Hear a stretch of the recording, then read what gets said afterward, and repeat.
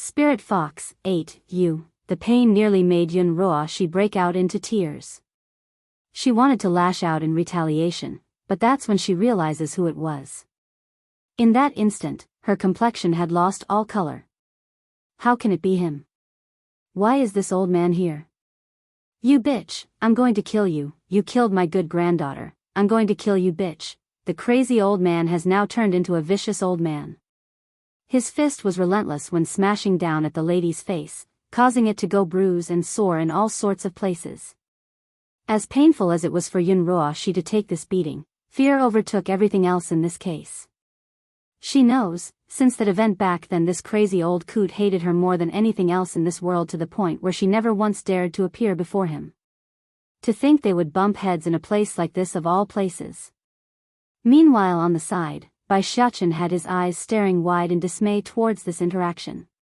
He's completely taken aback and surprised by this twist of event. This old grandpapa, does he have a vendetta against her? Gidge, Dragony nudges at the boy's hand. What's wrong with him? Why is the grandpapa acting like this? Didn't you listen? Grandpapa's granddaughter died because of her, she killed her. That's a death grudge, ah. Drawing his lips into a sinister smirk, Biyao sight now lands firmly onto Yun Ruoshi's body, who's curled into a fetal position for protection. Gidge, do you also hate this woman? Asked the little missy with curiosity in those eyes. With her understanding of Biyao, the boy wouldn't normally dwell on a matter like this unless it's out of spite. Since he did so, then it must mean he doesn't like or outright hate her. Strange though, this was clearly their first time meeting the lady since they arrived in the celestial realm, so why the heavy grudge? Yes, I don't like her. I didn't like her since the first second I laid eyes on her. Crumpling his cute little face into a frown, especially when I see her fake face, my dislike inexplicably grew deeper until it's become a form of hatred. Dragony nods in earnest. If that's the case, then I also hate her. Grandpapa, Biyao saw that the old coot has done enough damage and waves for him to come over. Let's go, we will go find your bye-bye. That stopped the crazy old coot from continuing. With a goofy grin, okay, let's go find bye-bye. However, that's not before the old senior sent another kick at the bruised-up lady. Apparently hatred knows no bound, even if one becomes senile and unable to discern what's reality or an illusion. Finally free from her assailant, Yun Ruoshi's first instinct was to clean herself up so she wouldn't look like such a mess. Sadly for her though, aside from wiping the blood from the corner of her mouth, she couldn't do any more for her hair because the old senior had ripped some of her scalp along the process. Just touching the upper part of her head would bring a stinging pain that made her gasp. What are you all looking at, scram? The maid snaps out at the gathered crowd after realizing no one was helping and made them disperse. Of course, that's not before they all bellowed out into a laughing fit at this hilarious show. Miss, are you all right? The maid quickly crouches down to help her lady up. That old man is so abominable. Pa. Sending another slap at her maid without any indication, Yun Ruoshi spoke with grits and stone between her teeth. Where the hell were you? Why didn't you help me? The maid shuddered because she didn't dare to say she's too afraid to help. Miss, the old man and the blasted child is too much. Why don't we follow up with a... Flashing a killing light in her eyes, she makes a beheading gesture with that hand. Spirit Fox, 9, puffing a grunt at her maid's idea. Go ahead and kill that old man if you think you can, but that child must die. Yun Ruoshi doesn't understand why either, but she detests the boy as soon as she's met him as well. Coupled with the fact that he dares to challenge her, it only made sense things would turn out this way. You immediately go inquire about that boy. I want to know where they went. If my guesses are right, that little girl is a demon. Yes, milady.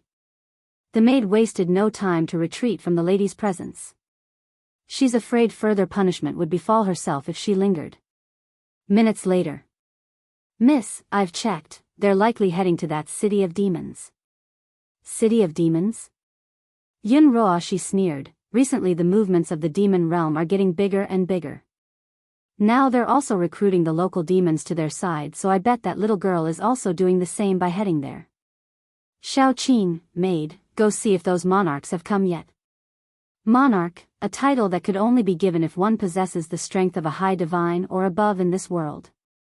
In that case, the individual would be allowed to set up his own territory and become a ruler of a region, somewhat effectively becoming a king of a domain. If they come, flashing a cold hard light in the eyes, tell them to come find me at the inn. I want to discuss with them on how to deal with the demon realm together. But before that, I must lead that old fart away from the demon girl and boy, otherwise he might end up joining those demons and turn against us. At this moment, right outside the walls of a city adorned with a plague inscribed with the word Demon City, thousands of demons and demonic beasts were being processed for entry into the settlement.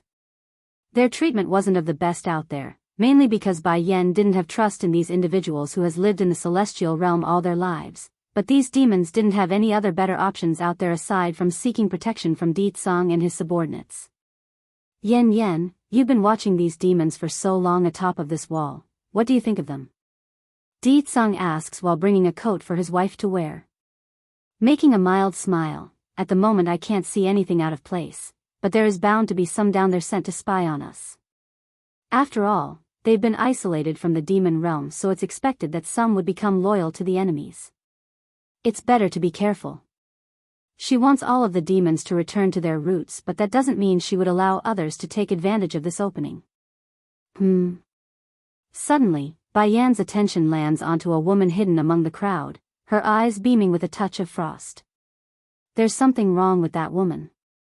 Drawing his lips into a smirk, Di Tsang also turns to the crowd that's below. You also noticed? Let's go. In one leap, she descends from the wall and surprises the gathered demons with her entry. Spirit Fox, 10, as beautiful as this woman's appearance was, the crowd greatly lamented the fact that she's pregnant and not a virgin, otherwise they would be conniving to woo this one. Yen, you be careful, we can't have you getting hurt. Landing with a frown, Di Tsang hurries to examine his wife for any issue. When I was pregnant with Xiachen, I was running around outside still and getting into all sorts of fights. Do you see me getting hurt? Shooting a glare at her husband for over-worrying, my babies aren't so frail. If she and her baby could endure the damage from a lightning strike, then a simple descent from some city wall was nothing. After lecturing her hubby, Bai Yan returns her attention to the woman in question. Though ordinary in appearance, she just has a strange aching suspicion this individual wasn't normal. Say it, who sent you? Going slightly white in the face, I don't know what you're talking about. Won't tell the truth? Bai Yan continues to examine the person in a scrutinizing manner. You think I won't notice just because you're wearing a wolf skin? Why are you pretending to be a demon and trying to enter the city? Finding she's been discovered already, the spy didn't bother trying to keep up her facade anymore and bursts out laughing. In an instant, the aura explodes out of the woman and blows the nearby demons away in all directions due to the force created. Careful. Alarmed, Di Tsang hurries to pull his wife into a protective hug to shield her from the explosion. She is a high divine. High divine. Bai Yan was surprised because this high divine was the most powerful enemy to date. Are you the king of the demon realm? The spy ignored the pregnant queen and turned to Di Tsang instead with a look of desire. It's too obvious on what she wanted when that tongue stretched out to lick her own lips. Your strength is very good, grinning maliciously. With your strength, marrying such a woman is too much of a pity. How about this, leave her and come to my side to become my husband, what say you? A flash of hardness flickered across Di Tsang's eyes after hearing that pompous statement. In order to reassure his wife, he immediately leaves a soft kiss along Bai Yan's lip. Just wait here for me, I'll come back after I finish dealing with this spy. Be careful. If they're only one enemy, then she's very confident her own man could handle it. Loosening his arms around Bai Yan's body, Di Tsang now focuses his entire attention to the opposite side. Boom! In this moment, gushes of air came blowing out of his clothes due to him releasing his full might, which causes the spy to narrow in her eyes as well. So the rumors are true, the Demon King is as strong as they say. It's good I came in person to get an impression first. Now I can take him as a male consort in my harem. Demon King, why go against the celestial realm when you're such a handsome beauty? There's no way you will prevail with only your level of strength and that useless wife of yours. That's right, in the eyes of this high divine, likely a monarch and ruler of one region. This spy thought of Bai Yan as nothing more than an ant, an insect that she could crush with one foot. However, the comment didn't infuriate the mentioned wife, it only made her break out into a chuckle. Celestial Realms Faction 1, wait Deetsong, there's something I want to ask her first. Slowly coming forward, Bai Yan's eyes were burning with fire. Although the Demon King didn't know what his wife wanted to do, but he's not going to stop her if that's her wish.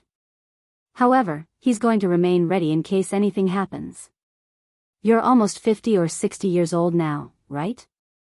She asks with a meaningful smirk.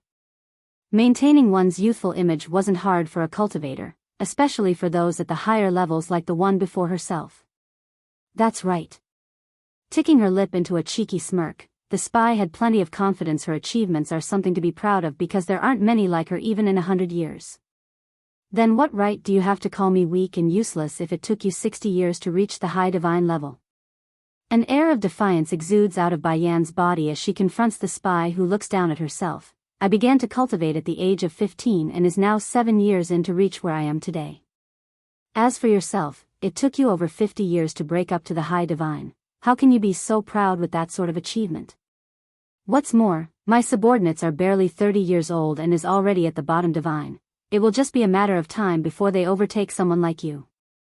Bai Yan could ignore others trying to insult herself because she doesn't care about the opinions of others, but it's a different story if it involves the demon realm, nor would she allow others to get the impression that the queen of the demon realm was a useless woman that only knows how to rely on the man. Likewise, the spy's remark had infuriated the gathered demons gathered around the city gate.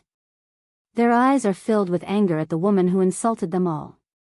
The only woman worthy of being my wife is already standing next to me. Deetsong began to move after throwing this out there, and due to how fast his attacks were, a cloud of dust was stirred into the air as a result.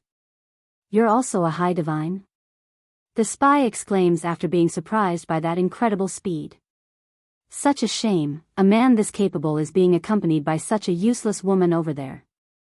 That's right, in the eyes of this woman who came to make trouble, any female with the strength beneath herself was a useless weakling that deserves to be trampled. Queen, what are you doing?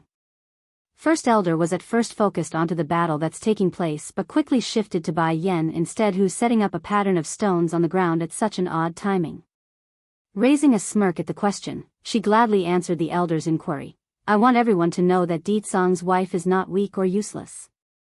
So what if she couldn't beat the enemy in a direct fight? It's not like brute force was the only way to win out there. The queen knows how to set up spell matrices. First Elder inwardly thought. Ignoring the strange and shocked look coming her way from multiple individuals at this point, Bai Yan continues to arrange her stones on the floor and furthered the effort by scribbling some strange diagrams with a chalk pen. Moments later and she was done. Wiping the sweat from her forehead, she returns her gaze over to the battle that was still continuing with increased ferocity. Celestial Realms Faction 2, as a result of the constant exchanges between the two that's fighting up in the air now, the ground has become littered with miniature craters due to their back and forth. In short, the earth has become a hazardous scorched earth appearance and many demons fled as far as they could without actually leaving the city outskirts entirely. Even so, the upper hand soon fell into Deetsong's hands as beads of sweat became apparent across the female spy's forehead. Deetsong. Suddenly, a faint yet crisp cry reached out from the rear and made the Demon King swing around at that gorgeous face. Throw her inside this spell formation I made and then inject your power into it. Without hesitation at his wife's order, Deetsong instantly blinked behind the female spy and stomped down at the woman's back, causing an audible thud with his foot and landing a bullseye in the process. Then to seal the deal, he reached out with his hand and blasted his wife's work with a sizable chunk of his power in the form of a purplish flame. Naturally, that final gesture wasn't an attack, rather it's an injection like Bai Yan wanted, thus causing the spell to wink to life. Ah! When the red light rose from within at its activation, the female spy immediately screamed out in pain like the area inside were burning with toxic fume. It's excruciating and tortuous even to those listening in, so it didn't take much for others to realize what's happening. Painful. The spy flew into a desperate rage in no time, constantly throwing herself entirely at the transparent veil that's acting as her cage. Unfortunately for this poor foolish woman, whatever attempt she's trying to do were for naught because the weight of her attacks and body slamming didn't even make a dent in the veiled circle. Rather, it's herself who's tittered with scrapes and bruises from all that fussing. Let me out, you let me out now. Her eyes turned red, showing a look of madness as she continued. In awe at this amazing spectacle, First Elder had to ask again with increased variety in the tone of his voice, Queen, this spell formation of yours, it's able to trap a high divine? It's not like the demon elder was overreacting in this case. Even in the demon realm, a high divine was a rarity and could be considered a powerhouse among the demon king's army. Word count, 1146, last edited by Cat00 on March 18, 2020 at 1:19 p.m. Toggle panel. Publish preview changes, opens in a new tab, status, published edit status visibility, public edit visibility revisions, 2 browse revisions published on March 15, 2020 at 2024 edit date and time moved to trash toggle panel.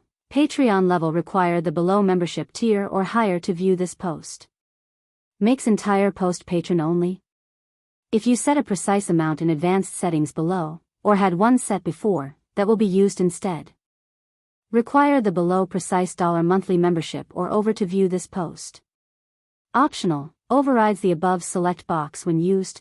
$1 require. And shrugging her shoulder like it's nothing, Bai Yan spoke with a hint of melancholy, like what she achieved was nothing to gloat about. If by virtue of power, then of course I can't imprison a high divine, that's why I borrowed Ditsang's strength.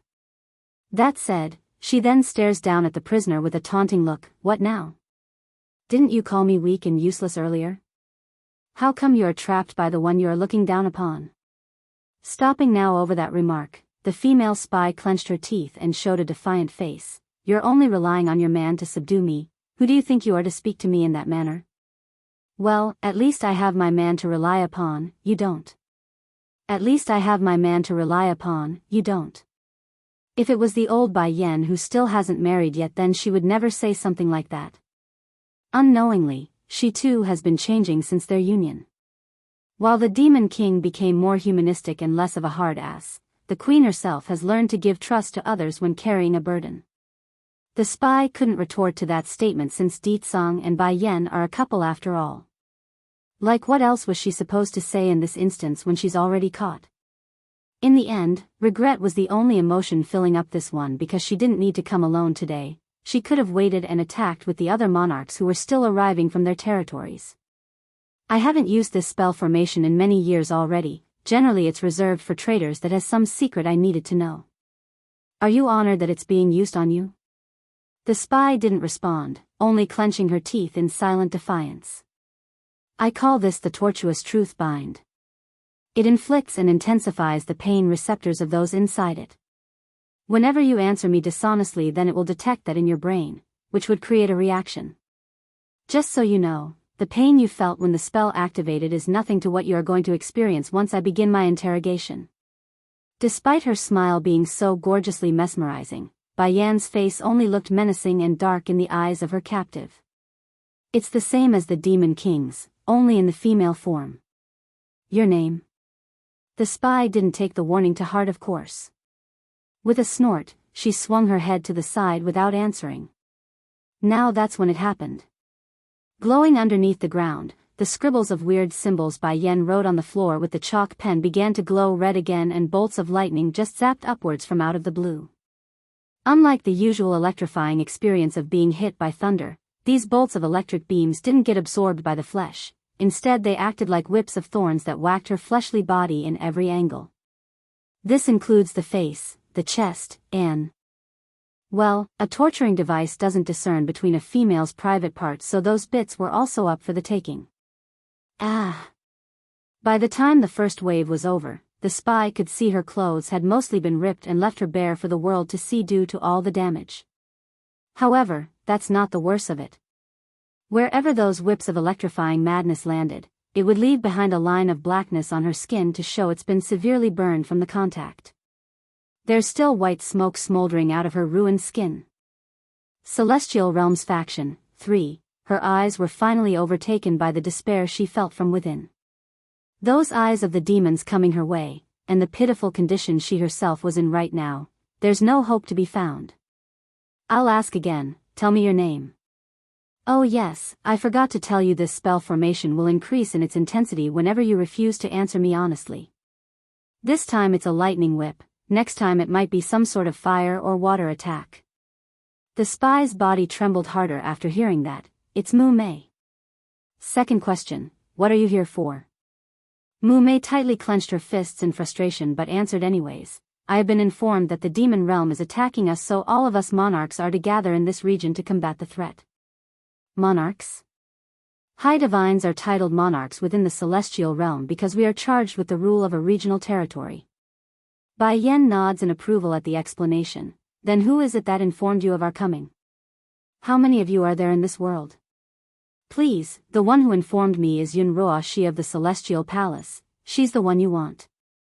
As for how many of us there are, it's somewhere between 40 to 50 the last I checked. That surprised Bai Yan. 40 to 50 monarchs? Then that means there might be even more high divine enemies hidden in the shadows. This battle won't be easy. One last question, do you know about a woman by the name of Bai Ning? Bai Ning, the name not only roused a reaction from Mu Mei, it downright made her frightened in that moment. There's open fear in the spy's eye after hearing those two words. Catching this unmistakable look of recognition, Bai Yan's expression turned serious and hard when pressing for more. You know Bai Ning? The one you're speaking of. Is she the one who escaped unscathed after openly assaulting the Celestial Palace, that Bai Ning? Yes, I'm talking about her. Do you know where she is? Bai Yan's heart tensed up and causes her to reach in with her hands without thinking. She's gripping Mu Mei's collar and almost choked the poor woman with her behavior. Yen. Afraid his wife's mood would become too unstable, Di Tsang hurried over to wrap his arms around her waist to show his support. He hopes the act would help calm her mood down to a manageable level. I don't know. Mu Mei stutters this out with great difficulty. She really doesn't know where Bai Ning was. In fact, the entire celestial realm wouldn't know either on where that woman was hiding, otherwise the Celestial Palace would have long sent its people to capture the criminal years ago. She's like a ghost, come without indication and then leave without a trail.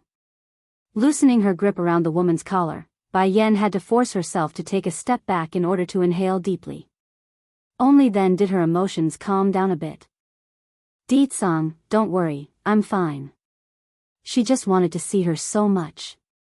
I'll help you find her, don't worry. Pained by his wife's appearance, Di Tsang gives her a rub on the shoulder as reassurance. Bai Yan knew she couldn't change the fact and nodded. Turning back to the spy, Mu Mei, since you're here already then you can forget about leaving. No one can undo this spell formation that I set. Shuddering, the spy frantically pounded at the veil. I've already answered your question, what else do you want? Snickering, just the fact that you peeped at my husband is enough for me to not let you live. This formation will last for 49 days, afterwards you too will disperse into nothingness along with it. Celestial Realms faction, don't you go, please let me out, I beg of you. Acting as if she didn't hear the plead, Bai Yan disappears off into the city with her husband, leaving only a crying Mu Mei in the background that kept pounding away at the Veil prison. After days of renovation, the former city lord's estate has now taken on a new look of replenishment when Di Tsang and his wife arrived at the site. Di Tsang. Crossing her arms with a displeased look on the face, Bai Yan clearly didn't feel happy when she took a seat on the bedside. It looks like we need to rethink our plans in our attack of the celestial realm. There's too many powerful individuals out there that we aren't aware of still. If only my strength is higher. Then I won't have to be so passive. Getting a seat beside his wife since he knew he had to say something lest she starts getting dangerous ideas again. Yen, you only need to take care of the baby in your tummy, I will handle this until you are ready to fight by my side again. Showing a bittersweet smile, Bai Yan also looks down and rubs her already showing stomach. Perhaps this child didn't come at the right timing. If it is a few years later then I could do something now instead of waiting. Don't dwell on the what-ifs Yen. What needs to come will come, not to mention. Cusping his hands around hers, I will protect both you and our daughter. She didn't respond, only staring downwards at their hands for a long time before looking up at her own man. Di Tsang, Mu Mei mentioned before that the one who summoned them is a woman by the name of Yun Ruoxi. I don't know why, but I keep getting a sensation that I know that name somewhere. It's familiar to me. Unfortunately, the answer to the dilemma was like a bait dangling in front of a rod, so close yet so far. If you're tired, then rest early. I'll go discuss this with the other elders. Gently picking up his wife with both arms to tuck her inside bed, Di Tsung made sure to cover her body tightly with the cover before landing a peck on her forehead. Though still worried about their future, Bai Yan didn't resist the offer to rest. She's indeed really tired as of late, so her clothes unconsciously began to close itself as the man left the room. Back over in the small town, Yun Ruoxi was currently standing with her back turned to the door of her room and facing the window when several figures suddenly appeared behind herself. "You're all here?" she asks with a pleased smile as she swung around. "Miss Ruoxi, did you summon us here in order to deal with those from the demon realm?" asked a middle-aged man who took a step forward. Giving a nod as her answer, those eyes were full of sadness when she spoke. As we all know, the temperaments of the demons are cruel and ruthless by nature, such as their kind from eons past. Though we've managed to subdue them 1,000 years ago during that great war, but it's clear to us in the Celestial Palace that they're trying to make a return today. Please, I need the help of the monarchs. You all are the pillars supporting the Celestial Realm and the strongest fighting force we have. I know my powers are limited, but implore you all, please heed my command as vested in me by the keepers. Ha ha ha.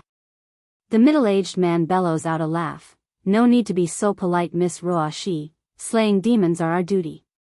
Even without your request, we will still do our part. Celestial Realms Faction 5, thank you. Yun Ruoxi graces them with a genuine smile. You are all true patriots of the Celestial Realm. When I ascend onto the Supreme Throne, I will certainly not forget you all. Now that's what they're all waiting for. Immediately, a round of pleased smiles were shown across these monarchs' faces. Wonderful. I hope Miss Ruoxi wouldn't forget today's promise. We will return after we finish off those from the demon realm. The middle-aged man cusps his hand as a show of respect before rushing off towards the darkness. Quickly, the rest of the group were also gone from view, each heading off in the general direction of where the demon city was in their own separate fashion. They're all lords and masters of their own territory. Even if they're working together to take down a common enemy, they aren't going to rely on one another to watch their own backs. Pleased with herself, Yun Ruoxi was also ready to take her own leave now, since there's nothing more for herself to do. However, right as she's about to take a step back to leave this room, her eyes suddenly caught wind of a familiar figure up in the air. The man had a proud and divine air to him, beautiful yet lonely, like the world couldn't taint his very existence. "You." The initial shock soon changed to joy as emotions ran wild in Ho's eyes. "You're back?" "He's finally back." Excitement filled the woman's heart as a flush of red covered those cheeks like some young maiden who's never tried love in her life. She's shy and timid, the perfect picture of that when facing the man she loves. "You go back to the Celestial Palace." Sadly, the first words coming out of Chu-Yi God's mouth shattered the illusion instantly, leaving her heart frozen and broken. "Why?" she stutters this out with dryness in the throat. "Why should I go back? The demon realm is already attacking us in the celestial realm. Why should I go back?" This time the voice sounded commanding and not a request. Whatever fire she felt died in that second. Clenching her fist in frustration, Yun Ruoxi closes her eyes in acceptance as the gradual memories of their first encounter resurfaces again. It was a fine day like any other in the past. At the time, he was spoiling another girl by carefully removing the peach blossoms from her hair, and the smile he made was oh so gentle, like nothing else. Perhaps Chu-Yi God would never know this, but since then Yun Ruoxi had fallen for him due to that smile. It's like a drug to her, to the point she could no longer extricate herself from him. But why? Why does his eyes only have her in his view and not me? Even if that woman is already dead, he still can't forget her. God, slowly striding forward with pain in those eyes, she didn't want to make this difficult but had to for her own sake. "Is she not dead yet?" The man didn't answer her, only floating in the sky silently with a face that couldn't be read. "It's because she's alive that you won't let me go make trouble for the demons, isn't it?" A borderline mad laugh escapes the woman now tear-stricken face, causing that beautiful contour to turn ugly and unsightly. Why do you treat me like so? I loved you for so many years and waited a millennium for you. Why are you so insistent on her? Is it because you knew her first? The outburst finally earned her a glance from Chui God. However, those eyes weren't of comfort or warmth. It's a chilling gaze that made the woman freeze all over. Closing her eyes again, Yunruo she knew this was how it's going to be, but still, to be so inferior to the dead only made it that much worse. I understand then. I won't go making trouble for the demon realm anymore, but you should know the keepers won't stand down just because I'm stopping. Celestial Realms Faction, 6, looking upwards at the man's perennially emotionless face, Yunruo she found it to be such a pity. It's such a wonderful face, a face that she could never get enough of. Yet, it has never once smiled again since that woman died so long ago, nor can she see the very first doting face that made her fall so madly in love with him. Good that you know what you can and can't do. Chu-Yi God did not sugarcoat his words. Though it's not threatening or negative, it's neither kind nor warm, so there's a lot of room for interpretation. In this case, it only made the love-struck woman even more pained as she pierced those nails into her palm due to the intense strength she used in that clenched ball of a hand. She's finding it extremely hard to hold her breathing in check, and that made it insufferable. God. She reached out in a vain attempt to grab at the man's sleeve. Unfortunately, it only took a warning glance from the individual to make her falter backwards. When are you coming back?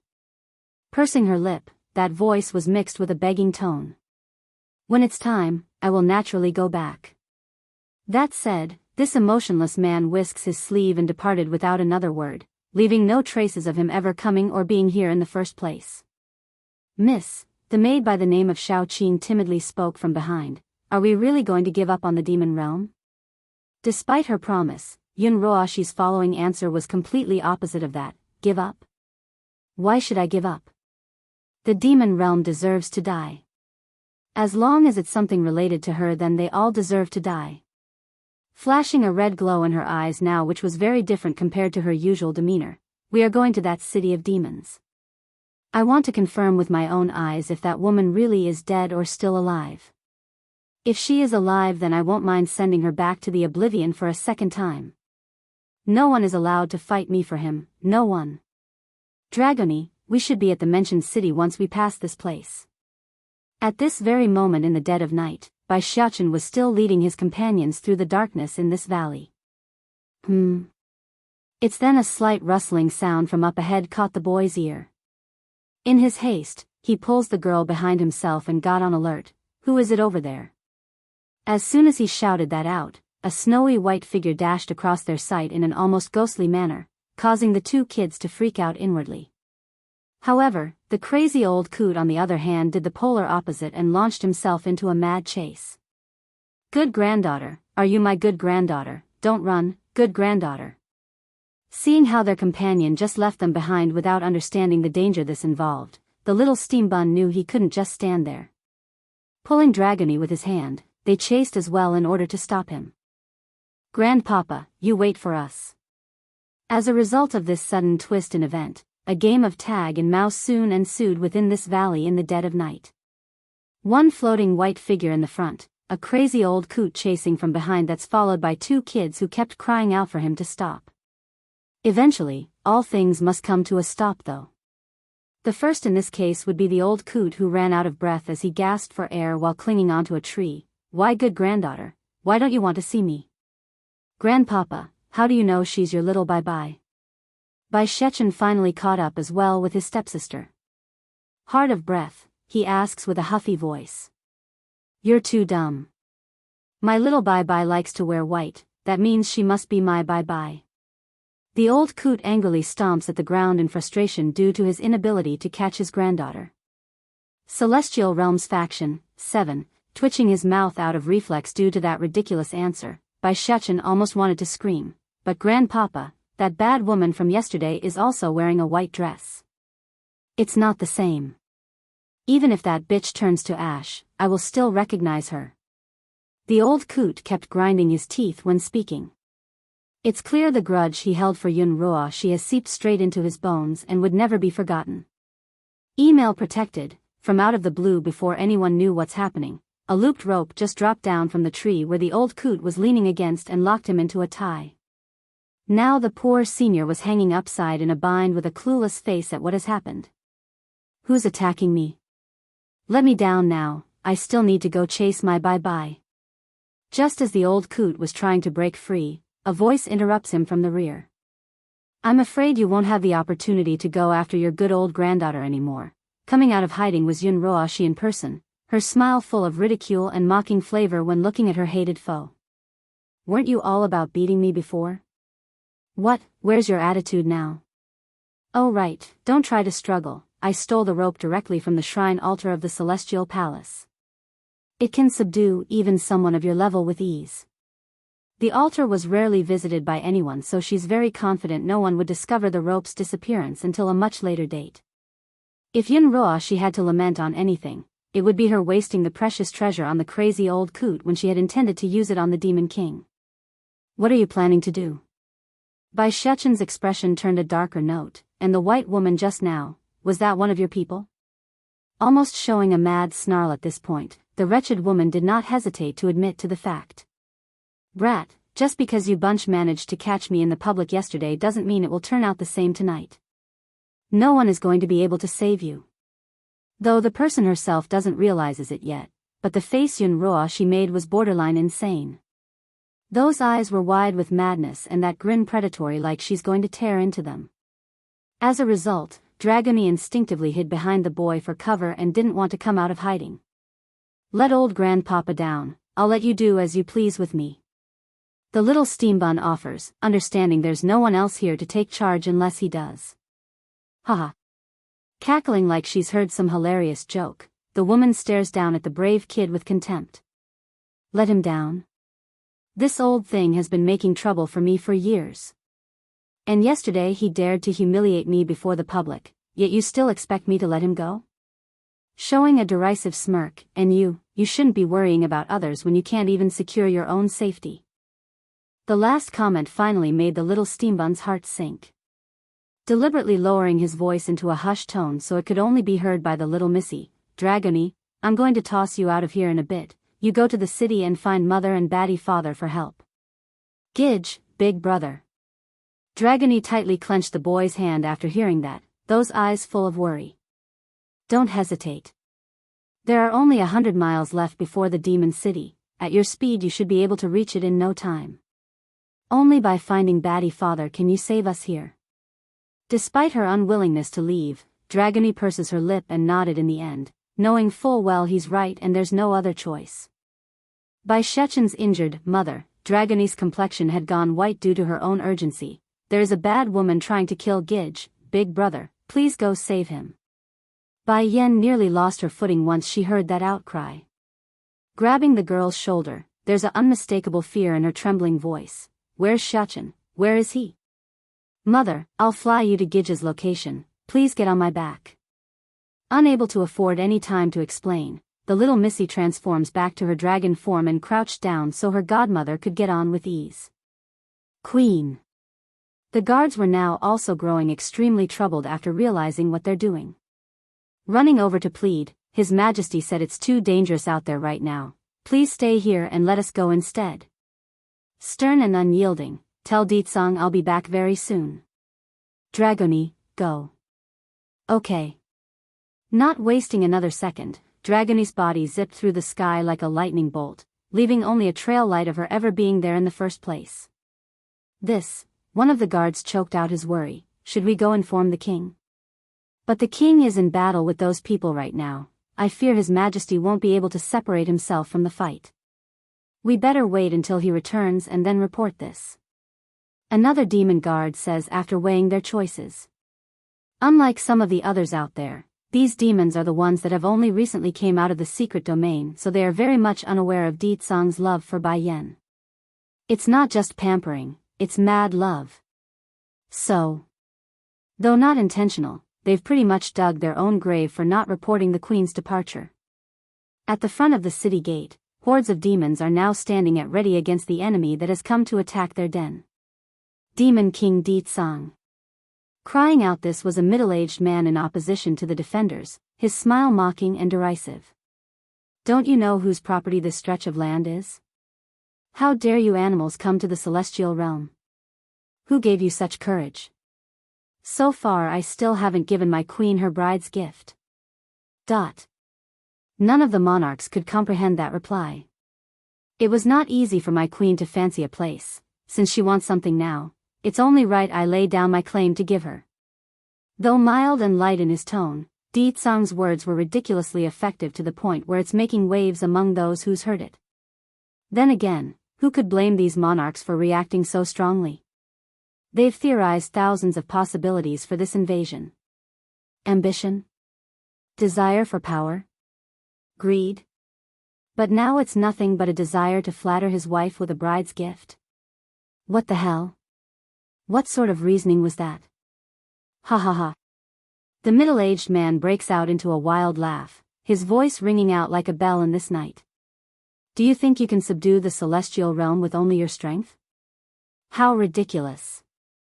I will show you today that this world is not something you can touch with your filthy hands. Bai Shechen's injured, too, the middle-aged man moved after saying that, and he's fast. However, right as his eagle-like claws of a hand were able to reach Di Tsang's face to tear off that skin, the demon king in front suddenly disappeared without a trace and were lost to his eyes. Shocked, he searched for his target in a frantic scan of the front, then that's when the cold hard voice drifted over from his rear. Bang! With a muffled sound of a heavy thud, he stumbles forward in the air and swore inside at his own carelessness. You're a high divine? He asks after collecting himself from the blow, those eyes shocked and alarmed. Isn't the demon realm already weakened beyond compare? Why is this man still able to break into the high divine level? Qin Yuan, quit wasting words with this demon and finish him off. I refuse to believe with all of us attacking at once he can still block us off. Coming out among the assaulting group was a woman. Though beautiful in appearance, the disgust on that face towards the demon king was unabashed and forward. The man may look handsome, but he's a demon and I hate demons. That's the signal for these monarchs to move. They rose from their station posts and took to the air in an encircling position, followed closely by their respective forces from behind. In terms of numbers, the demon realm had thousands here tonight while the celestial realm brought over tens of thousands more, a sizable difference in quantity. Sire, First Elder's expression had furrowed into a frown. Me and the other demons will handle those below the high divine level. Your Majesty can be assured no one will bother your battle with the others. Di Tsang didn't utter a word in response to the elder's promise. Instead his gaze turned back to the city where his wife should be. For some unknown reason, he's feeling very uncomfortable inside, like something bad was going to happen. Make this fast, his tone cool and unreadable. That's right, he's going to make this battle come to an end as quickly as possible because he wants to return to his wife's side. Only there would he feel at ease. As you wish, sire. Back over in the opposite end, Dragony was zooming through the night sky at max speed right now. The little missy's very afraid, fearing even a second of delay would cause Bai Xiachen and the old grandpapa to lose their lives. Dragony, how far is the place? It felt like someone's ripping at her heart, so Bai Yan's voice was full of worry when asking. It's just up ahead, mother, we'll be there real quick. The missy's practically sobbing now, so it was not easy to make out her words. At the same time, back over in the valley, Bai Shechen's bloodthirsty existence continues to draw closer to the venomous bitch that wanted his life tonight. You deserve to die. Towards this huge change in the boy's attitude, the crazy old coot also changed. He's no longer showing the dumb grin like usual, it's focused and deep. Bai Shechen's injured, 3, swish. Bai Shechen's swinging punch sets off an audible gush of wind when trying to hit its target. Yun Ruoshi naturally felt threatened when it shot straight for her head, so she ducked in a frantic attempt to dodge. When done, what followed was a huge rumble of an explosion from the rear due to the boulder behind blowing apart from the impact and shattering into hundreds of pieces. Boy, if you got the ability then follow me. Her expression soon calmed down again after confirming her initial suspicion. Without hesitation, she turns and ran deeper into the forested valley with the boy giving chase from the back. During the entire process, Biyao had never once relented in his attacks. He pounded away with his little fist and wreaked havoc to the greenery. Some were the direct result of his punches making contact with the ground, thus leaving a crater in its wake. The others were the indirect result of the blast of wind coming out of his swing that left destruction ahead like the boulder from the first punch. However, due to Yunruo's speed being so much faster and her cunning evasive maneuvers, none of the attacks were able to make contact. This little thing, where the hell did this monster come from? Gnashing her teeth, Yunruo could say for certain this brat and herself had some sort of great grudge in the previous life. Not long after the three left the premise from the initial clash, one kid attacking the woman and the old coot jumping in chase while being bound, a dragon soon appeared from the sky and descended with haste. Gidge, big brother, was here with that nasty woman. Where did they all go? Bai Yan didn't need any more information and stretched her senses out right away after hearing the girl's confused comment. A second later, she opens her eyes again with clarity in them. They should be in that direction, Dragony. Let's chase. No matter who it is, if they dare to touch my son, then they will pay with an ending far worse than death. Okay. Wasting no time at all, Dragony immediately flew in the directed place referred to by Bai Yan. At the deepest part of the valley. Bang!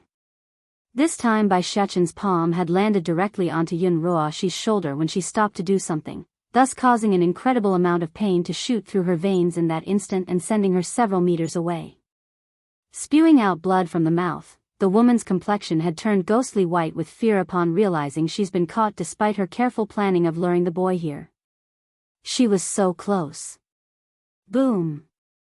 However, right as she thought she would be getting a real hit at being cornered, Yunruo's amulet abruptly exploded with light, shrouding her entire body with a protective barrier and repelling the little steambun's hit. What's going on here? A look of fluster filled the woman's eye. She's happy to be saved by the sudden intervention, of course, but she's also very nervous at what this meant because the amulet has never once reacted while in her possession aside from once in the past. That one time, it's only due to that woman dripping a droplet of blood to unleash its power. Biyao injured, closing her eyes, a peerless face of a woman appears within Yunruo's memory. Aside from her, this brat is the only other person capable of getting a response from the moon amulet. For that alone I can't let him live. Under the effects of the glowing white light, Biyao's expressionless face gradually devolved into painful outcry. Crouching down, he roars out with both hands holding his little head, "You get out, you get lost." Yunruo just stared at him in shock. What is he going on about? Does he think I don't want to run? He's the one who chased after me. Curling into a clump on the grassy dirty, the little steambun's body kept shaking and trembling like he's struggling with something from within. It's excruciatingly painful and tearing him up both physically and mentally. Batty father clearly sealed you inside of me, why are you coming out again? You get lost, you get out of me. I'm going to protect mother on my own, you leave right now. You will hurt mother. You monster, you monster. You get lost. Yunruo didn't even know what's going on anymore. However, whatever the kid was going through didn't change the situation. Upon realizing this was the opportunity she needed to carry out the remainder of her plan, she did it and slowly paced backwards for a specific boulder that's etched into the hill. Reaching out with her palm, she gently pressed down at a certain indentation. Click. Next second later, the earth around the entire valley started to shake and a huge chunk of the earth in front of herself began to sink in like something was devouring the ground from beneath. Knowing she's succeeded, an indescribable glee overtakes the woman and turned her eyes into mad, crazed red. This trap was something she discovered by accident many years ago during the turbulent times of her life. Back then some powerful enemies wanted to kill her and pursued her up to this point. Cornered and without help, the younger Yunruo clung onto this specific rock with her back and begged for mercy. She was honestly lost for hope back then. A weak young girl against multiple powerful individuals that has her cornered like a rat, what else was she supposed to do? But then that's when she accidentally hit the indentation on this rock and activated the trap. She murdered those people with this stroke of luck. Now, just like back then, she's going to murder this brat tonight as well. Xiachen, be careful. Right as the ground beneath the boy is about to cave in and allow the bottomless pit to devour his existence, a loud screaming noise cuts in from above. Next thing Bai Xiachen knew was a long elegant hand reaching over and pulling him into a protective hug. With Bai Yan's strength, flying away here should have been a breeze for her in this case. However, she doesn't know why either, but there's a powerful attracting force from this trap that made it impossible to get away from. In the end, she and her son were sucked into there like it's some sort of black hole beneath their feet. At the same time, Dragony had also landed on the ground after coming late. When she saw her immediate family were gone, the little missy hesitated at nothing and jumped in of her own volition. Half a ring later, the ground in this valley returns to normal and the bottomless pit that was here just moments ago were completely gone as well. It's as if the strange black hole never existed in the first place. Of course, that's not true at all because Yunruo she was still standing here to show it had all taken place, and right now, this treacherous bitch has had her entire back drenched in cold hard sweat due to the brief momentary eye contact she made with Bai Yan during her sudden intrusion. Those sharp overbearing eyes, the strong and courageous attitude, it's just like the image from all those years ago. There's no mistaking it in Yunruo she's mind, she's back. Furthermore, the crescent-shaped amulet around her neck was burning hot right now till it's making a sizzling sound around her skin. How can it be? How can she be alive? I saw it with my own eyes when her soul got destroyed. An ominous shudder rocked the bitch's heart. Bai Xiachen's injured, slightly closing her eyes, pain and sorrow took over Yunruo's face. No wonder. No wonder the demon realm is making a comeback. No wonder God is helping the demon realm. Turns out it's because of that fucking woman, she isn't dead. Is she coming back to take what's hers in the past? Is she here to take what I stole? While the wretched bitch was lost in her own spiraling thoughts, the amulet on the other hand could care less and grew hotter like it's never done before. Finding this painful now, Yunruo she rips the darn thing off her neck with the hand and glares at the item with her blazing eyes of rage. What? You want to leave me as well as soon as she's back? Don't forget, you're mine now. That woman only got you due to luck, but you're mine and that won't change no matter what. Bzzzzz bzzzzz bzzzzz. The amulet's vibration intensified like some form of retaliation, which in kind made the woman irater than ever. How are you any different from Chui God? Damn you all. This world can only belong to me, Yunruo Shi. You belong to me, and Chui God will also belong to me. Yes, that woman is dead. Even if before she was lucky enough to save her own soul somehow, I will make sure she's destroyed for good this time around. Bye-bye, my little bye-bye. The crazy old coot finally manages to catch up in his tied-up manner. I clearly saw my little bye-bye here not long ago, where did you take her? All confused and lost on his face, the old coot asks the only person he could find. But then, his confusion quickly changed to complete anger when focusing in on the woman. In kind, Yunruo she taunts back with a snarling sneer, that slut Bai you never should have come into this world. Heck, I'm not afraid to tell you the truth either. Just now I did see her here, and what a pity, you came a minute too late. You will never see her again. Furrowing that old brow in inexplicable confusion, but why? Why can't I see my little Bai anymore? Because, just now, she has died. Because, just now, she has died. Those words echoed within the old coot's head like a ringing bell, causing his body to freeze up like ice. No, that can't be true. My good granddaughter is good and obedient, she said she will stay with me as I grow old and will inherit my skills. She promised. My good granddaughter never lies, so it must be you who's lying to me. Boom. Who knows where the old coot managed to summon up the strength, but when he flexed his arms in that moment, one of the knots keeping him subdued instantly snapped. Terrified by the sudden change in power, Yunruo she mutters to herself in disbelief, how can it be? This lasso rope is made of a material that can subdue one's soul, how can this crazy old coot make a part of it snap when his powers are sealed? Liars, you are all liars. I won't allow any of you to say my granddaughter is dead. Whoever say my granddaughter is dead deserves to die. I won't let anyone lie to me. Not good. Seeing the mad old coot was about to completely break free and go on a rampage, Yunruo hurried to crawl away from the spot and fled for the bottom of the valley. She didn't want to spend another minute in this mess after getting what she wanted. Bai Shechen's injured, 6, for Yunruo's own sake, the decision to scurry away was the right one because in the moment she was gone, the rope binding the old coot promptly snapped apart in its entirety. What followed next was the senior flying down the valley in pursuit like some bounty hunter. 100 meters beneath the valley was a stretch of land littered with withered trees. There's no sunlight here, only darkness and spookiness that sent the skin tingling with discomfort. This was the place where Bai Yan landed in after they fell into the trap activated by the wretched bitch. Loosening her arms that's hugging the boy tightly, this worried mother wanted to examine her son when Bai Shechen suddenly pushed her away. Shechen? Surprised by the act, she appeared shocked at the denial. Don't come over, mother, please don't come. Stepping away, his shoulders were slouched downwards in a dejected manner as well was his head. It's obvious something bothered the boy to the point where he didn't want to face his own mother. Shechen, what's wrong with you?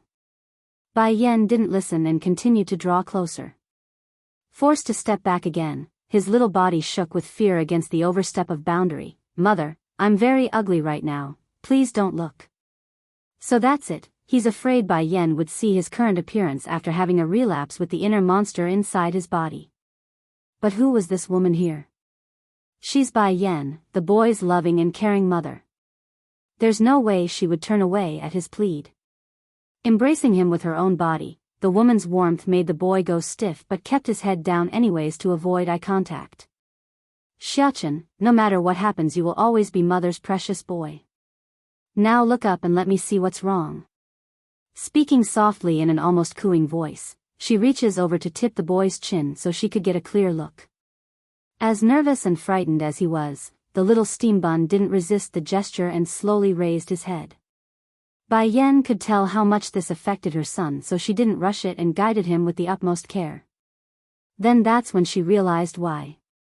He's still as cuddly and adorable as ever, the same handsome young boy from her memories. However, one of the eyes there had turned a deep red shade. It's evil and cold in nature, that much she was certain because even her body was shuddering for a second when confronted with that gaze. Finding no words would come of the grim reveal, Bai Shechen took this as a form of rejection. Tightly clinging onto that sleeve, tears came swelling out as he sobbed away. Mother doesn't like me anymore. Realizing the blunder she's made, Bai Yan hurries to rectify the mistake by drawing a gentle smile. Your new look isn't so bad, it's quite handsome even. Startled at first by what he's heard, the boy stares up in disbelief. Mother doesn't dislike me?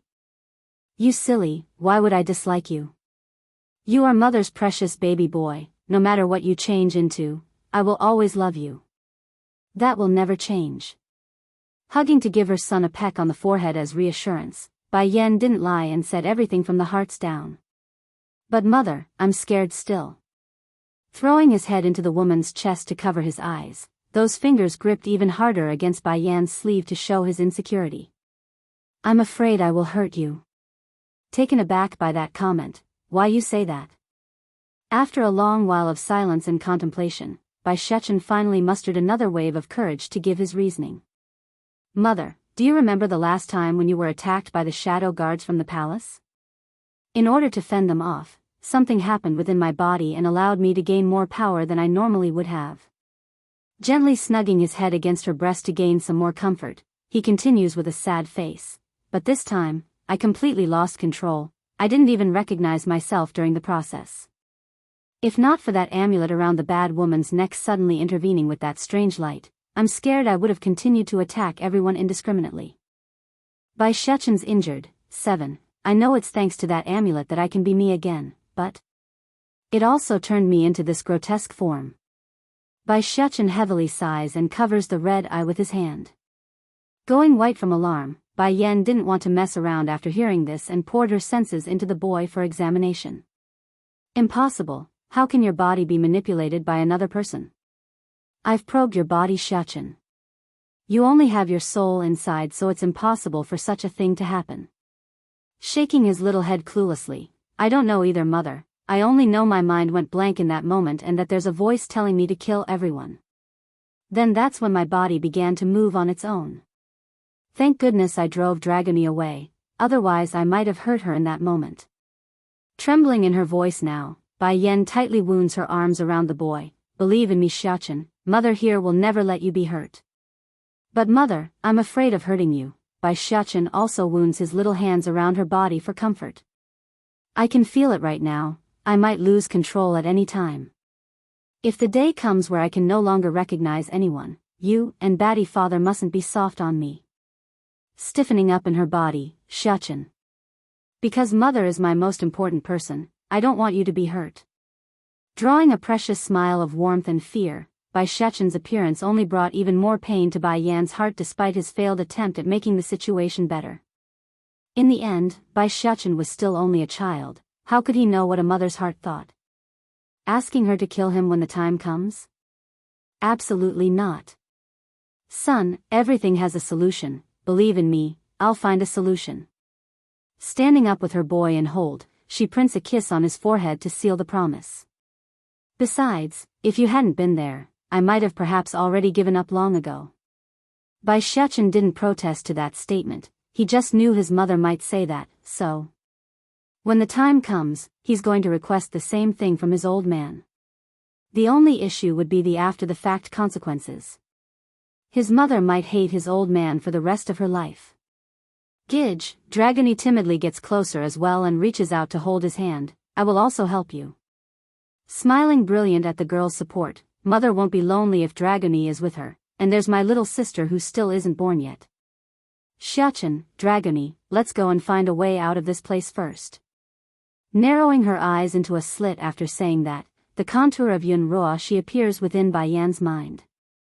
She kept getting the sensation that she knew that woman from somewhere, especially that amulet around the neck. It's very familiar. Demon City. At the mouth of this city, the man whom rules over this place continues to stare down from the sky at those who dared to invade his property. Forget about harming him, they couldn't even touch the corner of his sleeve at this moment. However, Di Tsang's heart continued to grow more dire and uneasy with each wasted minute. Yen Yen? The man suddenly gripped his hand into a ball after reaching out for a second time with his senses. First Elder, you deal with these people. I got something I need to do first. The command greatly startled the senior, who was still locked in battle with the weaker foes among the many attackers, his eyes showing surprise. Let me handle it. How am I supposed to deal with that many high divines? Sire, where are you going? First Elder asks with trembling nervousness. Bai Xiachen's injured, 8, my wife is gone.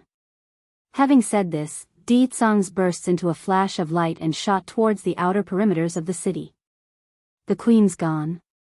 First Elder nearly cried out those words when repeating it in his head. The queen's missing? Why did no one come inform us of such a big matter? Want to leave? Those high divines didn't miss this, of course, and attacked the demon king from behind. Scram! Suddenly, a roar of extreme anger booms out of the man's throat, setting off a torrent of shockwave that swept across the battlefield. For the stronger ones they were still fine, only stumbling backwards and a bit of a daze from the intense sound wave, but the weaker ones were directly blown away across the air and ground until they eventually lost consciousness.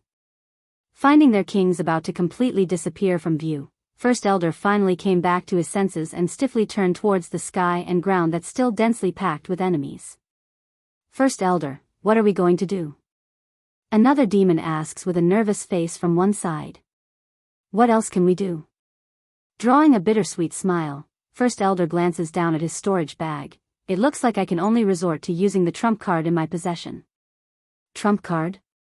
This is what Lady Suzaku gave me. That said, First Elder slowly took out a yellow talisman from his storage bag.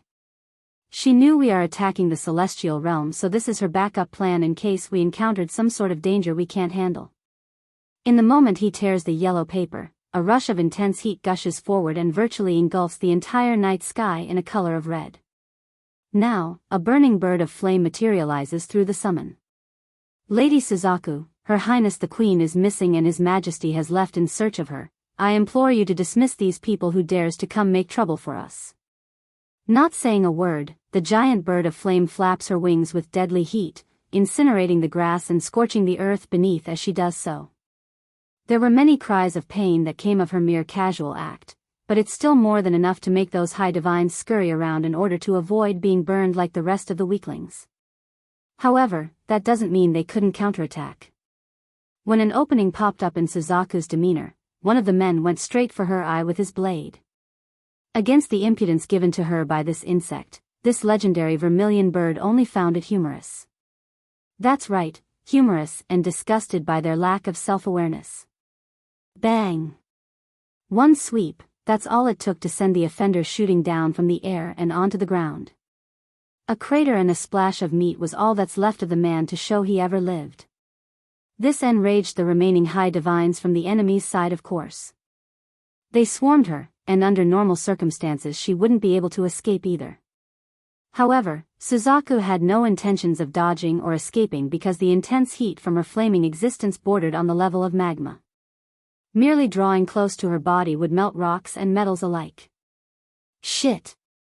One of them saw this sudden increase in heat and knew the mistake they were about to do. Sadly, it was obviously too late because that wing of fire had already swooped up into their faces. By Shechen's injured, 9, like the last, one of the flames ends up hitting another man's chest and causing him to shoot downwards in a loud splattering smack. As it so happens, the second also landed right next to the first to make them a pair. We've been deceived by Miss Roashi.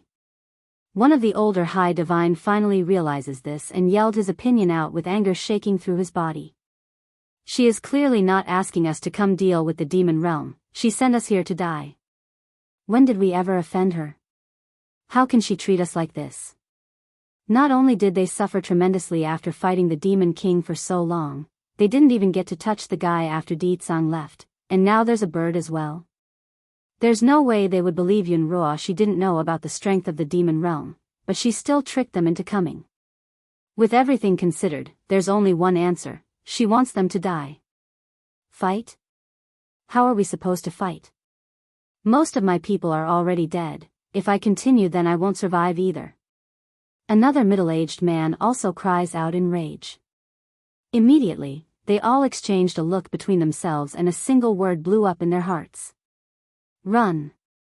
The second they vented their desire, each and every single one of these high divines were making a dash for the other way.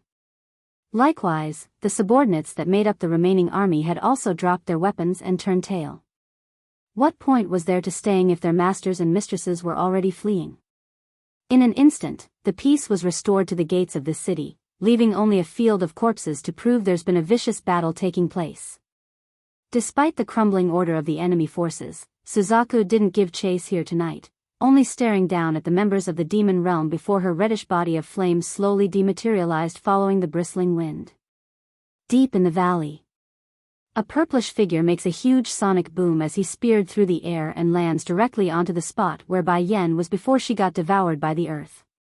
There's a deep frown on the man's face as a gloom shrouded over his body. Sire. Behind Ditsang were the two demons in charge of protecting Bai Yen. They likely felt the threatening intent seeping out of their king, so their bodies were extremely nervous and shaky.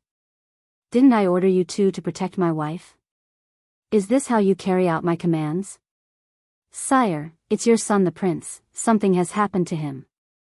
We couldn't stop the queen. Turning around, Ditsang's menacing glare locks onto the two kneeling fools. Then why didn't you come inform me? Kissing the ground with their heads now, the guards didn't dare to lie. We didn't dare come disturb you while you were fighting those from the celestial realm. We were going to wait until you're finished then report it. Bang! Raising a blast of wind with whatever maneuver he did, Ditsang's hit directly sends the speaking guard flying out until he hits a tree several meters away, causing him to splutter blood out of his mouth from the injury. Do you know why I want to conquer the celestial realm?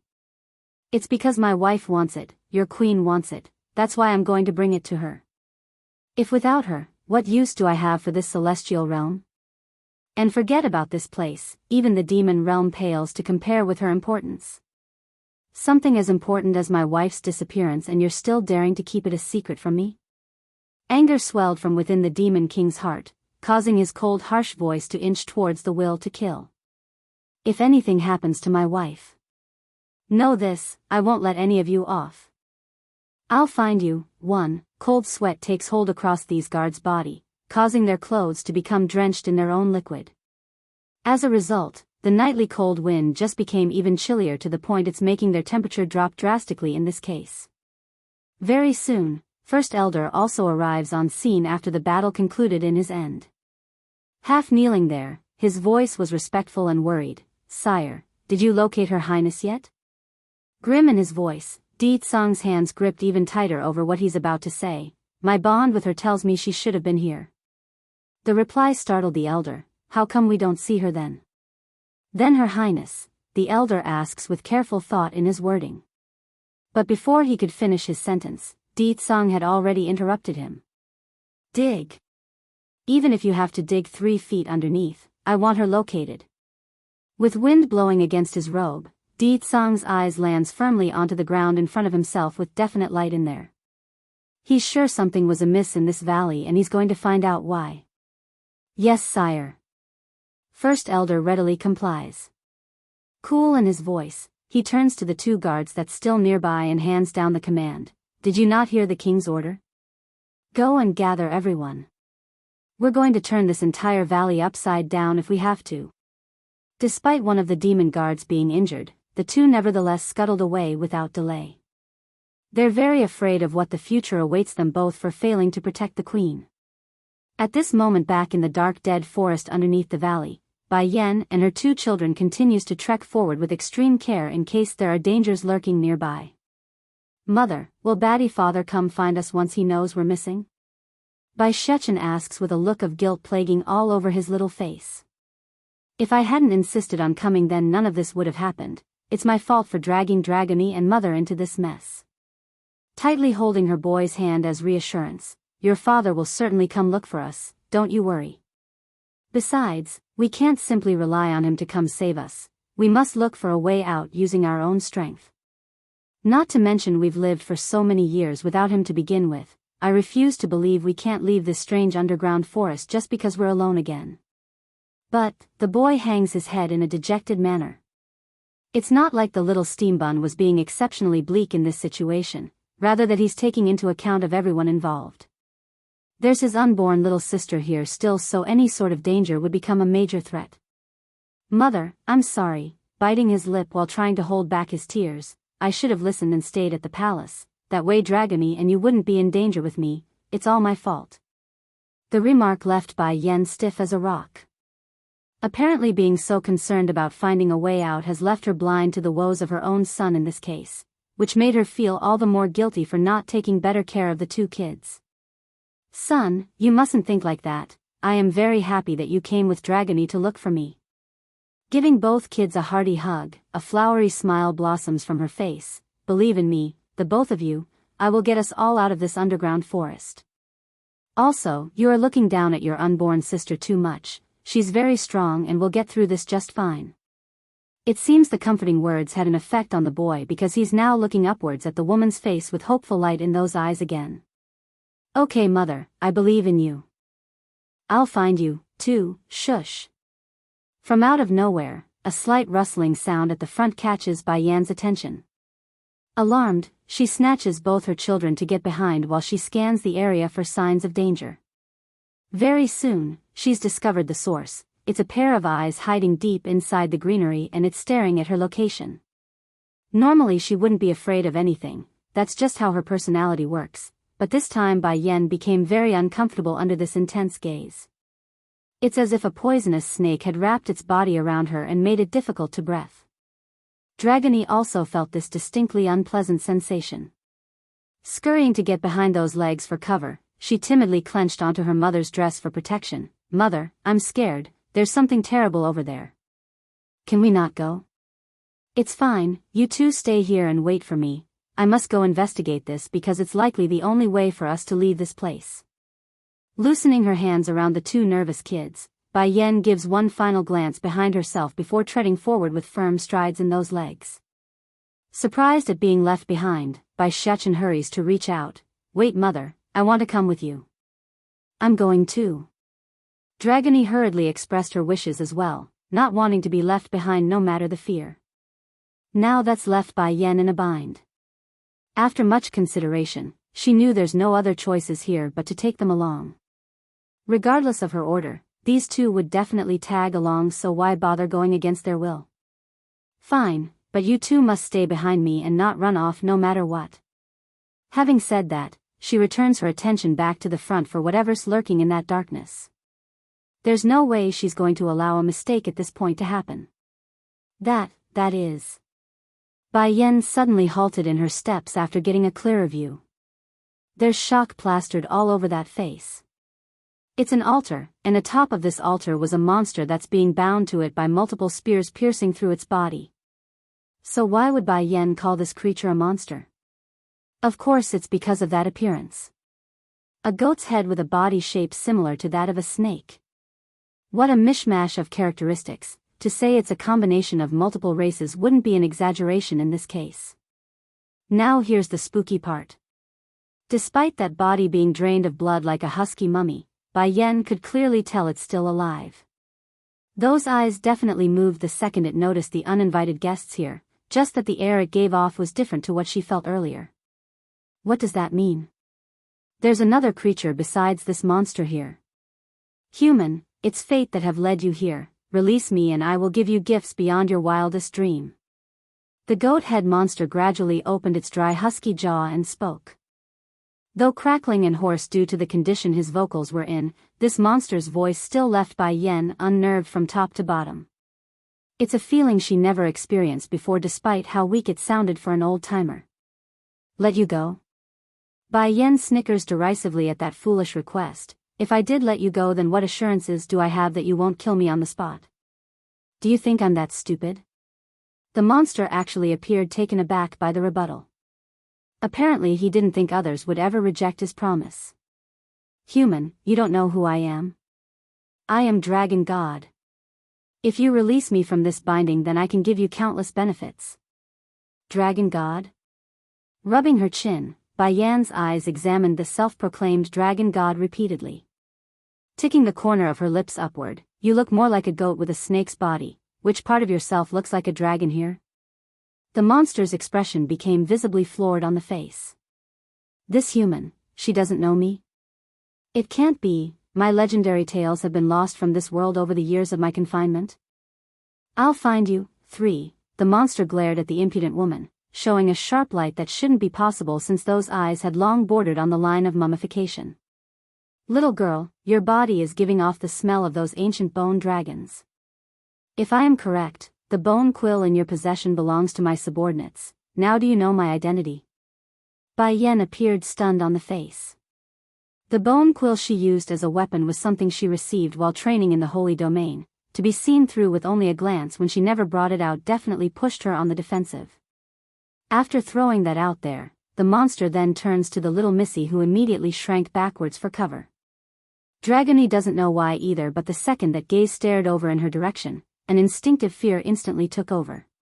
It's almost like a natural instinct to cower before that monster, or that's what she's feeling right now anyways. This girl is a descendant of that guy? But her strength, that's just unsightly. Making a frown, the monster returns his attention to the woman after being displeased by what he saw. Let's do this then. Release me from this binding and I will enhance the girl's strength. How about that? That guy? Bai Yen didn't say anything, only staring down at her goddaughter in deep thought. Dragony is the daughter of the last dragon chief. Who is this monster referring to by that guy? Was there some kind of mix-up in her birth? That Dragony is an orphan picked up by the previous dragon chief and not his real daughter? Or is she also like me, someone that has a previous life and reincarnated in this?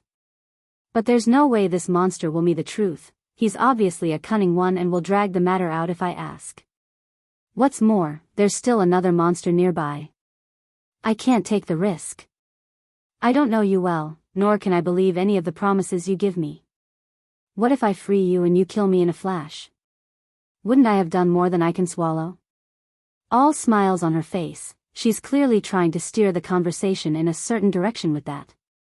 The lack of trust enraged the monster a bit. I am the great dragon god. How dare you question my reliability? If you don't free me, then I will kill you the second I break free from these spears. Shrugging, you are already crying about murdering me, why should I care at all? Sorry, but I haven't lived enough in this life yet, so I don't want to die for the time being. The mummified body of the monster actually trembled profusely due to the rage circulating through his veins. Furthermore, he didn't bother to hide the killing intent in those eyes anymore and released it full mount and made the party stumble backwards a step. At first Bai Yan intended to leave this monster and move on, but then that same uncomfortable sensation of a snake wrapping around her neck had come again. Who? SCZ slithering through the grass was a snake of turquoise green after followed the sound to get a better view. It's small in size, only about her arm in length, but Bai Yan could swear every bell under her skin had been rung in that second and brought her to full alarm. Half a moment later, the snake had come before the party and stopped. Without saying another word, that body gradually stretched and elongated until it took on a human form. It's a woman wearing a dress similar in color to its scales. However, the most eye-catching feature wasn't what she wore, rather it's her face. Half of it was covered in snake scales akin to a mask. Little girl, the words of this guy are not credible. If you release him, then he's going to kill you right away. Half Ching Sing, half great beauty, what nonsense are you spouting, you slut? Livid on his face, the monster lashes out in furious rage. I am Dragon God, you think I will lie? Little girl, hurry and release me, this insidious bitch is not to be trusted. Everyone who has ever come here has been killed by her, just like how she's going to do to you. I'll find you, Che, half Ching Sing draws her lips into a seductive yet cold smirk. Dragon Flame, it's not good for you to always deceive the humans who come here. If it wasn't for me being unable to draw close to your body, I would have long killed you. After saying that, the snake woman with half of her face covered in a scale mask turned to Bai Yan, her eyes a verdant green of eerie discomfort. Little girl, this dragon's words are not credible, so you must never trust him. In response, Bai Yan just sneered due to her own experience, but I don't believe in snakes either. Going stiff from the unexpected answer, the snake woman had to take a long moment before recollecting herself and breaking out into a giggling laugh. You really are interesting, little girl. Why would you think us snakes are liars? Apologies, but my impression of snakes isn't very good from past experiences. That's right. She hasn't forgotten how the snakes tried to connive after his husband and how they tried to kill her boy and herself. With these points alone, any sort of fondness had been crushed. Ha ha ha. Dragon Flame saw the ugly expression brewing on the demoness face and burst out laughing. Half Ching Sing, do you hear that? This little girl doesn't trust you, so you're not any better than me. After the taunt, the mummified goat snake turns back to Bai Yan.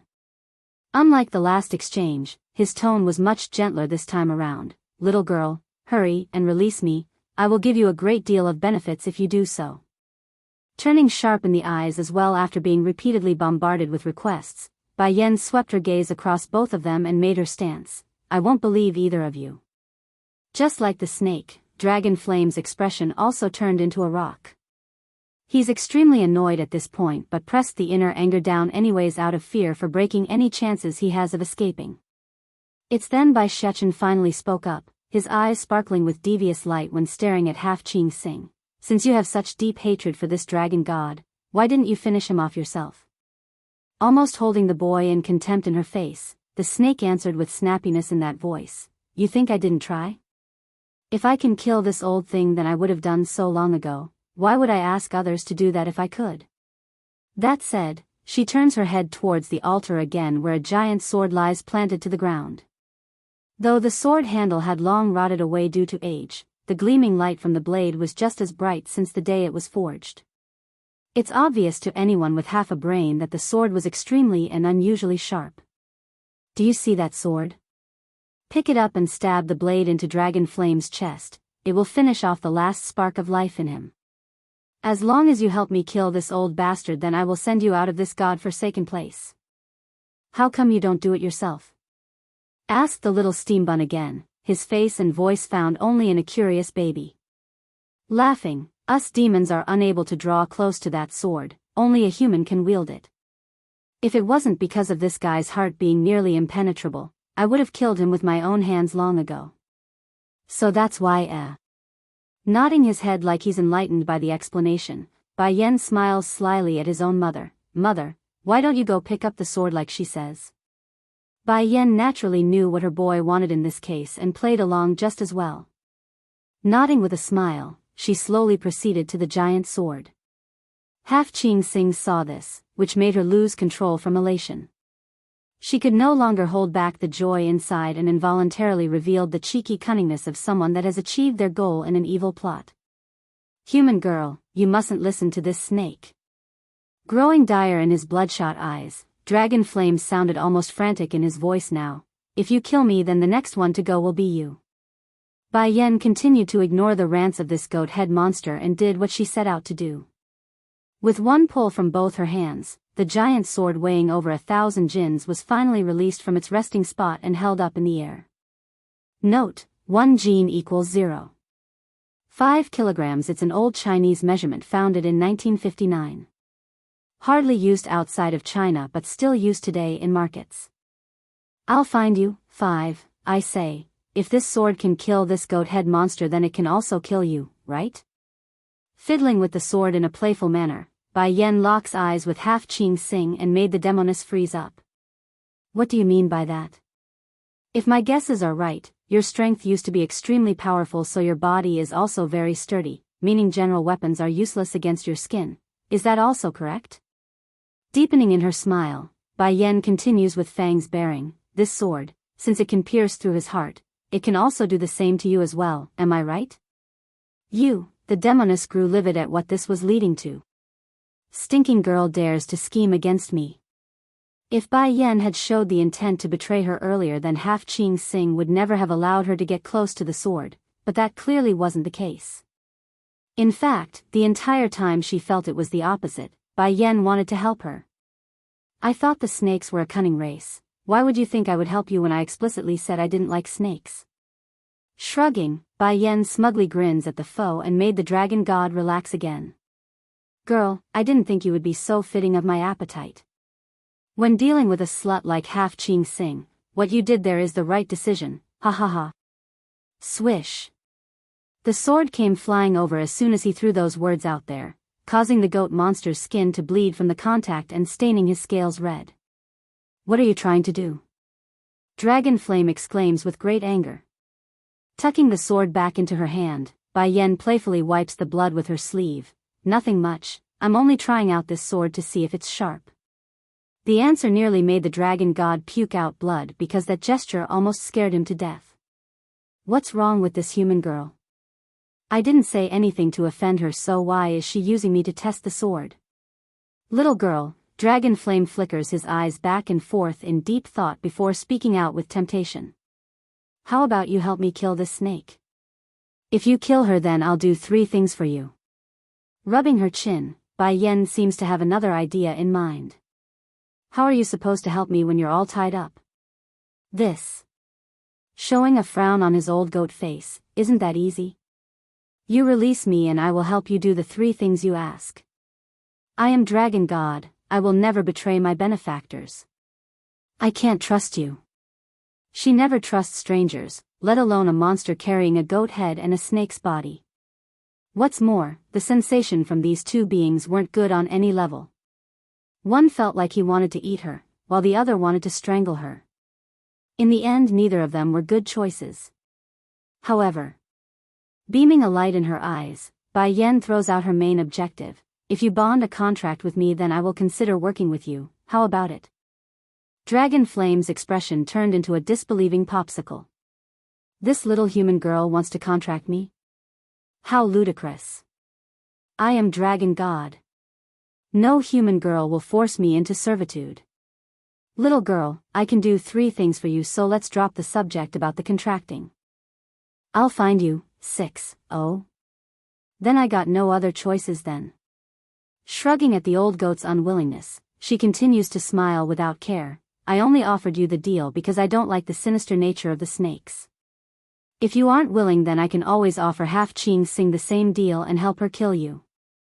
The demoness didn't take that indirect threat very well at all. In fact, her face had turned ugly when speaking out to shoot the notion down. Dragony Flame, I will never sign a soul-binding contract with her. In other words, you don't have a reason to play along with the human because she won't do it, hence defaulting on Baiyan's poised threat. Sure enough, the indecisive goat stopped swaying after hearing that reassurance and bellowed out a laugh. Little girl, you can stop threatening me now. I am Dragon God, a being far beyond the comprehensions of a measly human. How can you ever think of soul binding me with a ritualistic contract? Not getting impatient, Bai Yan didn't respond right away and instead found a nearby tree to take a seat. One arm holding her boy and the other combing through her daughter's hair, she was all comfy and happy in her position. I don't mind waiting, you can think on it. Choose to leave here and regain your freedom, or continue to live out the rest of your life in this miserable and godforsaken place. The choice is yours. After throwing that out there, she went ahead to close her eyes for rest and waited. Demon City. All the demons gathered here today were trembling with terrible fright right now due to the oppressive might of the Demon King sitting on the throne. Why did none of you locate my wife yet after more than half a month? The man's voice sounded extremely cold, choking even to those beneath with his every word. Eventually it was First Elder who worked up the courage to answer. Sire, we have dug 100 feet into the ground and still found no traces of Her Highness. Might I ask, are you sure the Queen is in that place? You think my instincts are wrong? Di Tsang's frustration could literally be felt by everyone at this point, making the atmosphere in this throne room all the more suffocating. Continue to dig, do not come back to see me if you can't find my wife. Bowing his head, First Elder and the rest of his subjects complied in unison. Yes, sire. Very soon, the only one remaining was the Demon King himself. Once he's alone, Di Tsang could no longer keep supporting his body and tiredly fell back against his throne chair. Muttering helplessly to himself, Yen Yen, if you're not by my side, then what point is there to my life? I've said it before, I will turn heaven and earth in order to find you. Not even hell will block me from you. Back over in the underground valley, Bai Yan remains closely seated to the altar and was oblivious to the commotion she caused due to her own disappearance. Fine, I promise you. Dragon Flame finally gave in after seeing the woman had no intention of budging after all these days of waiting. However, this wouldn't be the end of it for this dragon god. Once he regains his strength, the goat monster had every intent to forcibly break the contract and make her pay. Seeing through to the monster's scheme, Bai Yan draws her lips into a cheeky smirk. Want to scheme against me? We will see who gets stronger first, you recovering quicker or me growing faster. Since I am not as strong as you right now, there are risks involved if we continue with the contract. She explains in a relaxed manner. The minimal affect is the failing of the ritual if you give resistance. The major is endangering my life at the end of it, so. I'll find you. 7. Narrowing her eyes into a slit, a flash of cold light glimmers in those irises. Xiachen, I'll leave this sword here with you. If you see this guy showing any signs of resistance, kill him right away. The monster recognized Dragony's identity but didn't with her boy. That's why she left this command just in case as a bluff and not a real threat. Okay, the little steambun nodded immediately in understanding. Don't worry, mother, if he dares to so much as flinch, I will kill him immediately. Pleased by her boy's reassurance, Bai Yan didn't need to wait and closed her eyes in order to spread out the feelers for the ritual. Not good. The snake went white from this. She wanted to stop this from happening, however, the second she inched forward was when her eyes caught a glimmer of that sword. As a result of this hesitation, she retreated and left the two to finish their ritual. The contract has been reached, now I will fulfill my promise to release you. With a stretch of her hand, the giant sword instantly flies into her grasp and allowed her to slice down, slashing the chains and destroying part of the metallic spears pinning the old monster in place. Dragon Flame definitely showed an elated face after being freed, but that excitement promptly turned to dismay in the next second until it devolved into full-blown anger. He rushed by Yen like he's seen a lifetime menace from out of the blue. It's you. It's you, you're the one who locked me here in this godforsaken place. I'm going to kill you. Bang! But before his body could even draw close to Bai Yan, an invisible force had repelled his charge and sent him rolling back multiple meters away. This was the constraint of being bound by a familiar contract. Due to this reasoning, Dragon Flame wouldn't be able to hurt his own mistress. Snickering at the damnable goat monster, it looks like my premonition is correct, you indeed want to hurt me. Fortunately I've contracted you, now you can't do anything against me anymore. Spewing fire from his eyes, the dragon god snaps back. How dare you say such despicable words to me? If it wasn't for you, I wouldn't be in such a miserable state to begin with. If I had known from the beginning, I would rather be chained for the rest of my life than to do this deal. Bai Yan actually got surprised by the outcry of her familiar, you know me? Don't pretend like you don't know anything. You may have changed your shell, but I will recognize you even if I turn to ash. Now through this contract I am certain it is you. She's absolutely dumbfounded by this twist of event. Why do I get the feeling this monster really does know me, and sounds like I'm the one who locked him away here in the first place? Dragon Flame then pointed to the remaining parts of those spears still inserted in his body. You also used these things to seal my strength. Don't think for a minute you can deny you're her. This, scratching her nose, Bai Yan cracks an awkward laugh to defuse the situation. I really don't know anything regarding the stuff you mentioned, I only came to the celestial realm recently. Before that I was always in the human world and demon realm. Now it was the dragon god to become confused by what he's heard. Human world? Demon realm? What the heck are you going on about? You think I will believe the nonsense you are saying? Shrugging at being called a liar, believe it or not, I've never seen you before. As for why I'm here, I fell into this place by accident and didn't know a way out. I'll find you. 8. Dragon Flame saw there's no deceit in Bai Yan's eyes, so his expression gradually softened up. My judgment can't be wrong, you're clearly that bitch. But first I'll deal with this snake, then I will come back for you. He turns and locks onto the demoness with his cold hard grin, those eyes burning with fire. Half Ching Sing, I'm sure you had a lot of fun torturing me over the years, now I finally got a chance to get revenge, ha ha ha. The snake shuddered in fear over that proclamation.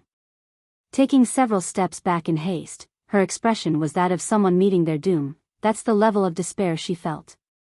Over. This time I'm dead. Wait. Just as the goat monster was about to begin his torture, a crisp-sounding voice cuts in. Turning around in bad spirit at the source. What? I can't kill you already, now you won't let me kill this snake either? I only don't want to put her to waste. As it so happens today, me and my kids are interested in having snake soup for dinner. Snake soup. Bai Shechen's eyes immediately lit up. Mother, I haven't had snake soup in a long time, I want snake soup. I also want to try, Mother, I never tasted snake soup before. Dragony also decides to chime in, her mouth slightly drooling from the prospect of food. Half Ching Sing's complexion grew increasingly dire, her body continuing to retreat from the party. Are you humans always this insidious? I only wanted to use you earlier, not kill you, why can't you spare me? Unfazed by that defense, Bai Yan just smiled and pointed out the flaw in that logic. From what I see, that's a lie. Those piles of bones over there, they're the humans that came before us, right? You killed them, just like how you were going to kill us if we couldn't lift up that sword. The snake became stiff as a rock, not denying that theory. Taking a step to lean forward in a taunting manner, Bai Yan continues with a nonchalant air to herself. If it wasn't because I took control of the whole situation, you wouldn't be begging me right now, so there's nothing insidious about what I'm doing. The snake continued to remain silent, only biting her lip as if each word was a form of sentencing in court. There's a whole layer of sweat spewing out of her forehead at this point, that's how scared she was. Nevertheless, the demoness eventually worked up the courage and asked with grit between her teeth, so what are you going to do? Thickening in her grin until it's almost a snarl, Bai Yan didn't bother to hide her plan. You are in luck. If it was in the past, then I would have turned you into soup, no questions asked.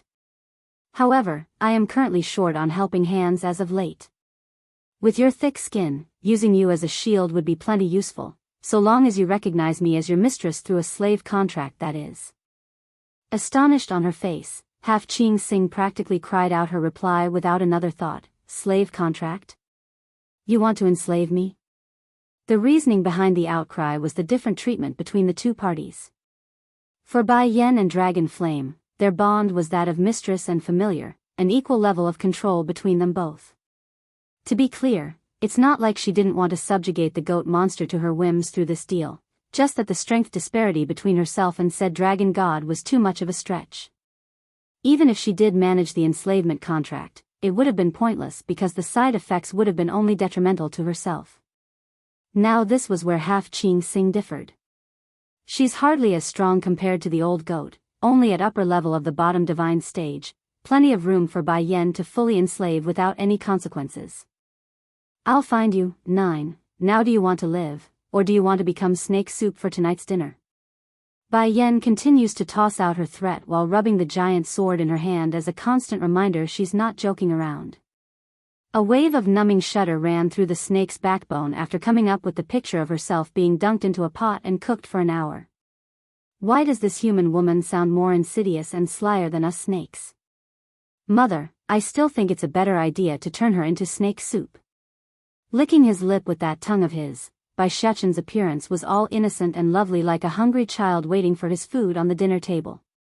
However, in the eyes of the one being placed on the chopping block, Half Ching Sing only found the boy the most hateful and evil here among the group. She's not a sicko that's into necromancy, she also wants to live. "You're really going to let me live after I make a contract with you?" She nervously asks again with biting unease. Shooting a cold and borderline indifference look in return, Bai Yen wants to make sure the snake understands her own position in this trade. "Then what makes you think I can't kill you now and turn you into soup anyways?" Spluttering for a proper reply, the snake had to take a good moment to collect herself after that remark. "Maybe you are into torturing others, maybe you got that kind of fetish." "What did you just say?" Bai Yen snaps back harshly for being accused of such nasty things. Sure enough, that sort of tone immediately mowed down any discontent in the snake's attitude because it's obvious even to this demoness that's a taboo subject.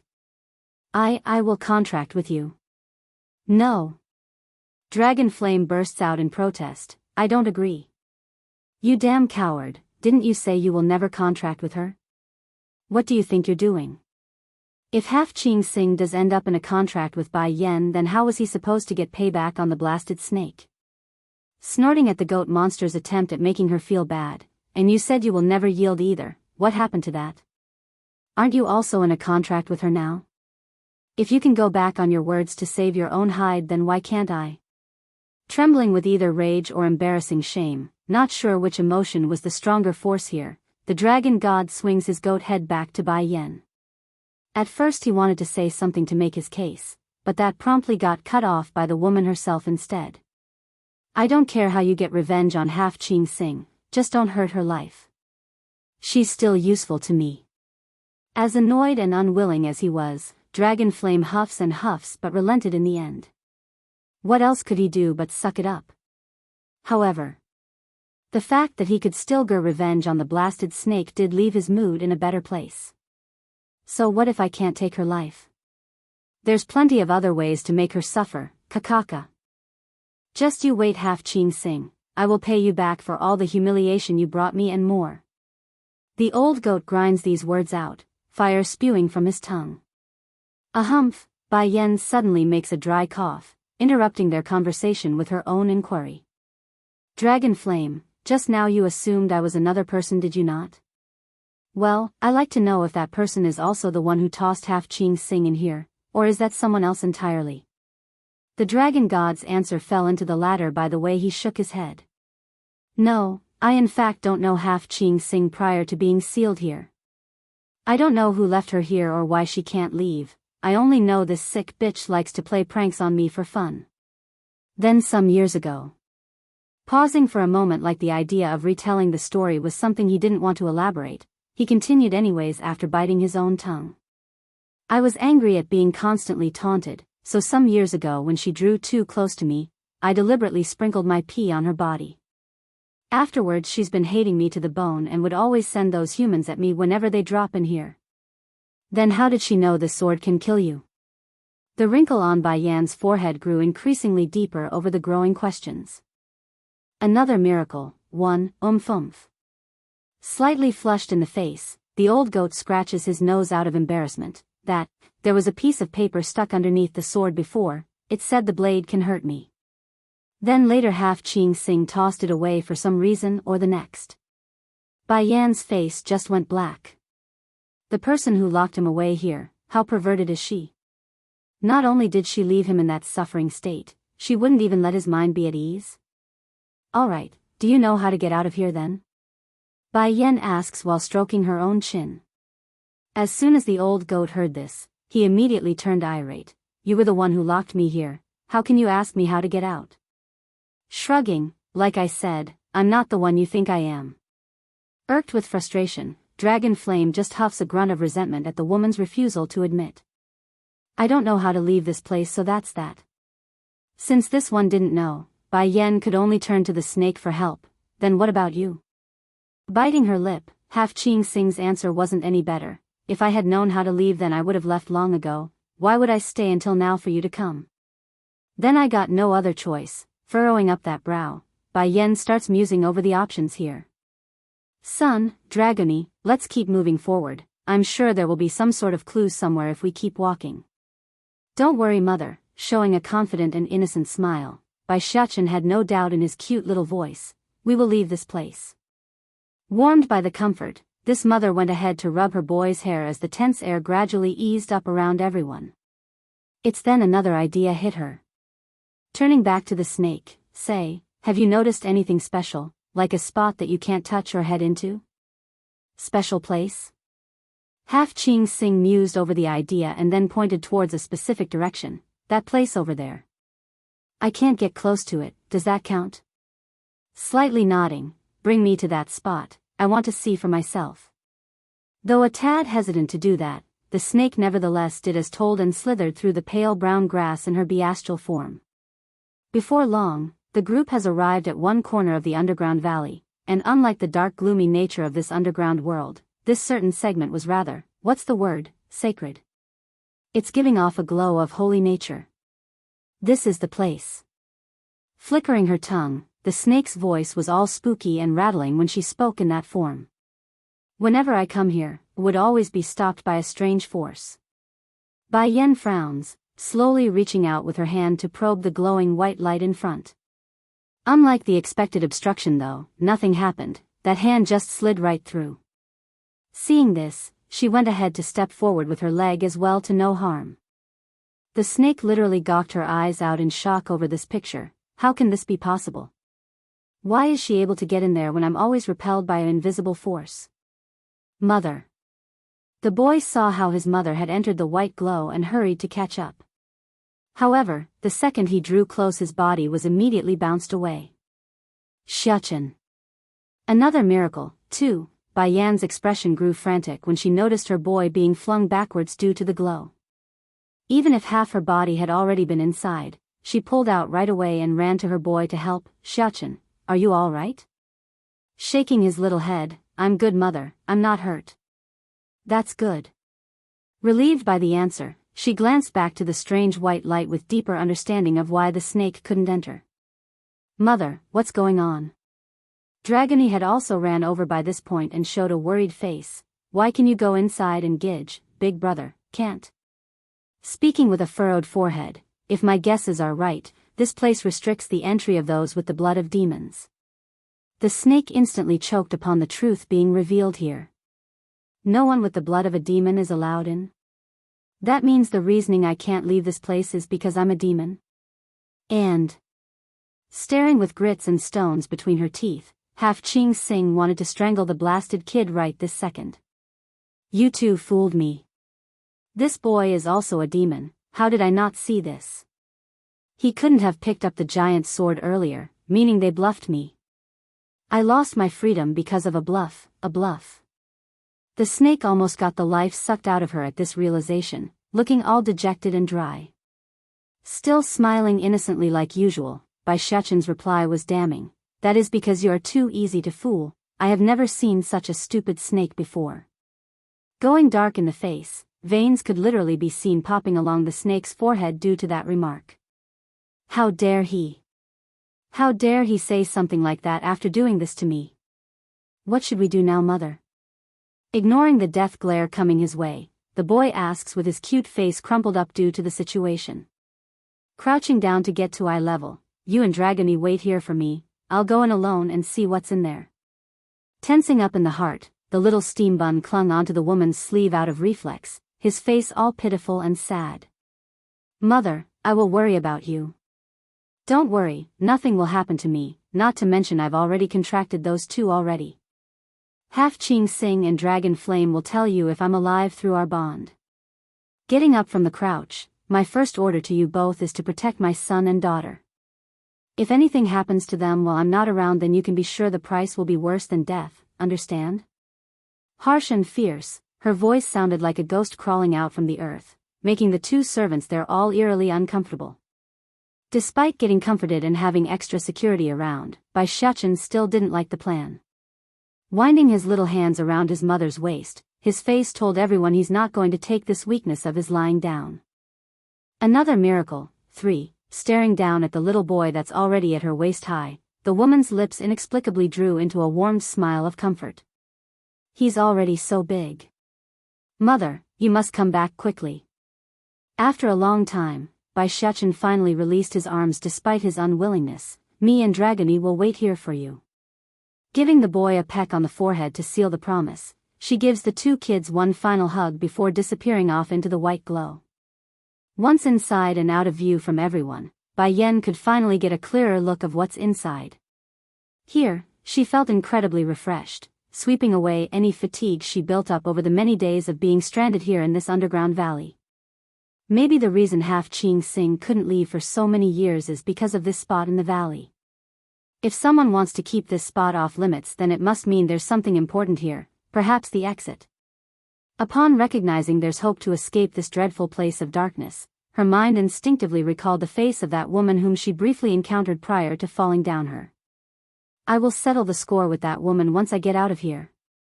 No matter the reasoning, the fact she dared to go after Xiachen is enough to make sure she dies. Inhaling deeply to suppress the anger swelling out from within, Biyao carefully treaded forward towards the peak up ahead. When she entered the white glowing light, it was only as big as a small cave, but beyond that was clearly a newer and vaster stretch of land. Spanning several mountain ranges in the distance, by the time she reached the mentioned area for investigation it was well into the evening despite the lack of light. Nevertheless, she could see the goal up ahead already. It's a bronze standing gate. If it wasn't for the deep ravine and cliffs in front, she would have run over to examine the thing already. Miracle? A shock ran through Biyao's heart upon recognizing the familiar object. There's no mistake, this bronze gate is very similar to the one I saw at the Holy Land. But what is this thing doing here? Despite the doubt and questions lingering around the strange encounter, the benefits of coming across another miracle was more than enough to make Biyao disregard the former concerns. After all, she did improve her strength and alchemy by leaps and bounds with one. What would happen if she got two instead? It's just that. Logic has always been the better player here in the woman's head. Scanning the area for traps and that sort of thing, she swiftly picked up a wilted leaf to throw over the cliff and across the ravine. Under normal circumstances, the distance between her side and the other would have been short enough to allow said leaf to fly across without hindrance considering the force she used in this case. However, right as the leaf reached the middle part of the ravine, something occurred. Without indication, the item just stopped and made a nosedive downwards, sinking straight into the dark bottomless abyss. Making a grim face, Biyao now knew why she couldn't find any specific trap or dangers here. The environment itself was the trap. It looks like this ravine has been enchanted to suck in whatever floats above it. If I had flown across using my own powers, then it might have been myself who fell into that darkness. Rubbing her chin in contemplation, the woman began to muse over the options here and what she could use. Obviously making a bridge out of wood was out of the options here. There's hardly any tree around to begin with, let alone find one big enough to construct something out of one. There must be something here that I can use. there's no way the one who set this trap would leave without having a way to solve the issue. Think, Bai Yan, your kids are still waiting for you to go back. She mutters to herself like some sort of magical chant. Huh. From the corner of her eye, the glimmering sheen of the huge sword caught her attention. Immediately, an idea hit her brain like a tidal wave. The distance between this side and the other side wasn't that far to begin with, and as it so happens, this giant sword was just long enough to make it across without the chance of tipping. Really? This sword is the bridge? The one who set this up sure have a bad humor. Another miracle, alright, let's try it then, it won't hurt. At most I will just lose a sword if it gets sucked into that ravine. Tossing the blade in her hand up into the air, Bai Yan precisely aimed to have it land at the perfect spot where both ends could touch the edges. Carefully, one step at a time, she began to cross. Regardless of her own confidence, she knew this was a risky maneuver to use something like a giant sword as a bridge. It wasn't built for such tasks, so the angle in which she walked wasn't a pleasant experience to say the least. In fact, she nearly slipped a few times just staring down at her feet in order to avoid falling. Thankfully the worst of it was over soon enough. Once crossed, she promptly retrieved the sword by flicking it upwards with her toe. Done with that, she focuses in back on the bronze gate, the reason for her coming. Zzzzzzzzzzzzzzz. From out of the blue, the giant sword started to buzz right as Bai Yan approached the door. Then before she knew it, the blade broke free from her control and went on the offensive against the gate. Pung! The sword slashed down mercilessly, causing the bronze construct to shudder with a resonating clank of metal against metal. Despite the setback, the sword didn't stop and attacked more violently, causing the whole valley to shake from the shockwave. Dumbfounded now, Bai Yan just stared at the show from the sidelines. She's heard from the snake that the blade can pierce even the hardest of materials with ease, aka dragon flame scale, yet the bronze gate only got a little shake from the impact. There's not even a scratch, let alone damage. Yuan. Growing restless in the form of the resonation, the giant sword circled around the bronze gate as if frustrated by its own inability to break apart the competition. But then it went at it again with renewed vigor. This time it didn't slash down like the previous attempts, it swooped far into the air and charged downwards in one full thrusting motion. Boom! The shockwave was effectively mind-blowing to the ear. Metal against metal, sparks flew, and finally, a small tiny crack formed around the surface of the bronze structure. This gave the sword its confidence back and as a sign to increase the intensity of its attack like a drug addict being kept away from his cocaine. Eventually, under its long hard-fought battle, the bronze gate finally collapsed and a blue beady object rolled out of the upper area. Seeing this bead, the giant sword reacted like it's discovered some sort of great treasure and hurried to catch it mid-fall. Following this was the round item merging into the sword's body upon contact. Perhaps this was some sort of evolutionary chain reaction, but the huge body of the blade gradually began to shrink until it's finally the size of an ordinary long sword.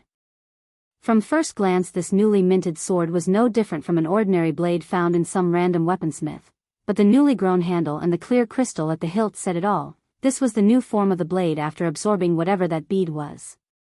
Picking up her new weapon, Bai Yan gently stroked the surface for a sense of what it was. Compared to the mighty image of that big shape from just now, she's more inclined with this smaller form that's fitting of a lady. It's much easier to handle and much to her taste. So you're a sword with a spirit sprite inside, no wonder you're so powerful. In that case I'll give you a name. Caressing the lip with the tip of her finger, Bai Yan spent a good minute to come up with a fine name. From this day forward you will be called Godslayer, how about it? Godslayer, a slayer of gods. I will use you to repay everything those hypocrites in the celestial realm did to my friends and family, in this life and the last, they will all pay. Holding the slumbering sword in hand, Bai Yan didn't linger around and stepped through to the now open gate that has been pried open by force. Once through, the first sensation was the chilling air that sent her skin hair pricking up. Another miracle. 5. Subconsciously, Bai Yan reached down with her hands to protect the fetus in her stomach against this borderline hostile sensation. What the hell is this place? Taking slow measured steps in order to avoid traps that might be hidden from her view, her footstep was resonating with eerie crispness that echoed along this passageway. Forbidden grounds for demon beasts. These were the words she saw sketched along the passage wall after walking for a while. Blood? How much does the master of this underground valley hate demonic beasts? First is not allowing their kind to enter this part of the valley, then it's this sentence etched along with blood. Ignoring the strange writing, Bai Yen continues to walk forward and soon came before another entrance. Carefully extending her hand, she pushes the door open and was immediately blasted with the sight of a wide hall littered with stone statues. It's an odd scene for sure. She could see all of these sculptures were of various demonic beasts in their animal form. Some recognizable according to her own knowledge of things. For example, the bone quill dragons back in the Holy Domain was among this group, but many were so foreign to Bai Yen that she could barely make heads or tails of their origin. Then there was the human sitting on the throne chair elevated at a higher point. Who is this person? Despite not knowing if the sculpture was male or female due to the lack of facial features, Bai Yen could still tell the original person must be a prideful individual with the way it was carved out. The angle of that featureless face, it's the way someone stares down at those beneath themselves, just like how Bai Yen and Di Tsang does it when confronted with those they deem insignificant. I see now, this sculpture is probably the original master or mistress of this place. The person hates demonic beasts, so he deliberately sculpted these ancient creatures in a kneeling position to showcase his dislike of them. The theory was a sound one considering everything she's witnessed thus far. It's just that why would someone abhor a racial group to this extent? It can't be. Did a demonic beast rape him or her before? Looking back at her own experience, this was the only idea that Bai Yen could come up with. After all, she herself did rape Di Tsang during their first encounter and made the Demon King abhor her to the point he hunted herself down years later. Other than that, what else could make one dislike another group to this level? Whatever grudge this person has is not important. I have to find a way out of this place first. Retracting her attention away from the sculptures, she scans around in search of any out-of-the-ordinary item or feature. Immediately, her gaze locked onto a book cabinet in the corner of the room. That, beaming with light, she moved with quick haste towards it and grabbed for the suspicious-looking handle that's sticking out between the shelves. With an audible click, a small compartment slid open and bounced out a book. It's very dust, bleached yellow due to age, but Bai Yen couldn't be any more happy after reading the title of the book in her hand. It's an alchemy book? Back in the previous life on Earth, she only got her hands on an alchemy book that taught her knowledge up to the 10th grade materials. As for what comes afterwards, she was like the rest of the people in this world, simply said, she didn't have a clue until this day. Another miracle. 6. This alchemy book doesn't seem to be complete. There are some pages missing. There's no information regarding anything beyond the 14th grade. Pleased by what she has nevertheless, Bai Yen packed away the book into her storage bag and continued to search for other treasury items. Sadly, after a careful scrutiny of everything that was here, she found nothing else worthy of note and felt disappointed. Then again, it did make sense after some thought. This alchemy book was so precious to begin with that finding something else of this caliber would be a real miracle. With nothing else to do for now, she decides to get a closer look at the statue. Why do I keep getting the feeling that this statue is not quite right? She rubs her chin questioningly. Even though the model didn't have eyes sculpted onto it, she could make out where the chin of this person was aiming at. There's a fox at the bottom of the stage, and it's equally as proud in appearance and unwilling to show any weakness. This strangeness took Bai Yen by surprise. Does the master of this valley have a vendetta against foxes or something? I wonder if the person would die of anger if they learn a fox's wife took their alchemy book away. Their expression would be quite funny to see. Drawing a smirk, Bai Yen said nothing and moved to cut off the legs of the fox model. Then summoning up her alchemy flame, she melted the hard plaster and then added a plant she pulled from the storage bag to the mix, thus creating a sticky substance for easy molding. Though this woman herself didn't know why, but when she saw how the fox sculpture was being stuck in that groveling position, she would be overwhelmed with discomfort. Sure, Bai Yen knows this was a strange feeling to have. After all, none of this was happening for real, so it's strange to get such urge to do something. Minutes later. Clapping her hand, Bai Yen gets up from the ground after having her fun. Although it's not right of me to take your book and then help this fox stand up, but I'm a naturally defensive person. Since my husband and son is a fox, then I will make this one stand as well. Turning around to stare back up at the human sculpture, her eyes are stern and hard. I do not know what the demon realm did to you in the past, but don't go throwing your grudge around to others. They are not involved. If you want to stick the issue to someone, then find the culprit. Naturally, Bai Yen knew her words wouldn't be heard by an inanimate object, but she couldn't help it. For some reason she had this inkling notion that her heart would continue to be depressed otherwise if she didn't say it aloud. Afterwards, she did not hesitate and slowly headed for the exit. However, upon the second her feet took a step outside, the back immediately came out with a loud explosive bang, and the statues here all crumbled to dust, allowing the particulates to scatter across the floor. What's going on here? She mutters this with great surprise, unsure how to take this as some sort of bad omen or just her mind overthinking this. Another miracle. 7. Shaking her head, she attempts to shirk off the negative feeling and turned away. Once outside of the gate though, Bai Yen suddenly found herself in the midst of darkness again. The white glow was gone, nowhere to be found in this underground world. Can it be, it's related to those model sculptures? Mother. A childish voice abruptly cuts in from the front, causing the woman to turn over to see the boy and girl quickly running over with hand in hand. This scared the daylights out of Bai Yen because there's still a giant chasm between herself and the kids.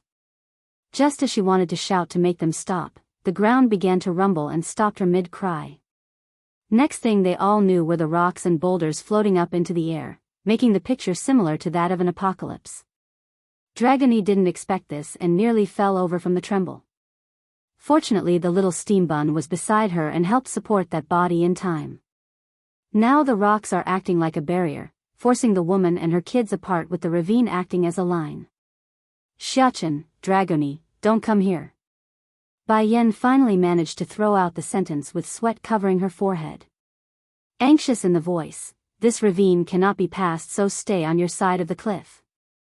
The boy just stared at the poor woman, who's very much flustered on the face.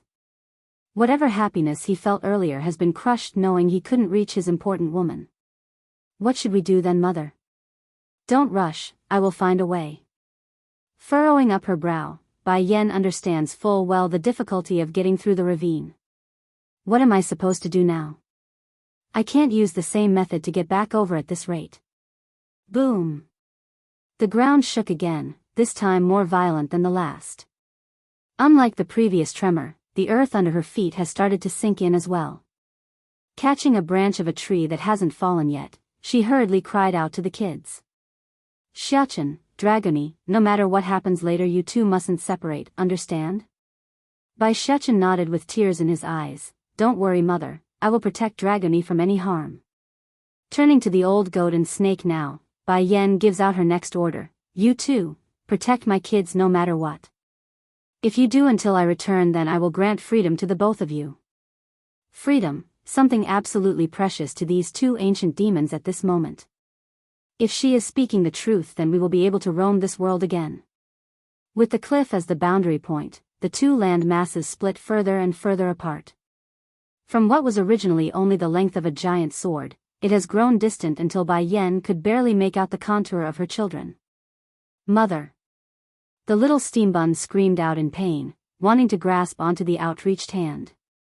You let me go, I'm going to find my mother. He struggles to break free from the hands pulling him back. Another miracle. 8. Let go of you? Dragon Flame sneered at the boy using his smirk. If I let you go now, then how am I supposed to break the contract with her if you're in danger? Actually, he could also forcibly shatter the bond between himself and Bai Yen if he grows strong enough, but such forceful measures required strength and time, something he doesn't want to wait for. It's easier to simply have the woman do it of her own free will. After hearing that comment, the boy stopped struggling and turned back to stare at the old goat. As a result of this, Dragony Flame found himself creeped out by the kid's gaze, especially that single red eye of his. Gulping insecurely, what are you trying to do? I warn you, you're not my opponent. If we start fighting, then you're not going to get off easy. The boy's expression remains icy cold during that threat, totally different from his innocent and cute appearance. My mother said you're proof that she is alive, right? Slowly but surely, the old goat nodded. Yes, she did say that. Fine, you're not allowed to leave my side at all from now on. I want to know at all times if she is safe or not. There's no warmth in that statement, only cold threatening indifference in the boy's voice. Turning back to the little missy, he speaks with a warmer note. Dragony, let's go. I believe mother will be all right even if we're not by her side. The girl nodded. I know that, Gidge. I know mother will be just fine even without us. Stirring up a smile at the support, the boy's lip curves into a thin arc over the agreement. Right this moment, the party could clearly feel the ground beneath their feet lifting up into the air as their conversation dragged out. Faster and faster, the dark forest of the underground valley disappeared behind them until they moved at incredible speed, then pop. They felt it, the light shining above their heads and the open landscape of the world coming into view. Ha ha ha. Dragon Flame was the first to cry out with glee in his voice. Watching the open blue sky, this old goat became ecstatic in his demeanor. I'm finally free of that wretched place. What beautiful sky, what beautiful clouds. I, Dragon God, am finally free. No wait. Shaking his goat head, I am not yet free, I still need to have that woman break the contract with me. But that day won't be too long. Half Ching Sing was also staring up into the sky, but unlike the old goat's happy elation, her eyes were more of curiosity. Oomph. Making a dry cough, Dragon Flame turns back to the snake and asked after noticing the oddity. Oh yeah, I haven't asked yet, how did you wind up down there in the first place? Musing for a while, Half Ching Sing decides to give the truth since she saw no harm in it. I don't know, from what I can remember I have always been there in the first place. This world here though, I think this is my first time seeing all of this. Don't think? The old goat captured that word like a bee to the honey. Seen or not seen, which is it? Don't go spouting such vague answers. The snake didn't want to argue with the old goat on the subject and huffs a grunt. What else do you want from me? I can't remember a lot of things aside from the time I spent in that underground world, so deal with it. It couldn't be helped. These old mates have had a long-standing grudge. If not for Bai Yan's intervention then they would have already gone at each other's throat after that exchange of verbal abuse. While the pair bickers away to one side, Bai Shachen remains silent on where he stood, only staring off like he's in some sort of pain due to loneliness. Familiarity, 1, let's go. After a long time, Bai Shachen finally spoke, his eyes determined in light of the sad emotions underneath. As long as these two demons are around then I will know if mother is fine. I will find her, I will. Also, calmly shifting his sight onto the old goat, you looking like that is too noticeable, better take on a human form to act less conspicuous. Oh, right. Puckering his lip to one side like an unhappy child himself, the old goat's shape gradually melted under a pale light until he's taken on the look of a human man wearing a yellow robe. Though his new form had white hair, that face carried no wrinkles. Heck, it's rather handsome even if one may say, but the old aged voice he used was evident enough of his seniority. Done with that, the little steam bun held on to Dragony's hand again and slowly proceeded to leave this valley. While the kids were moving on their end, another scene similar to theirs were currently taking place at a towering mountain in different location. With a loud rumbling boom, Bai Yan got shot out of the ground like a rocket, causing her to make an unsteady landing. This time you will not escape the Celestial Palace. Celestial Palace? This was the first thing she heard after collecting herself and it made Bai Yan frown. Without delay, she immediately headed for the source, perhaps out of curiosity or the fact that the other side belonged to the enemy. What she saw next was something similar to what she expected in cases like these. Currently, there's a group of pursuers chasing some unknown lady, specifically a woman wearing a long blue dress that's staring down at the group from the air. So what if you're from the Celestial Palace? Do you fools think you can catch me with so few here? Boom! In that instant the lady wearing the long blue dress attacked. She moved like the wind, rushing at the nearest foe with her fist and make a direct punch into the man's stomach. When she did so, the poor guy promptly fell backwards and flew several meters into the air until he rolled onto the floor again, blood out from the mouth as the consequence. The other companions saw this and stopped hesitating since the battle has begun. Drawing their blades, they rushed for the woman in question. It's just that unlike someone being cornered here, the lady remained fearless on the face like someone that couldn't be threatened. Boom! Sure enough, the full might of her powers was released in that second and poured out like a tidal wave. It's huge, causing even the sky to change color until it's a gloomy gray. For the poor fools trying to attack the lady, they naturally didn't stand a chance here.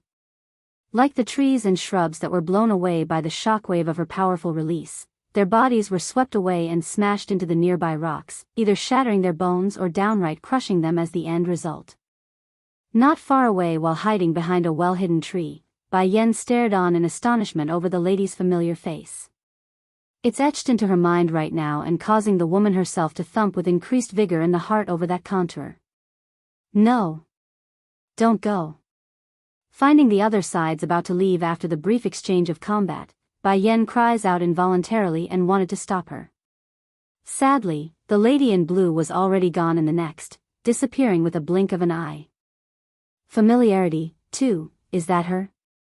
But besides her, who else can look so similar? Somewhat pale in her complexion, Biyao stood there for a long while before revealing a bittersweet smile. Whether it's her or not, I must find her again. As long as she's still in this celestial realm, then we are bound to meet again. That's right, we both have a vendetta against the celestial palace, the chance is there. Hidden between mountains and forests, a quaint-looking cottage has been built atop of the clearing here. It's a nice setup, difficult to find due to the covering terrain and shielding barrier, a perfect hiding spot from those who's out to get you. This was the place the lady in blue arrived at after departing from the battle. Flicking her dress to remove the dust from the surface, she slowly walked towards the cottage with familiar strides, where she was promptly welcomed by a young girl around 17 to 18 years of age. Auntie Ning, you're finally back. Did those old fossils from the Celestial Palace make trouble for you? Drawing a soft smile at the lively young lass, don't worry, those people aren't my opponent. Oh yes, don't tell your father I'm back yet. Oh. Responding with a well-behaved voice, the young girl intimately hooks her arm around Bai Ning's to confirm compliance. Auntie Ning, my father loves you very much, and I like you very much. Why don't you want to marry my father? A quiver shook the lady's body, causing her to form a slight frown on that beautiful yet helpless face. Some things can't be forced, and you are not young anymore. If you are so free to fret about us, why don't you fret about your own marriage arrangements? I'm sure he will like to get a son-in-law any day now. Blushing at being called out, the young girl shyly lowers her head. What are you saying, Auntie Ning? I don't want to marry, I only want to stay with you and father for the rest of my life. Bai Ning smiled at that, dropping the subject when she noticed the man that's coming out of the cottage. This person was quite handsome, wearing a brownish robe with an air of calm. I have something to discuss with your Auntie Ning, you go back inside first. Okay. Ning Yu mischievously stuck out her tongue when letting go of the lady's arm, but that's not before making a hand gesture to her old man as support before leaving. For a while the atmosphere in the front yard seemed solemn and strange until the woman herself decides to break the awkward silence. Brother Yuan, is something the matter? Ning Yuan deeply locks eye with the woman, his voice hoarse and full of emotion when speaking. Ninger, we have known each other for so many years, you should understand. Why must you be so reluctant to accept me? Taken aback by the open confession, Bai Ning had to take a moment to respond with a proper answer that won't hurt the other side. I always feel like I'm forgetting something. It's as if someone is waiting for me, like I lost something important. I'm sorry, Brother Yuan, I know you care about me, but I can't accept you the way I am now. After saying that, she brushes past the man in order to leave. However, a big hand immediately reached over from behind to cling onto hers. Getting cold in the face now, let go. Because this tone has never been used before, Ning Yuan promptly released his grip with rigid surprise. Familiarity, 3, Ninger, I don't mean anything else but you loves you, she wants to be your daughter, that's why I'm so anxious. If what I did offended you then I apologize.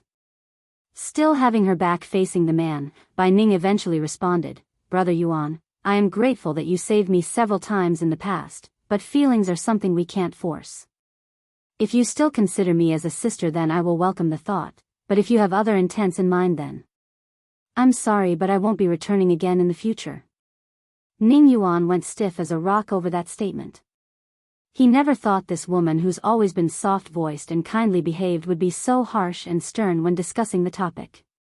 "As for you," Bai Ning's voice softens up over the petite lass, "I also like the girl very much, pity I can't take her as my daughter, that includes being a goddaughter as well." "Why?" The man's frown deepens further. He could understand why Bai Ning wouldn't want to take his own daughter as her own. After all, she's making it clear she doesn't love him, but why not a goddaughter? Drawing a frank smile on her face, "I don't know why either. I just don't feel comfortable about the idea of taking another child as my own daughter. It's as if the position has long been occupied by another. Brother Yuan, I will treat you as my own niece, so forgive me for not being able to do more." The man was lost for words there. Staring blankly at the disappearing back of the woman, Ning Yuan had the color drain from his face after those words. "Why? I spent so many years by her side, accompanied her for so many years, why can't I melt her heart?" "Papa," the call draws the man back to attention. Turning around, the man glances down at the petite girl, his voice stiff and unsure. "Did you hear all of it?" Ning Yu nodded, that face pouting unhappily. "Papa, do you think Auntie Ning has another daughter? That's why she won't take me as hers?" The man remained silent, only looking down in a contemplative manner that left the girl wondering. Perhaps. Eventually he threw out this word after getting nowhere with his thoughts.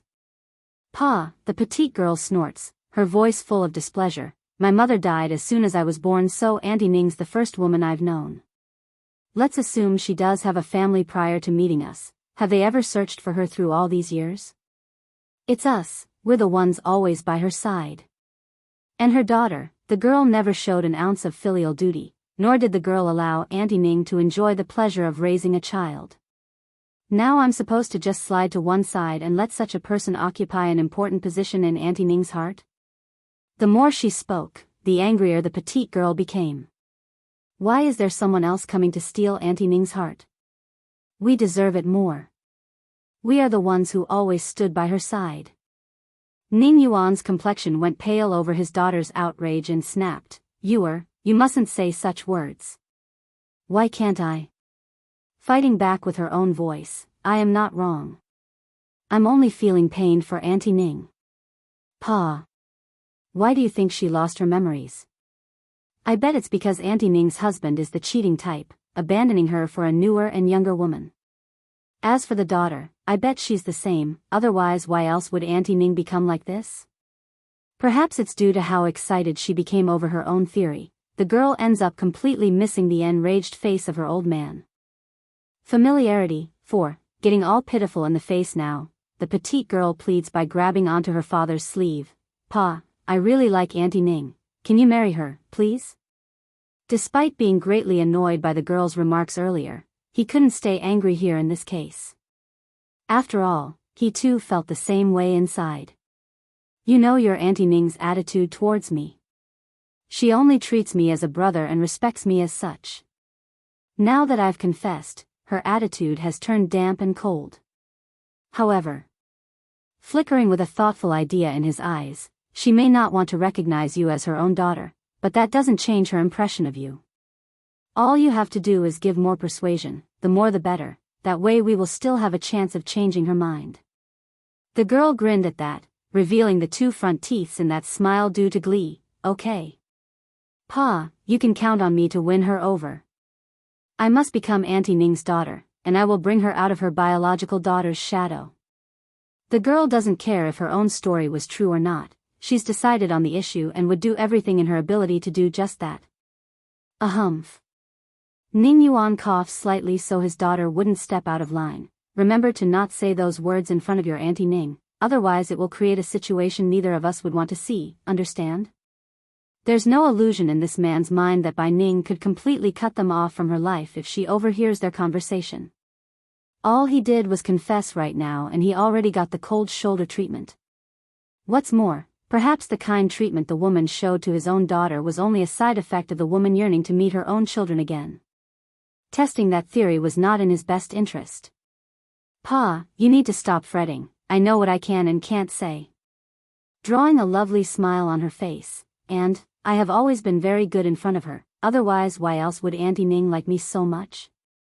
The man's unease finally lightened up as well. Patting his daughter's shoulder, then your pa's future will depend on you. Back inside the cottage, the faintly blowing breeze brings warmth and freshness into the room where a lady now lies sitting on the chair. She's not moving, only staring down and gently stroking the baby belly cover in her hands. Over the years, Bai Ning has never stopped searching for her own identity and background. Sadly, aside from her own name, she knew nothing else. The only exception was this baby underwear she had with herself after losing those precious memories. Why? Why can't I remember anything? She frowned, desperately searching through the fragmented pieces of images that would occasionally surface in her mind. But like usual, a heavy pang of pain hit her mind like a hammer, causing the woman to crumble to the floor with those hands shaking and wrapping around her own head. It's extremely painful to the point of losing the motor controls of her own body. Auntie Ning, what's wrong? The petite girl exclaims after catching sight of what's happening. She had wanted to come speak to the woman after leaving her father outside. Familiarity, 5. The girl urgently grasped onto the trembling woman's shoulder as those tears slowly trickled down the cheeks. Thankfully the situation wasn't as bad as it seems because she soon got a reaction from all that crying. Still blurry in her eyes as she slowly opened them, Bai Ning could only make out the blurry outline of the person beckoning to herself. Daughter, is that you? Ning Yu's posture went stiff over that question.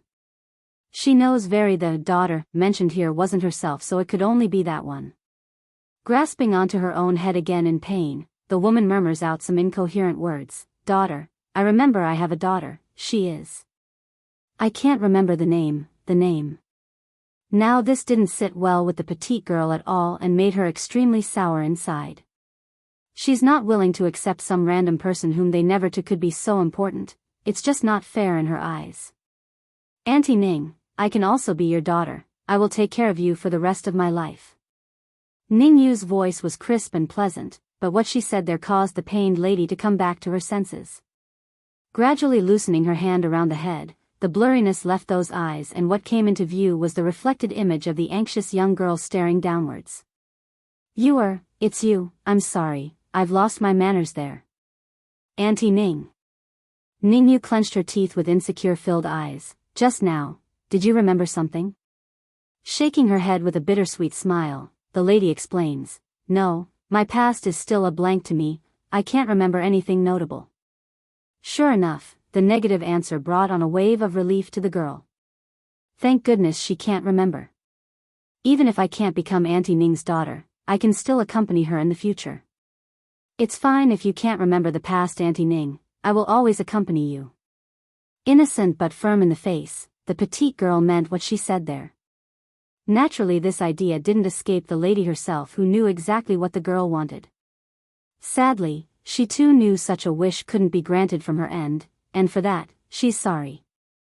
I want to go take a walk outside, so don't inform your father of my leaving. I don't wish to see him for the time being. Making a long exhale, she stood up and was ready to leave when her arm got hooked by the girls. Wait, Auntie Ning, I'll go with you. It's been a while since I went outside because Pa wouldn't let me go out alone, but I'm sure he will be fine with it if I go with you.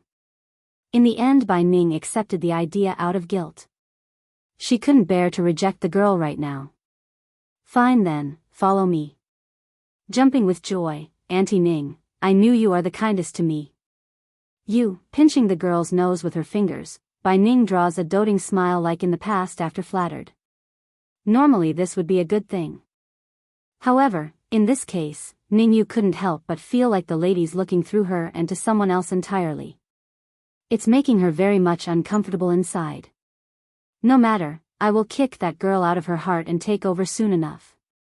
The girl inwardly vows, not willing to surrender the position to anyone. Back in the outside world, most of the denizens of the celestial realm are in a tense and frightened state due to the constant attacks by the demon realm.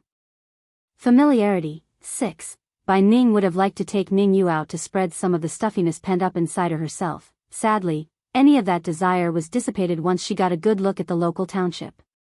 It's depressing and lifeless on the streets, a real disappointment due to all the fearmongering surrounding the recent invasion.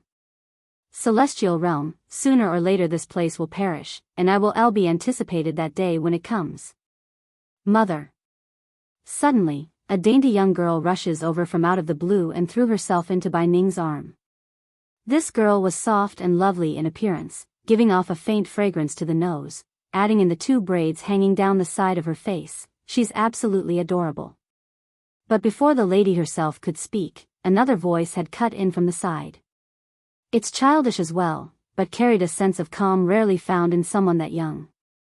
Dummy, how can you recognize the wrong person? This is not mother. At the pointer, the little girl lets go of her hug and looks up. Drawing a frown, I'm sorry, I mistook you for my mother because you look so much alike. Alike? Bowing down to eye level, Bai Ning didn't mind and found the encounter to be refreshing. It's all right, it's normal to make mistakes on occasion. Say, am I really that much like your mother? It's then the little boy came out from behind. Just like the girl, this young boy was also quite the eye-catcher, but the air he had was less innocent and more pronounced. This mainly had to do with that single red eye. It's a huge contrast to the rest of his appearance. This would honestly be the first time Bai Ning ever came across such a strange child. Nevertheless, she still wanted to get closer to the boy for some unknown reasons. You are very similar to our mother, the only difference is that she's younger and more beautiful. Our mother is the #1 beauty in this world, you know. As soon as the little steambun started to talk about his mother, his face would get all excited and full of pride.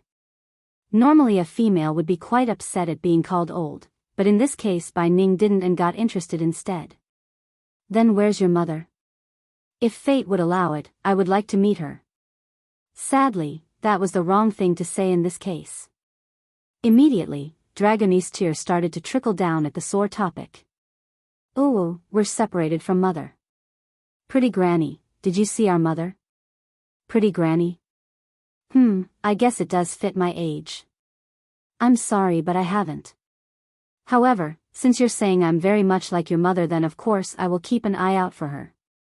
Oh right, you two still haven't told me your names yet. Casting a look at the woman whom held such similarity to his own mother, Bai Xiachen figured nothing bad could come of it even if he did. My name is Bai Xiachen, and she is Dragony. The 2 behind us is Dragon Flame and Half Qing Sing, they're our bodyguards.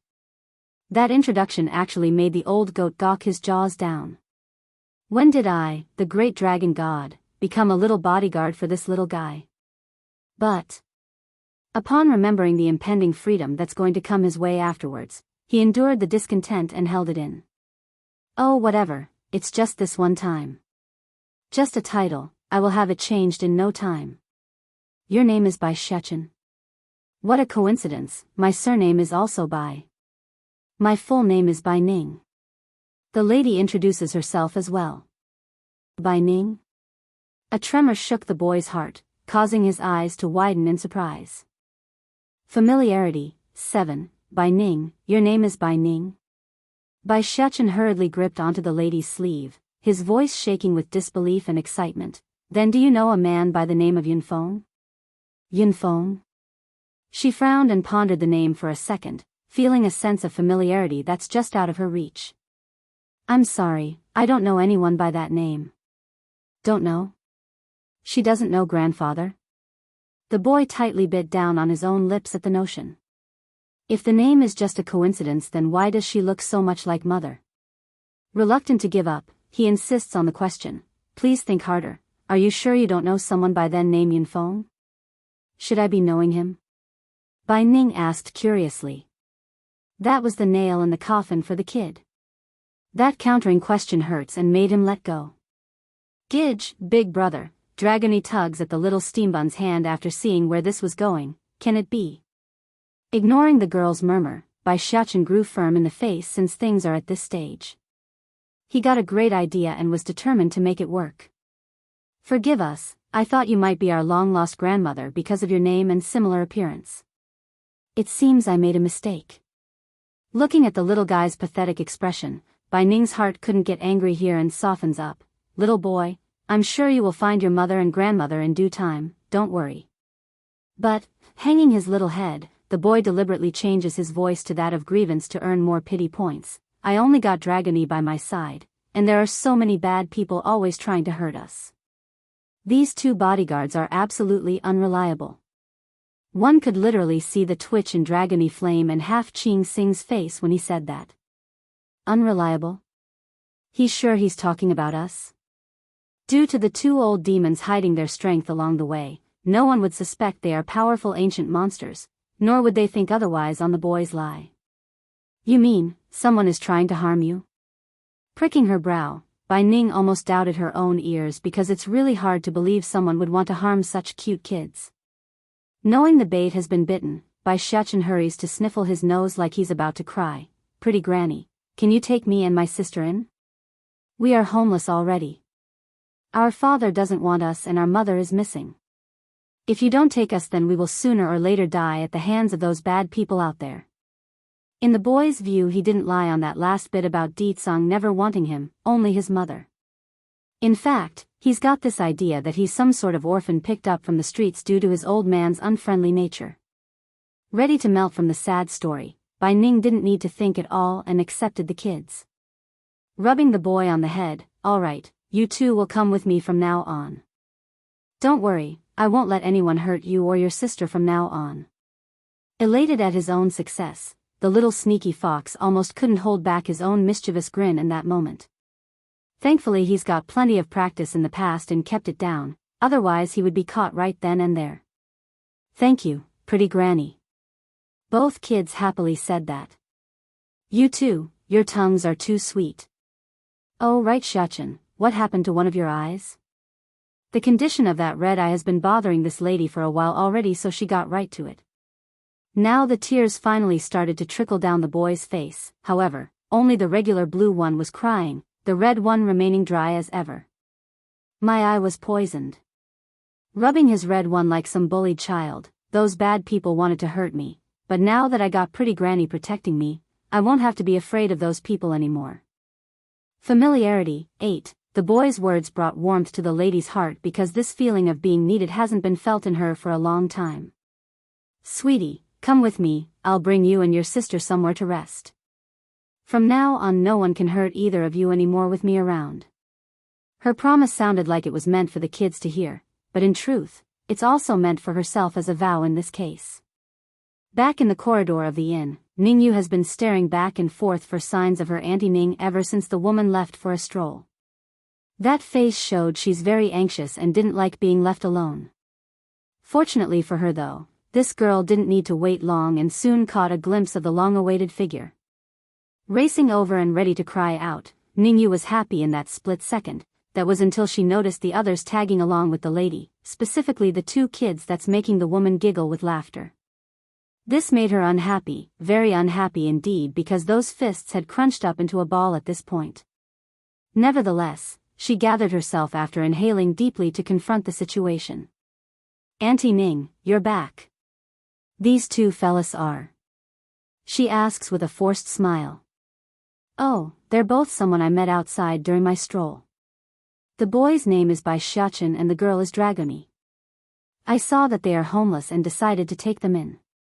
What the lady didn't tell was the little guy would make her excruciatingly happy. Merely a single phrase would be enough to make her giggle with laughter, just like the beginning scene when she entered Ningyu's gaze. Hello little boy, little girl, my name is Ningyu, I'm happy to meet the both of you. The boy blinks and blinks, responding with a question instead. Auntie, what is your relationship with pretty granny? Having a kid call her a title far beyond her own age was, well, damning for the girl herself. Going stiff in the face like a cracked template, it's difficult for Ningyu to hold back the temper from her expression. You should call me sister. But, getting all teary, Bai Xiachen really baked in the sad face. If you're calling her auntie and we're calling her pretty granny, wouldn't it be wrong to call you sister? Bai Ning couldn't bear to let this continue after seeing the boy's somewhat distraught face. Using a gentle voice to correct the girl, he is still a child, so you shouldn't get hung on some title or name. Besides, he didn't address you wrong considering all things. He's a child I took in as a grandson earlier, so he's right to call you auntie. Ning Yu's body froze in that moment. She had tried for so many years in order to become Bai Ning's daughter, yet some unknown wild boy and girl could do so without her knowledge and in such short timing? Ridiculous. Unfair. Auntie Ning, pressing down her anger, Ning Yu knew she had to say something to keep up her own image. I'm sorry, I am wrong, I shouldn't have been angry with a child. It's just. Auntie Ning is still so young. I only felt it's bad to call you a grandmother. Chuckling at the flattery, the lady almost found it amusing to be called young. I'm well over 40 at this point, which part of me is still young? If I had a daughter, then her children would be almost as big too. Therefore, it's right of them to call me a granny. Besides, I really like this little guy, so it's fine. Pursing her lips until blood almost faded from that skin, Ning Yu really wanted to scream out in frustration. Thankfully for herself, she had better reasoning than to argue the issue right now. There's always another chance at another place, she's not going to let this go. Ning Yu's jealousy. 1. Xiachen, Dragoni, I'll arrange a place for you later. As for your bodyguards, Bai Ning glanced at the two following behind him, I'll put them in the room next to you, how about that?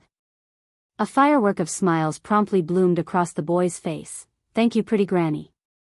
I really like you, and now I won't have to worry about those bad people coming to make trouble. You little. Bai Ning couldn't resist giving the kid a ruffle on the head to emphasize her affection. Don't worry, no one will be able to hurt you anymore. After she hummed this sentence, the lady then turns back to petite girl behind herself. Soft in her tone, I've taken him in as a grandson from now on, as his aunt, you must also help care for him. Don't be so fierce, okay?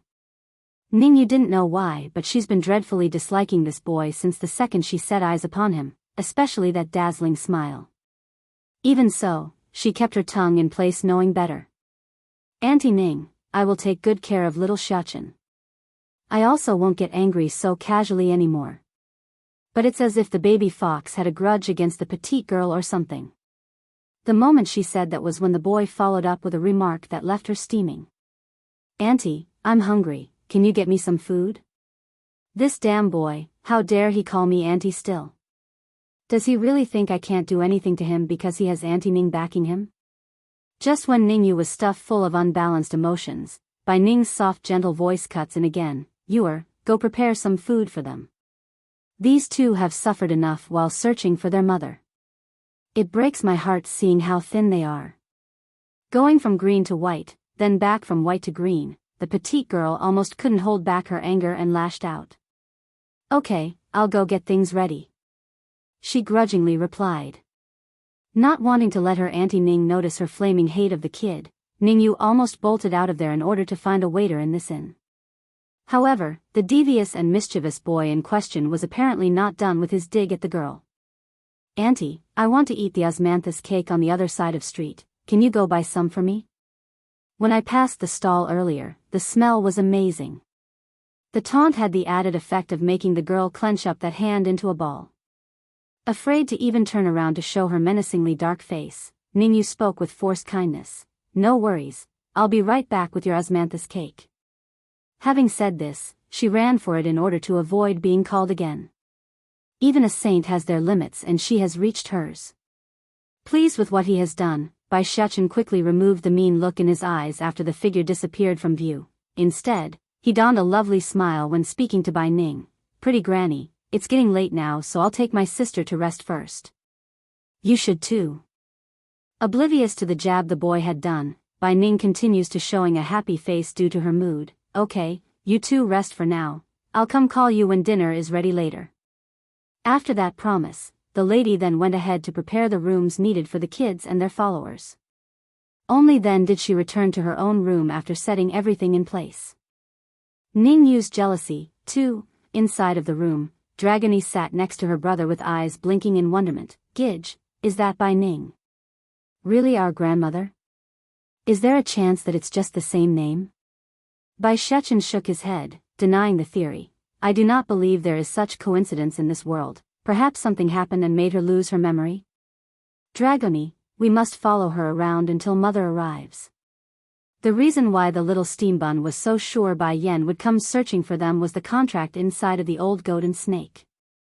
The familiars themselves may not be able to sense their mistress's location, but Bai Yen most certainly could through the bond. Okay, if that's what you want, Gidge. Drawing a sweet smile, the little missy's compliance was as strong as ever. Pung! Suddenly, the door to their room was knocked open, drawing their attention to Ningyu, who barged in on them from the outside. The girl was fierce and aggressive, slamming the box in hand in front of the boy. Here's your stupid cake. So fast, said Bai Shechen with raised eyebrow. It couldn't be something you got from the kitchen and not the next street over, right? Despite the increasingly dark gloom hovering above her face, Ningyu kept her voice low in order to avoid rousing Bai Ning to their conversation. Why are you getting so picky and choosy for? You're nothing but a little beggar that Auntie Ning took in out of kindness. Know your place. Bai Shechen's expression promptly turned somber as he stared down at the smashed box in front of himself. Not only was that remark from the girl an absolute insult, the food was as well in open form. What relationship do you have with pretty granny? He asks with heavier tone. Snorting derisively, I am her niece right now, of course, that's only temporary. In the future I will be her daughter instead. What do you mean by that? You still don't understand? Auntie Ning is going to marry my father, of course she will become my mother afterwards. So, you better stay away from my future mother, you little beggar. The boy could barely hold in the flare of rage brewing from within. You say pretty granny is going to marry your father? Humph, why do I highly doubt that claim? If she really was willing to marry your father, then you wouldn't be calling her auntie still after being together for so long. Although Bai Ning claims that she doesn't know Yun Feng, husband, of the Misty Fairy House, it doesn't matter. The little steambun had a strong intuition she's the one, the long-lost grandmother that they've been searching for. Grandfather is still waiting for her at home, she cannot marry someone else. Also, I won't let anyone coming around to destroy mother's happiness. The issue is just a matter of time. Regardless, you little beggars better stay away from my Auntie Ning, otherwise the pain will be yours to bear. The girl huffs, swinging herself around to leave only to be alarmed by the table being flipped over by the boy behind herself. Standing there in stunned rigidness, Ningyu awkwardly turned around again, surprised by what the kid's doing. She simply didn't have a clue as to what the boy was planning. This also applied to the two bodyguards next door who overheard the commotion and rushed over. Ningyu's jealousy, 3, even though the old goat and snake didn't understand what the boy was trying to pull here, they knew enough then to interrupt the show. Instead, they locked their focus onto Ningyu with a warning glare, saying if you try anything then we would snip you on the spot. What are you doing here? Did you finish buying the cake already? Ningyu was at a loss when this voice cut in from the rear, which made her go pale from not knowing how to react. Biting her lip, she instinctively started to weep in order to win some points. Auntie Ning, I'm sorry. I got lazy and didn't go to the street over for his cake and instead asked the kitchen for some. This likely angered little Xiachen, SOSO. Faintly furrowing up her brow, Bai Ning first glanced at the flipped-over table, then at the weeping girl in question. It's obvious what has happened and she's not pleased at all. Even if you don't want to go out and buy the cake then that's fine, you could have said so to me, why do such deceptive things? What did I teach you since you were little? A person must be trustworthy, that's the basic rule in life. This bashing was not what Ningyu expected. Going stiff and disbelieving in the face, why is that the main focus? Isn't the main focus supposed to be about the table being flipped? How can Auntie Ning be so biased towards the kid? Xiachen, Bai Ning heaves a long helpless sigh upon turning to the boy. If you didn't like the cake she bought then you could have asked her to buy it again, why get so upset? What if you hurt yourself? The boy didn't reply, only flushing red in the eye with tears quickly seeping out. Then as if determined after deciding on something, he reached over to grab onto Dragonie's hand and made a deep bow with his sister. Pretty granny, I'm sorry but we will have to say goodbye now. Alarmed and anxious on her face over that, Bai Ning promptly explained herself, Xiachen, I am not blaming you so don't get angry, I was only worried about your well-being. If you leave now then what about those bad people? what if they come find you again? I am not afraid, me and my sister have come all this way by ourselves. We can keep walking forward if we must. Getting stubborn on his face, the normal blue eye he had was now full crying out. Ningyu to one side could care less about the boy's safety, but she does care a lot about coming out on top of this situation. Sure enough, a touch of gloating pride could be found across this girl's cheeky face. Although Auntie Ning is biased towards this little shit, but as long as I can drive them away then it's all good. At most she will only reprimand me a bit and that's that. Dragony on the other hand still hasn't quite gotten along with the flow yet, which could be seen on her puzzled face at the moment. Huh? Didn't Gidge say we must follow grandmother around no matter what? Why are we leaving all of a sudden? Just when the little dragoness was bewildered by everything, the boy in question suddenly shot her a signaling glance that struck her like lightning. Instantly, she understood and cried out as well. Gidge, I don't want to go. I'm afraid of being taken away as a child wife by those bad people. I'm scared. Meanwhile back over at the doorway, Dragon Flame was absolutely flabbergasted by the two kids' ability to put on a show of this caliber, especially that remark about being a child wife. What a word to use. Don't be afraid, Dragon, I will protect you. Tightly hugging his sister like a stubborn kid that's trying to forcefully put on a mature face, and, even if we encounter greater danger in the future, it's nothing compared to being treated as a beggar. Oh, but I really like pretty Granny.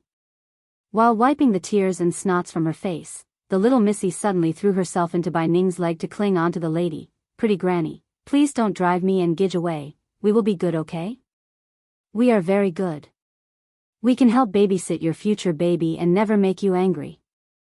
Ning used jealousy, for Bai Ning didn't expect to hear anything like that from the boy's mouth, so her reaction didn't come right away. What little beggar? What's going on? Babysit? What babysit? Where am I supposed to get a baby? She asks everyone in the room, trying to get some clear answers. Timidly looking up to lock eyes with the lady, Dragony puckers her lip like she's suffering from some great grievance. Just now this Andy said you are going to marry her father, and that you are going to be her mother soon.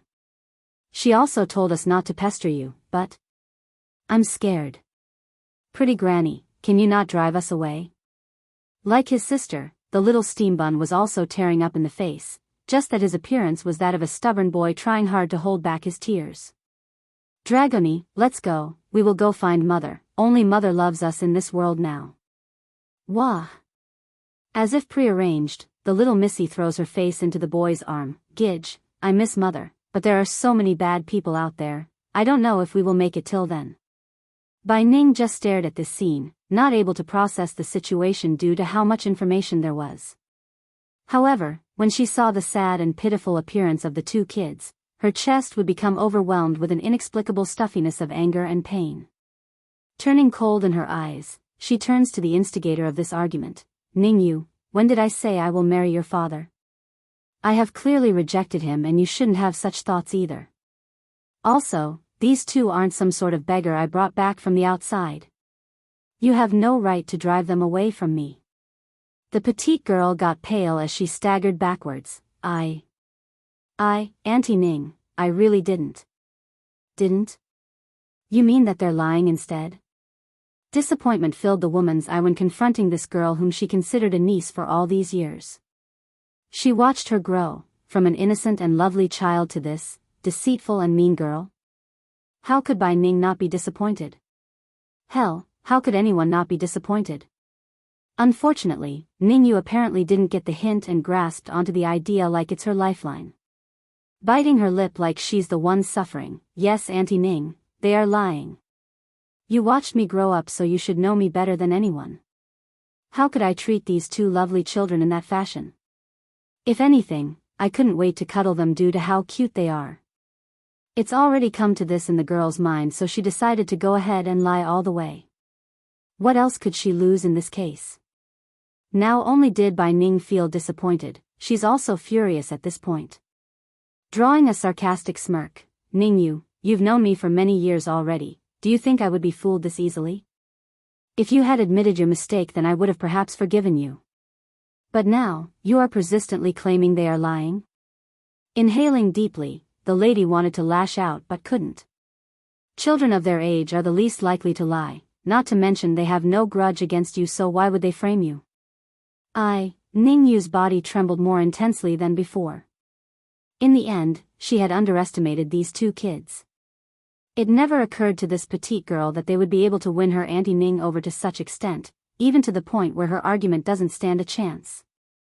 Understanding this much, Ning Yu promptly clenched up her fist and plopped to the ground, those tears flowing down like a hot spring.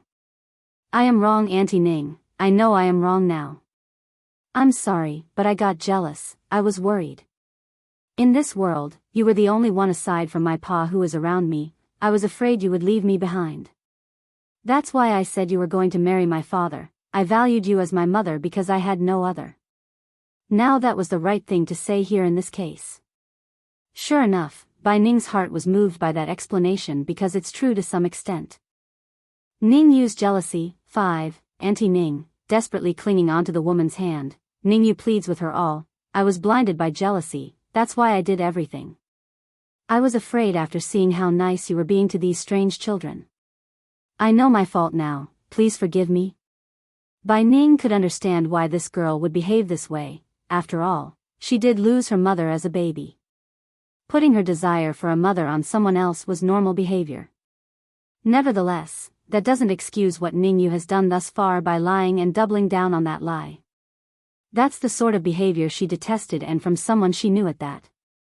Inhaling deeply, the lady eventually steeled her heart because condoning bad behavior would only bring more harm, a lesson must be taught. You've let me down too much today. Go back to your father, I only need Xiachen and Dragony to keep me company during this period. Ning Yu's panicking now. She knows, if she leaves today then coming back out with her Auntie Ning would be close to impossible anymore. Not only that, she might also completely lose her position in the woman's heart and be replaced by these two little shits. Auntie Ning, I really know my wrong, I beg you, please let me stay. I can help you look after these two kids while you're not around. Take care of them. Bai Ning evokes a smirk similar to sneer due to how ridiculous that last bit was. You're not going to be satisfied until you completely drive them away, do you? No, I'm not, please believe me. The girl pleads, her hand desperately grasping onto the woman's sleeve and unwilling to let go. The situation looked bad for Ning Yu regardless how one examined it. However, it's then that the little steam bun stepped in with an unexpected defense. Pretty granny, if she wants to stay then let her. Stunned by the remark, Bai Ning bows down to eye level with the boy. You're not angry anymore? I was never angry, so let her stay, pretty granny, okay? Flashing a wonderful smile, it's hard to believe there's even a hint of malice in the boy's words. Alright, if that's what you wish. Truly, the lady didn't have the will or heart to refuse him, regardless of her own opinion on the matter. Lowering her tone by a notch when speaking to the girl, since Xiachen is defending you then I won't insist on you going back anymore. However, if I find out you were to perform the same mistake again like today then I won't forgive you anymore, understand? Also, I won't ever meet you or your father again in this lifetime. I promise, Auntie Ning, I promise. Relieved inside, Ning Yu couldn't ask for a better outcome. The only issue was the level of pampering the lady was giving to the little steam bun. It's gnawing at her heart and making it unbearable. Then go back to your room first, the kids still need to rest. Stopping to give the boy a rub on the head, Bai Ning didn't bother to give any more attention to the girl behind herself. Now Xiachen, tell me who those bad people are, I will help you get revenge on them so they can't ever come make trouble. Nodding with bright twinkling eyes, a brilliant smile comes out of the boy's face. Pretty granny, if only you are my real granny, then that would be great. Giving a faint chuckle at the boy's comment, you silly, isn't it the same if you just call me pretty granny? Same? Of course not. Bai Xiachen inwardly protests, knowing full well that won't do. What if Grandpa Yunfeng finds out?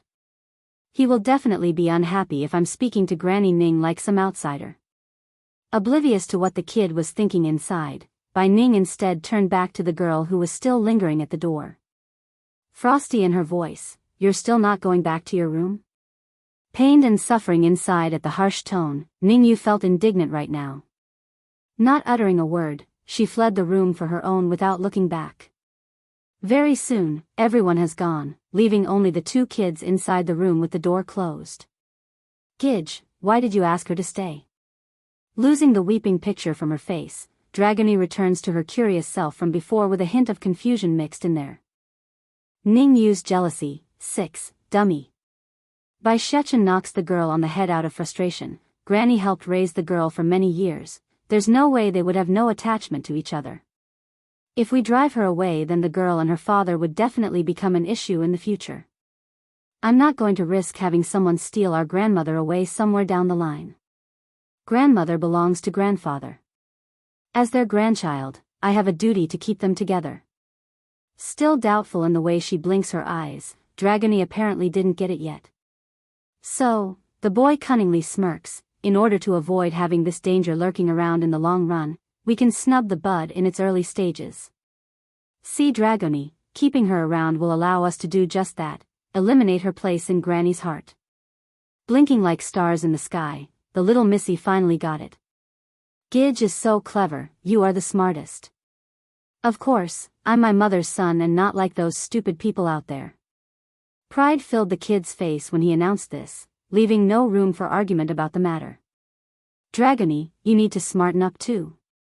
Next time you need to be more cooperate when I start acting, otherwise they might catch on like today.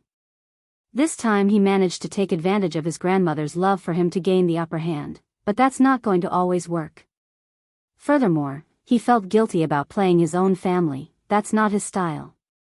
After a long while, Dragony eventually manages to mutter out her own opinion. Gidge, if your father the king hears about your behavior, then he's going to be very sad and angry. The little missy was fully aware of how little Bai Shechen did to help his old man pursue his own mother. So, considering the huge difference in treatment, it's no wonder she would think that way. That's not exactly the same, the boy puckers his lip. Grandfather is someone dear to mother, and grandmother is also someone dear to mother, that's why I would do this. In other words, the reason he wouldn't help Deetsang was because Bai Yen didn't relatively care for the man back then.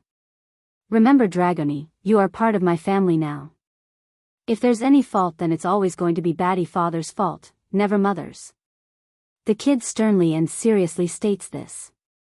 Nodding cluelessly as usual, Dragony didn't object to the idea. Does that mean the king is second in importance? No, the second place is obviously our little sister who hasn't been born yet. As for baddie father, you can put him in third place. Now it was the little missy's turn to be discontented. Puckering her lip to one side, no way, Gidge is third, I like Gidge more. Thankfully Deetsang himself wasn't around to listen to their discussion, otherwise he would be so extremely angry right now due to being placed in last place of this family. Now that's good. Patting the little missy like a good adult, Bai Shechen compliments her before turning to his two bodyguards who's still waiting to one side. Ning Yu's jealousy, 7. Did you hear? If either of you sense my mother's presence, then come inform us right away. Commanding and forceful, there's not an ounce of naivety in the boy's voice. Dragon flame twitched in the corner of his mouth over that order. Seriously, did he even need to be ordered for that? If that woman were anywhere close and he found out, he would run off to her in an instant. Both of you go down then, Bai Shechen cocks a brow before turning back to Dragony with a blossoming smile. You rest also, mother will come find us soon. Giving one final nod, the little missy didn't doubt the boy's words, only trusting and believing his every statement. Back over at Ning Yu's side, the outraged girl had just returned to her own room inside the inn. She's full of anger, right, and wanted to smash something to vent the frustration. However, right as she's about to break the nearest teacup on the table, she stopped halfway out of fear for disturbing Bai Ning. Blasted kid, how dare you set me up? She viciously mutters this to no one in specific. No matter, since you're the one trying to steal my Auntie Ning, then it's you who's going to die. Nothing but a child, regardless of how cunning he is, he can't possibly pose a threat to me with his weak strength. I will find a time where Auntie Ning is not looking and finish him. But before she could figure out her next course of action, the door to her room was suddenly pushed open and in came a familiar figure. Auntie Ning, how come you're here? She hurriedly asks after being startled by the entry. Bai Ning didn't reply to the question, only showing a frown due to the strange atmosphere in the room. In the end, it was the lady herself who breaks the silence with a sigh. I have always thought of you as a good child, but today your behavior is too disappointing. You've let me down. If it wasn't for Xiachen pleading for your case, I wouldn't have kept you around. The truth frightened Ningyu, causing the girl to reach out in a panic. Auntie Ning, I know I am wrong back there, please don't leave me behind.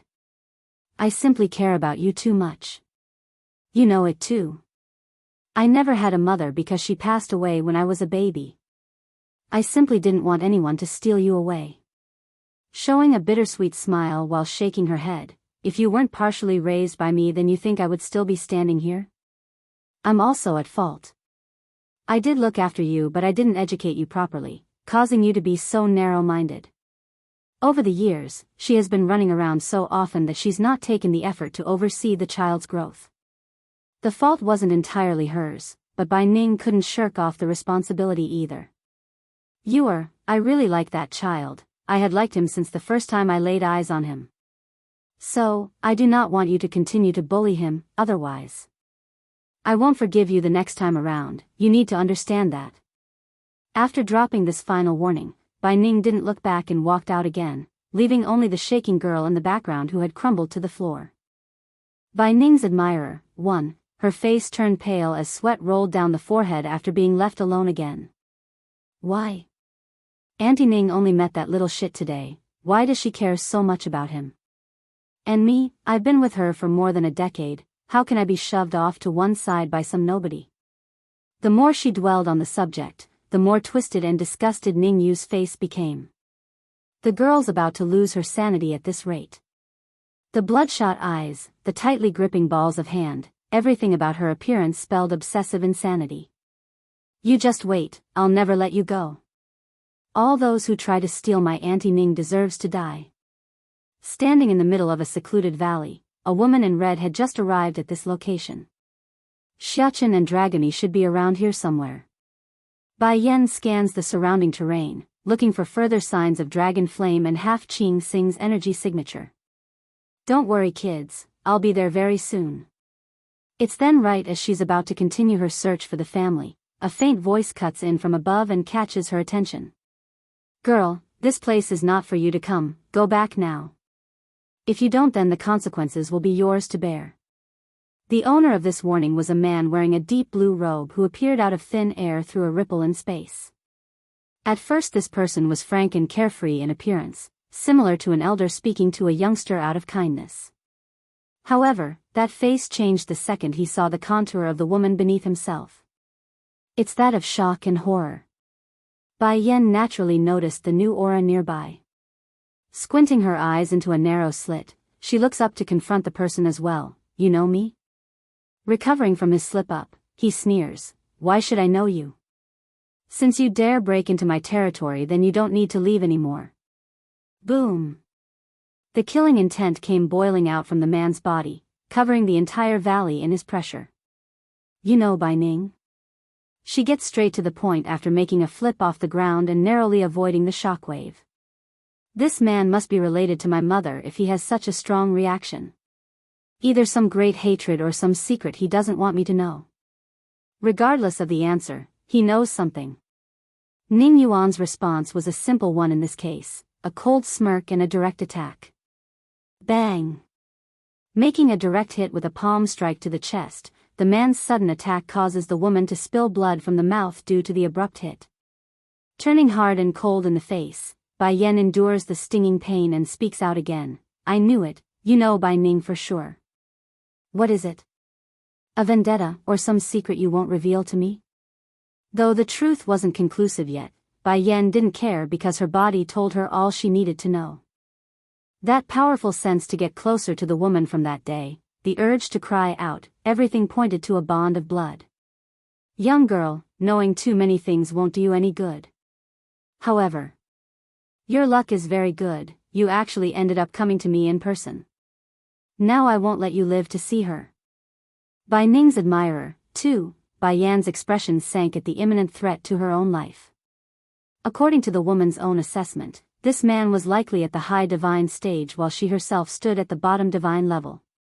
It's not looking good no matter how she waited. For one, she didn't have Dragon Flame or Half-Ching Sing around, so relying on backup was out of the question, and she only has her sword Godslayer around. The terms are not looking good. Flickering a cunning light in her eyes since fighting was out of the question, Bai Yan suddenly cried out and pointed to the area behind the man. Bai Ning? Bai Ning? What? Drained of color from his face, Ning Yuan hurriedly swings his head around in search.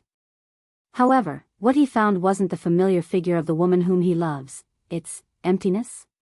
There's nothing, only air and the occasional bristling of the breeze against the greenery.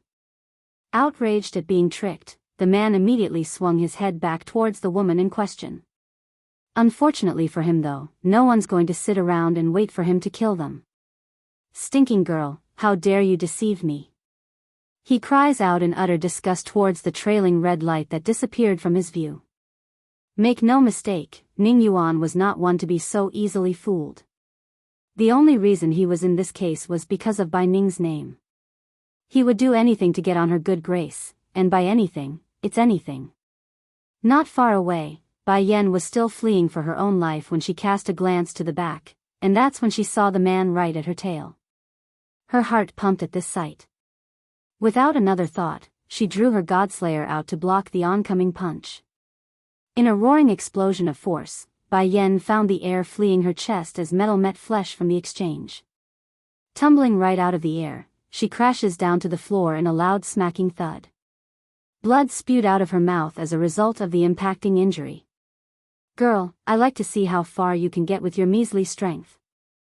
Bai Yan did not respond to the threat, only grasping heavily to her Godslayer while using those watchful eyes to keep a wary look at the enemy in front. But then an idea hit her again upon noticing something. Sneering in her voice, if you're going to kill me anyways, then why not tell me the truth? This way I can at least die without grievance. Cracking a laugh at the woman, Ning Yuan happily obliged over those sweet words. All right, I don't mind at all since you're going to be a corpse soon enough. Taking a couple of steps forward, the pressure surged out of the man's body and swamped over Bai Yan's face and made her flinch. I have no grudge against her, on the contrary, Bai Ning's the woman of my world, I love her. When speaking about his greatest desire, the man gradually lost the murderous intent in his eyes and replaced it with gentle kindness, a sight Bai Yan didn't expect to see from the person. I fell in love with her at first sight years ago. At the time she had just given birth to a daughter not long and sent the baby away. Apparently she was being pursued by some enemy, and that's when I picked her up by passing through. A gleam seems to glow out of his eyes when recalling the past tale. Bai Ning's admirer, 3, but she just won't forget about the other person, always longing for him despite not remembering his name. Why? I've stayed by her side for so long, and I don't even mind if she's married before and with a child. Why won't she accept me? Against that logic, Bai Yan only wanted to snicker a sneer due to how shameless it was. So that's how you assume things? Just because you don't mind, she must marry you then? If I were in her shoe, I wouldn't want to accept a narrow-minded person like you either. You shut up. Ning Yuan snaps back, his eyes spewing glares of fire. You think just because you're her daughter that you're the same? I did so much for her, why wouldn't she be moved? Furthermore, because of her, I ended up having a baby with another woman. Pricking her brow in surprise, Bai Yan didn't expect an excuse like that. She made you have a baby with another woman? That's right. Ning Yuan seemingly couldn't grasp the outrageous logic there and clenched up his face with gritted teeth. That day I was hurt by her denial and mistakenly got myself drunk into bed with another tramp. Originally the experience didn't mean anything, but that harlot bore my child. And then she accused me of being irresponsible. Due to that reasoning, I ended up marrying that whore for her sake. Thankfully Ninger lost all her memories at one point. I still have a chance. Bai Yan's sneering mockery only grew deeper after hearing all that nonsense. Now let me get this straight. You getting drunk and then sleeping with another woman is my mother's fault? Then getting another person pregnant is also my mother's fault? That's the first time I heard something so outrageously stupid. Just admit it, you are nothing but a disgrace that uses the other sex for your own self-indulgence. My mother never had you in her heart and she never will. Going stiff after being pointed out with the truth, Ning Yuan snaps back with crumbling insanity. You filthy bitch, if you keep talking nonsense then I'll kill you now.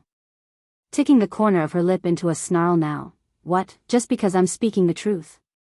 You're only lashing out because you know I'm right. Boom. Raging out with power, the man locks onto Bai Yan with glares of red and death. Die. Whether it be because of her relationship with Ninger, or the words she said just now, this girl must die. Under the barrage of hits coming down from above, Bai Yan's body went flying backwards again until it slammed into a huge oak tree. As a result of the pain, she could barely keep the air inside her lungs at this point. Even so, this woman who never backed down in her life continues to resist, standing up and continuing to confront the man's pressure.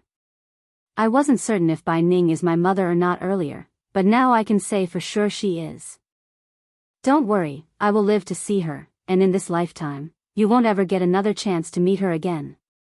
The woman's voice remains unyielding as ever, a fitting stance for someone so stubborn and proud. Shut up, you shut up. Perhaps it's panic or fear of what might occur from the promise of the woman. Ning Yuan's attacks grew more powerful with each hit he threw out, yet. Unlike the last assault, Bai Yan's figure never once took a step back, not one. Bai Ning's admirer, for Ning Yuan may not want to let this woman in front of himself live, but not even he could ignore how persistent the lady was by rooting herself to the spot.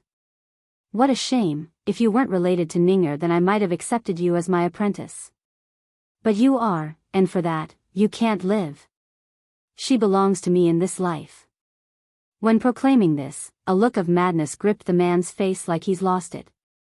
Huffing a grunt at the shamelessness, you think just because you wish it that you will be able to stop her from returning to her family? Aside from me, there are many others looking for her. One day my father too will find her. Wordless at the notion, Ning Yuan flared red and reappeared before Bai Yan's face, his hand tightly clenching the lady's collar like a lunatic. Tell me, where the hell is that man? If I kill him then no one can take her. Naturally she wouldn't spill the beans and mocked him some more with her smirk. Damn wench, if you don't tell me then I will make you suffer more than death. So what's the plan here by provoking someone that's lost all reasoning? If it was earlier then Bai Yan wouldn't have any of course, however, that changed the moment she crashed into the oak tree. Just now the bond between her and the old goat has reconnected, meaning she's able to call her two familiars over. Time, that's what she needed, and that's exactly why she's stalling. If you want to know then why not ask my mother instead? Ho ho. A snarling growl filled Ning Yuan's lip. If she was willing to say then she would have told me before she lost her memory. Now I got no way to find out because she can't even remember. I'm giving you one more chance, tell me now. Leaning against the stump of the fallen oak, Bai Yan didn't care and closed her eyes to allow the man free range to wrangle her collar. Silence was the best and it's the reason he's keeping her alive. You slut. Bang. Aggravated by the resistance, Ning Yuan throws another punch, but this time it's for the lady's face instead. Sensing it due to the wind blowing in from the front, Bai Yan reflexively blocked with her Godslayer. Just like the last time, the recoiling shockwave was devastating when flesh met metal, causing the lady to throw up blood from the mouth again and making her complexion go pale white. Not done yet, the man throws another, and several more punches in quick succession afterwards. But right when he's about to finish the job after losing his mind, he somehow couldn't. Inches, only inches away, Ning Yuan's fist stalled, hanging there in midair like he's frozen solid. Bai Yan also noticed this oddity, believing her life was about to end as well at first, but then she soon realized why. Looking down, a muscular hand of pristine grace had wound itself around her waist, giving the lady the oh-so-familiar protective sensation from way past. Bai Ning's admirer, 5, Yifeng, why are you here? She murmurs this out without a second thought, almost tearing up due to his godbrother's sudden arrival. This man saved me again. I might not ever be able to repay the debts to him at this rate. Chu Yifeng didn't respond right away, only loosening his hands first and pulling the lady behind himself for protection. Wait here for me. After saying that, the picturesque man then locks onto the foolish foe who still doesn't understand who the interloper was. Boy, you'd better mind your own business, otherwise. Ning Yan narrows his into a squint, the threat obvious. Acting like he's not heard the warning at all, Chu Yifeng presses forward with casual strides that seemingly made Ning Yuan flinch from the mountainous pressure coming off of his existence. The strength of this kid, it's not normal. Ning Yuan inwardly exclaims, finally realizing the boy wasn't someone he could easily crush if he didn't take him seriously. Do you know what kind of ending befalls those who hurt her? The young man's voice was faint but bitter and cold. They have all died after I hunted them to the end of this world to make sure they regret it. Bai Yan went stiff after hearing that. True, this man whom she thought of as a brother has done exactly that since she arrived at the Holy Land. Never did he allow those who hurt her to get away afterwards. But sadly, she could never answer his feelings knowing fully well what he wanted, and for that, she owes him. Pursing her lip in the back, the lady suddenly found herself unable to look away from that stoic figure. She doesn't know why either, but she just got this strange feeling that the man before him has changed in some way since the last time she saw him. What was the change? Well, she doesn't know what either, it's just different. But then it hit her. From within the deepest part of Bai Yan's brain, a fleeting figure of someone she met only recently appeared. It's Chu Yi God's figure. Yifeng, what sort of relationship do you exactly have with that God? She blubbers this out with uncertainty in her voice. Me and Bai Ning looking similar can be blamed on us being mother and daughter, we're blood related, but what's the deal with the two? They're practically printed out of the same silhouette. Aside from the aura that's slightly different, there's no difference. Chu Yifeng stopped moving then, giving the lady the illusion that he's stiff and rigid like she's caught onto something critical. Nevertheless, the strange behavior he had soon recovered to focus back on Ning Yuan who had begun his attack. I told everything to this stinking bitch, no matter what she must die here today. The scum vows inwardly after throwing the first punch. Chu Yifeng remains unfazed and indifferent as ever naturally, even if his opponent was an incredibly strong one. With a wave of his sleeve, he repels the first attack in addition to throwing a punch of his own. Boom! In an instant, powerful shockwaves rocked the valley due to their fists colliding with one another. Trees were destroyed, rocks crushed, and the whole terrain a cratering mess. Yifeng! Bai Yan cries out in urgency. Looking behind herself, she attempts to find signs of her two familiars who should be arriving soon. Sadly, they were nowhere to be found still and left her disappointed and panicking. Mother and daughter reunion. 1. Ning Yuan was furious as the fire burned within his chest. He wanted to bypass this young man whom kept getting in his way but couldn't. Yenner, you go first. Sensing the murderous gaze flying over to the woman behind himself, Chu Yifeng faintly mutters this out as a precaution. I'll come to you later, so leave first. Bai Yan didn't comply like the man wished, only staring coldly at Ning Yuan who's also shooting death glares in return. Please leave first. Finding no movement, Chu Yifeng says it a second time. Don't worry, I will be alright. Now go back, your baby needs tending. Bai Yan trembled at the reminder, this man, he's always like this, so tendering and caring. Just now during the fighting she may have focused all her energy around the stomach area in order to protect the baby, but a bit of the scum's residual force still managed to get inside despite her efforts. So, unless she takes good care of the injury soon, it would inevitably harm her unborn child inside. Wait for me, Yifeng, I'll be back soon. Giving one final glance of guilt, Bai Yan rapidly turned away knowing she's leaving him behind to his own bidding. Stop. Ning Yuan went pale at this sight. Despite wanting to stop this from happening, the scum couldn't go any further because the second he took a step forward, the young man's figure had come again and blocked his path. Your opponent is me. Always as indifferent but with a cold chilling note, Chu Yifeng's expressionless face was unreadable, which only provoked the scum further in this manner. Both men are powerful individuals in their own right. As a result, the friction and force created by their auras pounding against each other was incredible and awe-inspiring. Boy, the woman's baby, it's not your child, is it? Yifeng didn't answer, only calmly gazing at the scum for signs of movement. And due to this silent attitude, it gave the bastard the answer that he wanted. Is it worth it for a woman who would bear another man's child? Ning Yuan throws another punch after saying that but was caught by the boy's hand instead. In this scum's view, the woman he loves could only bear his child and no one else's, that's why he's getting so confident. So what? So what? This light and mild retort from Chu Yifeng left the scum stunned and blown away. Truly, Ning Yuan never expected another man to be able to withstand such a thing. That's equivalent to a wife cheating on their husband in his mind. I promised her before in this life that I will never let anyone hurt her and her children, that means no one.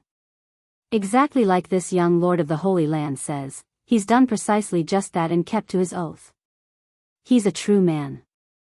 So, as if making a statement, the grip around Chu Yifeng's hand tightens again, creating a crunching sound against the scum's fist. Is this boy really stupid or just acting? Dilating his eyes inwardly, Ning Yuan couldn't believe his own ears right now. It's already bad enough to protect another man's woman, now he's also protecting another man's child. Isn't this as stupid as it comes? Ning Yuan couldn't hold back his derisive sneer at the thought. You don't want me to kill her? Fine, I will make sure I kill her then. Boy, I admit you're quite the strong one, but compared to me, you're still lacking. As usual, Chu Yifeng didn't speak and ignored the man's taunt, which only made the scum more outraged and more furious as he withdrew his fist. Now an immeasurable force hovers around both men's body like it's going to crack the sky itself. Mother and daughter reunion, too. Baiyan's figure shuttled through the trees at incredible speed after she made her escape, only stopping after her body could no longer sustain itself due to fatigue. Sweating droplets across her forehead, she wordless rubbed her own belly since the last of her excess energy was spent on protecting the baby. I'm sorry for putting you in danger, I'll check on you right away. Gently smiling, she then quickly pulled out a replenishment pill to help recover some of her lost strength for the task. But I believe in you, my baby. No matter what happens, you will continue to stay with me because you are strong. Seemingly able to hear her cooing voice, the unborn child sends a heavy kick to her tummy as a response. It still hurts for Bai Yan to have a strong bump like that, but it made her happy nevertheless to know the child's well. Minutes later, after examining various parts of her own body, the lady frowns and mutters to herself, I guess I underestimated the strength of a high divine after all, his power hit me harder than I thought. Recovering from this will be more difficult than expected. It's then at this moment a flashing image of Ning Yuan's face popped up again, causing her eyes to tighten into a cold chilling glare. But regardless of what happens, I will make sure his plan doesn't succeed. I will find my mother in this life, and I'll make sure she learns the truth. After vowing to herself on future plans, the lady attempts to get up again to no success. The pain from pulling at her wound left her breathless and gasping for air then. However, she didn't need to move. Exactly right as she's deliberating on what to do, two familiar energy signatures had caught her attention. Swinging her head around with a joyous smile, she could see it was none other than Dragon Flame and Half Qing Sing. Dragon Flame, Half Qing Sing, you're finally here. But where's Dragony and Shechen, shouldn't they be with you? Twitching in the corner of his mouth, the old goat really wanted to bash at the lady for being so inconsiderate when they rushed over with such haste. I've came as soon as I got your message, so I couldn't inform him in time. Are you hurt? Drawing a happy-go-lucky smile of his own, the old goat was enjoying the sight of the lady being in such a messy state. Ragged clothes on her body, blood stains here and there, what a sight to behold. Humph. That's what you get for scheming against me. I really should go thank the one who did the deed. Bai Yan naturally perceived the guy's thought, however, she didn't care and kept herself from arguing. 300 meters from here are two people, they're fighting right now. The one wearing the white robe is Shechen's godfather, I want both of you to go help him immediately. Dragon Flame and Half Qing Sing both didn't want to help, of course, they got nothing to do with that conflict, but because of the constraints placed onto their soul due to the soul-binding contract, they could only do as ordered. Though begrudgingly, of course. Mother and daughter reunion, 3, oh right. Seeing that the two were about to go, Bai Yan hurried to ask for one last key detail, where is my son and daughter? I'll go to them right now. Inside the largest inn of Lucheng City, Dragon Flame threw out this answer without struggle, they should be waiting for you there. Done with that, the old goat and snake immediately took to the air and hurried over to the indicated location. The pair may not like helping the lady in whatever matter she has gotten herself into, but they knew enough their freedom relied on satisfying the wishes of their newfound mistress, hence their hurried pace. This is good, Yifeng should be fine with those two going to help him. It's time I went to find Xiachen and Dragoni. Bai Yan thought, pulling herself up from the floor and giving one final bittersweet glance before heading for the nearby city. Inside the inn, Bai Xiachen had been holing himself up inside the room with his sister after they decided to stay here. He's very bored, but also very worried at the same time, which could be seen by the frown and constant sighing from his mouth. Why didn't mother come find me yet? Pressing his chin against the hand that's finicking around with the chopstick, he turns to Dragoni for some comfort. What am I supposed to do? I miss mother so much. Despite the woes of the boy who did nothing but mope before the many dishes on the table, the young dragoness on the other hand was gobbling up the food with great interest when she looked up. Gidge, you don't want to eat? I don't have an appetite if mother is not around. Placing the chopstick down after giving that comment, he just stared at the table for no reason before breaking out into another sigh. Dragoni, why hasn't she come for us yet? Do you think she has already taken a liking to a new baby and don't want me anymore? The boy's expression dissolves into that of someone suffering some great grievance, that voice pathetic and whiny now. Then before anyone could reply to the kid's pointless muttering, his ears pricked up and he slammed the table with his hands while jolting up. Dragoni didn't expect this and also jerked at the sudden commotion of course. Food in her mouth, she cluelessly inquired for details, what's wrong? But without giving an answer, Bai Xiachen ignored the wondering eyes of his sister and quickly ran out the door. As soon as he did so was when he saw the familiar red dress that he's been waiting for. Likewise, Bai Yan had also noticed the little steam bun that's gazing down at herself from the second floor of this establishment. She didn't bother to hide her relief and happiness while standing in the main lobby where the rest of the patrons were. Immediately opening up her arms at the boy who had literally threw himself into the air, the lady happily welcomed the warm emotional welcome. Mother. The boy locked onto his mother's body like glue, refusing to let go in the slightest. Why did it take you so long to find me, mother? Are you already in favor of another baby and not want me anymore? Amused by the silly remark from her son, Bai Yan's first reaction was to scratch his nose to remove the idea. Silly, why would your mother I go look for another child when you are so adorable and cute and sensible? Only with that comforting phrase did the little steam bun release his genuine smile of happiness after being so glum for all these days of wandering. Burying his face into the woman's chest to seek comfort, Mother, I missed you so much. Before I went into the secret domain in order to grow stronger so I couldn't see you at all, and then it was not easy to get a glimpse of you after you and Batty Father came to find me. In total I barely got to be with you for more than a few days in the past few months. Mother and daughter reunion, 4. One hand wounding tightly around the boy's tiny body, the other around his head, Bai Yan heavily hugged her son to no end in order to make up for their separation.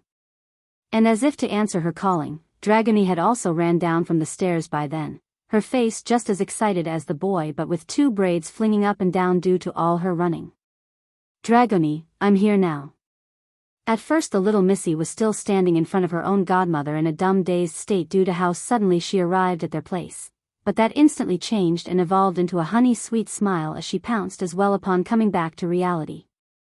Now it was Bai Yan who was taken aback by how much these 2 kids were attaching themselves to her. Truly, she never expected they would miss her to such an extent. Looks like I was wrong from the very start, making them wait at the demon realm wouldn't have worked from the beginning considering Xiachen's clingy personality. I should have expected this. Mother, Bai Xiachen suddenly grabs onto the lady's hand after the embrace. I have something to tell you, But before the boy could divulge whatever's on his mind, a soft gentle voice had come in from the second floor and catching the group's attention. Xiachen, did your mother come find you? Drawn by the signature of that voice, Bai Yan turns to look upwards and was rewarded with the familiar blue dress and face from not long ago. To say the person was a body double of herself wasn't an understatement. Likewise, Bai Ning also did the same in this case. Though she already knew Bai Xiachen's mother was very similar to herself in appearance, but the level of likeness was uncanny even to her own eyes. You, Bai Yan's voice sounding shaken by the encounter, she splutters and ends up saying nothing due to the emotional waves running inside.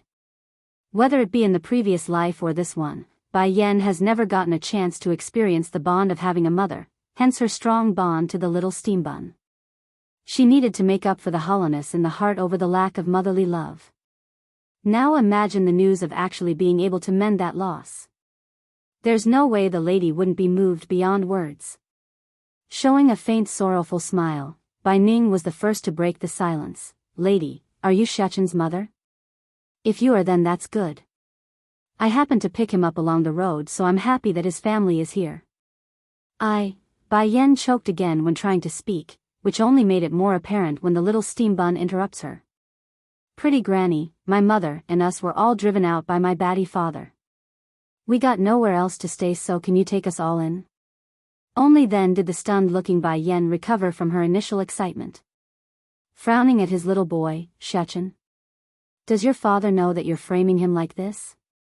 Naturally, the boy knew exactly what his mother was indicating to with her questioning face, but didn't care. Showing teary eyes, the kid continues to stare at his grandmother for help. Meanwhile, on the other end, Bai Ning was lighting up at being begged to let them stay. To be clear, she was just as hesitant to see the group go, so this arrangement was like a windfall, the perfect setup in her view if she could have it. If lady wishes to stay, then of course that's fine. Your decision. A while later, after staying quiet, Bai Yan finally got to express her opinion. My name is Bai Yan, you can call me Yenner. I'm somewhat unaccustomed to being called lady, so please call me by what my family and friends do. Flashing a smile of hope, the woman didn't bother to hide the level of yearning in her voice now. Mother and daughter reunion, 5, happy to oblige the request, Bai Ning said, all right, how can I refuse when you're insisting already? I will call you Yenner from now on. By the way, do we know each other at some point? Her soft gentle voice left Bai Yan visibly shaken because the way she said it hinted at something else. Truth is, I don't remember much about my past anymore, but I always felt like I should have a daughter. I know this because I was holding a baby's doo-doo when I came to again after losing my memories. So, I've always believed my loved ones would come find me one day. Making a sigh, the lamenting lady's mind faded back to the time where she would yearn for someone to come seek her return to where family and friends waited. Sadly, that day never came, and eventually she too began to lose hope, replacing the feeling with disappointment and regret. Bai Yan acted right away upon hearing that shocking revelation. Dilating her eyes into a squint, she promptly shot her spiritual feelers out for examination. The patient herself naturally sensed the intrusion into her own body, but Bai Ning didn't resist and closed her eyes instead, thus allowing the other side to freely explore her condition. Make no mistake, she would never allow someone free-range exploration of her inner body, especially someone she's just met and no longer than a few minutes. However, a strong urging from deep within told Bai Ning to get closer to this young lady without any specific reasoning. Mother, Bai Shechen blinks and turns to ask his parent, is something wrong with pretty granny's body? Showing a complex expression, Bai Yan eventually spoke to explain her findings. Her memories has been sealed, that's why she couldn't remember the past. Sealed? Visibly shaken by the news, Bai Ning furrowed her temple until the entire face had scrunched up. My memory loss is not because of an injury, but a seal? Who could have done this to me? It looks like she is unaware of her own memories being sealed. Bai Yan thought, her eyes narrowing into a dangerous slit because she could already guess who did it. Forgive me for asking, but do you know someone by the name of Ning Yuan? Brother Yuan, you know him? Surprise apparent on her face, Bai Ning reveals a smile at the mention of the name. During the years when I lost my memory, it was Brother Yuan who kept me company. He's a good person and saved me from danger several times already, so I consider him someone as close as a brother. The only shame is Brother Yuan having unwanted ideas about me, otherwise I wouldn't have snubbed him and kept my distance lately. Bai Yan could see the sort of face her mother made at the mention of that scum, that's why she held back on saying more than it's required right now. Trying to poke at someone who's made such good memories in someone that has lost their past wouldn't be a wise choice. In fact, it could ruin her own chances of taking back her own mother before their relationship could even begin. Auntie Ning. Dun dun dun. A series of running steps unloaded between the stairs, followed closely by the appearance of a beautiful-looking young girl hovering on the petite size. Though that face was innocent and kind-looking on the surface, but the dirty light in those eyes couldn't be completely hidden when skimming over the kids in that moment. Auntie Ning, this lady is... Oh, her name is Bai Yan, Xiaoqin's mother. Bai Ning didn't know why either, but she just didn't want to make the introduction, hence the faint frown on her face when speaking. Mother and daughter reunion, 6, Yener, this is Ning Yu, Ning Yuan's daughter. Bai Ning also introduces the petite girl after composing herself, but that's all, a simple introduction without any extra detail of someone happy to do so. Ning Yuan's daughter? Without bothering to hide the negative opinion of the girl upon remembering the scum's attempt at her own life, Bai Yan's face definitely fell on the negative side of the scale. Sister Bai Yan, Ning Yu naturally didn't miss the behavior but nevertheless kept to her smile. Heck, she even managed to hide her disgust of the other side entirely when speaking this time. Xiaoqin is a very cute child. Although I like him a lot and can't bear to see him go, but you are his family, so it's only right he leaves with you. Humph. Throwing shots then was none other than Dragony, who's been listening from one side. She's very unhappy and openly snorted. The girl clearly called us little beggars before and wanted to get rid of us. Talk about disgusting to change face that quickly. Oh, I forgot to tell you this, soft and light-spoken. Bai Ning's voice didn't hide the happiness in there when explaining. Yener is going to be staying with us for the time being, so Xiaoqin and Dragony aren't leaving. One could literally see Ning Yu's face drop into an icicle white during that moment. It just couldn't be helped. The petite girl was actually quite happy inside when she realized the mother of these two brats were here, yet instead of getting rid of them both, there's going to be another one added? What's worse was the face of this supposed lady called Bai Yan. How could she be so similar in appearance? Suddenly, an idea flashed within Ning Yu's mind, causing her eyes to stare out in horror. It can't be. Is she? Is this lady Auntie Ning's daughter? The more she thought about the idea, the more Ning Yu felt it to be the case. However, the second she noticed the added attention of her Auntie Ning from the side, the petite girl immediately reverted back to her jolly-go-happy face. That's wonderful. Does that mean I will have a sister from now on? Auntie Ning, you can't forget about me just because Sister Bai Yan is around. After throwing that out there, the girl promptly hooked her arms around Bai Ning's in a playful manner, her face acting all innocent and cute. In her own defense, the performance definitely hit the mark there, which could be seen in the appeased face of her Auntie Ning's. Yener, you must have worked really hard in order to find your way here to these kids. First take a rest at this inn. Don't worry, if your terrible husband comes around then I'll throw him out with the broom. Bai Yan's face visible went black in that second and turned to eye her boy for some answer. In response, Bai Xiaoqin only stuck his tongue out in guilty conscience because he's obviously been caught red-handed. Bai Yan had wanted to address mother like she should but quickly remembered to stop herself. Changing her words, Auntie Ning, I will take Xiaoqin and Dragony to rest first. Despite her efforts to remain silent on the secret, Bai Ning's ear wasn't one to be fooled so easily.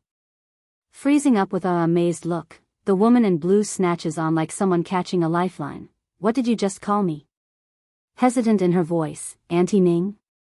No, not that, the word earlier. Did you call me mother? Truly, this woman who lost her memories didn't know why she's acting this way either. She's just... Well, she just could hold herself back and began to weep.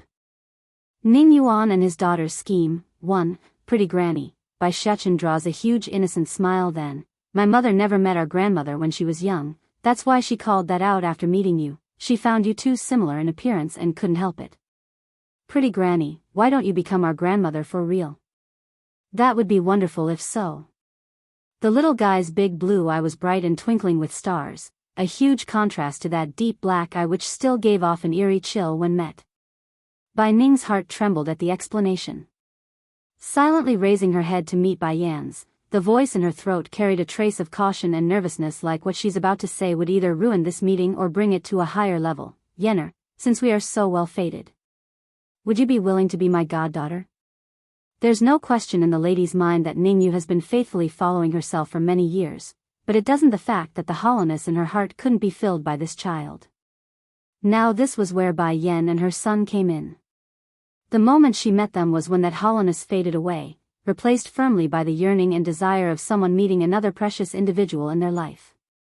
This feeling was indescribable and difficult to ignore. Auntie Ning. Ningyu finally lost it, her nails deeply piercing into her own palm at the way the situation was heading for. Based on what? Based on what can this woman and her 2 kids steal my Auntie Ning? What right do they have to steal someone else's important person? Despite the outcry, Bai Ning continues to remain oblivious to the effects of her own words. It's crushing the petite girl inside. It's not like the lady was being cruel on this matter, she's just too fearful of being rejected right now by the one person whom she yearns for the most. Likewise, Bai Yan also felt that connection right now, making her all emotional as her hands pressed against her own chest. Is this what they call mother and daughter bond? Mother, soft and shaky, Bai Yan's one word stiffened the nervous grandmother and unsealed the dam of tears already swelling around the eyes. Good child, from this day forward you are my daughter. Don't worry, you're children and you will never be in danger anymore, I will protect you all. Looking at Bai Ning's elated face, Bai Yan didn't say anything more. She knows revealing any bad news regarding Ning Yuan would be foolish and crushing to her own biological mother at this moment. However, that doesn't mean the situation wouldn't change once she got a chance to tend to that seal inside her mother's head. Thank you, mother, but me and the kids are getting tired, so I'll take them to their rooms first. Oh yes, silly me, you must be tired after coming all this way to find them. Go ahead, their rooms are just upstairs.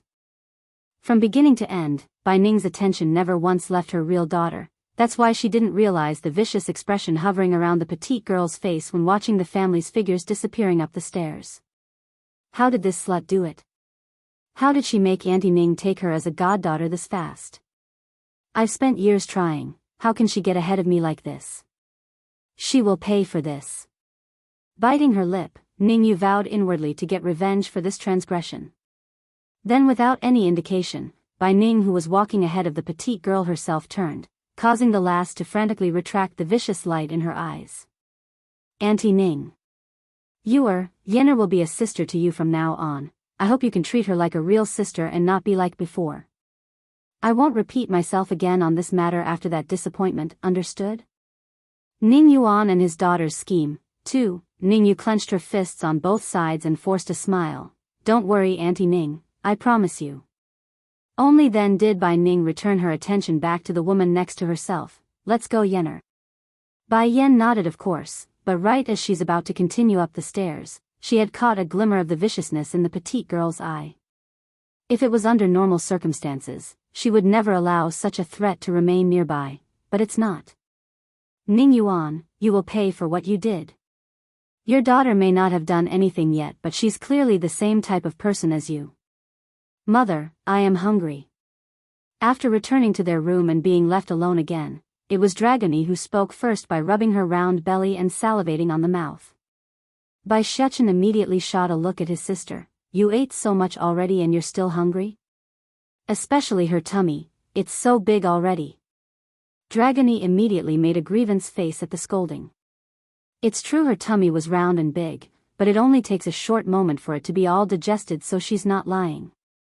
Against this picture from her daughter, Bai Yan could already guess what she's thinking. Knocking on the little head with her knuckle, didn't I tell you not to eat random things? If you continue to be like this, then you might get indigestion like the last time. Seriously, what is this girl thinking? Didn't she learn from the last time by eating all those humans? Now she wants to eat Ningyu? Oh. Hanging her head pitifully, Dragony complies readily. I will listen to mother, I won't eat her. Gidge, big brother, already said so. Mother is always first, so I must listen to her words unconditionally. Even if I'm hungry, I can't eat Ningyu. Not long after the small interaction inside their room, two familiar energy signatures had caught Bai Yan's attention while they were resting. It was half Qing Xing and Dragon Flame who has returned from their mission. Feeling a heavy weight lift off her shoulder, the lady urgently wanted some news. How did it go?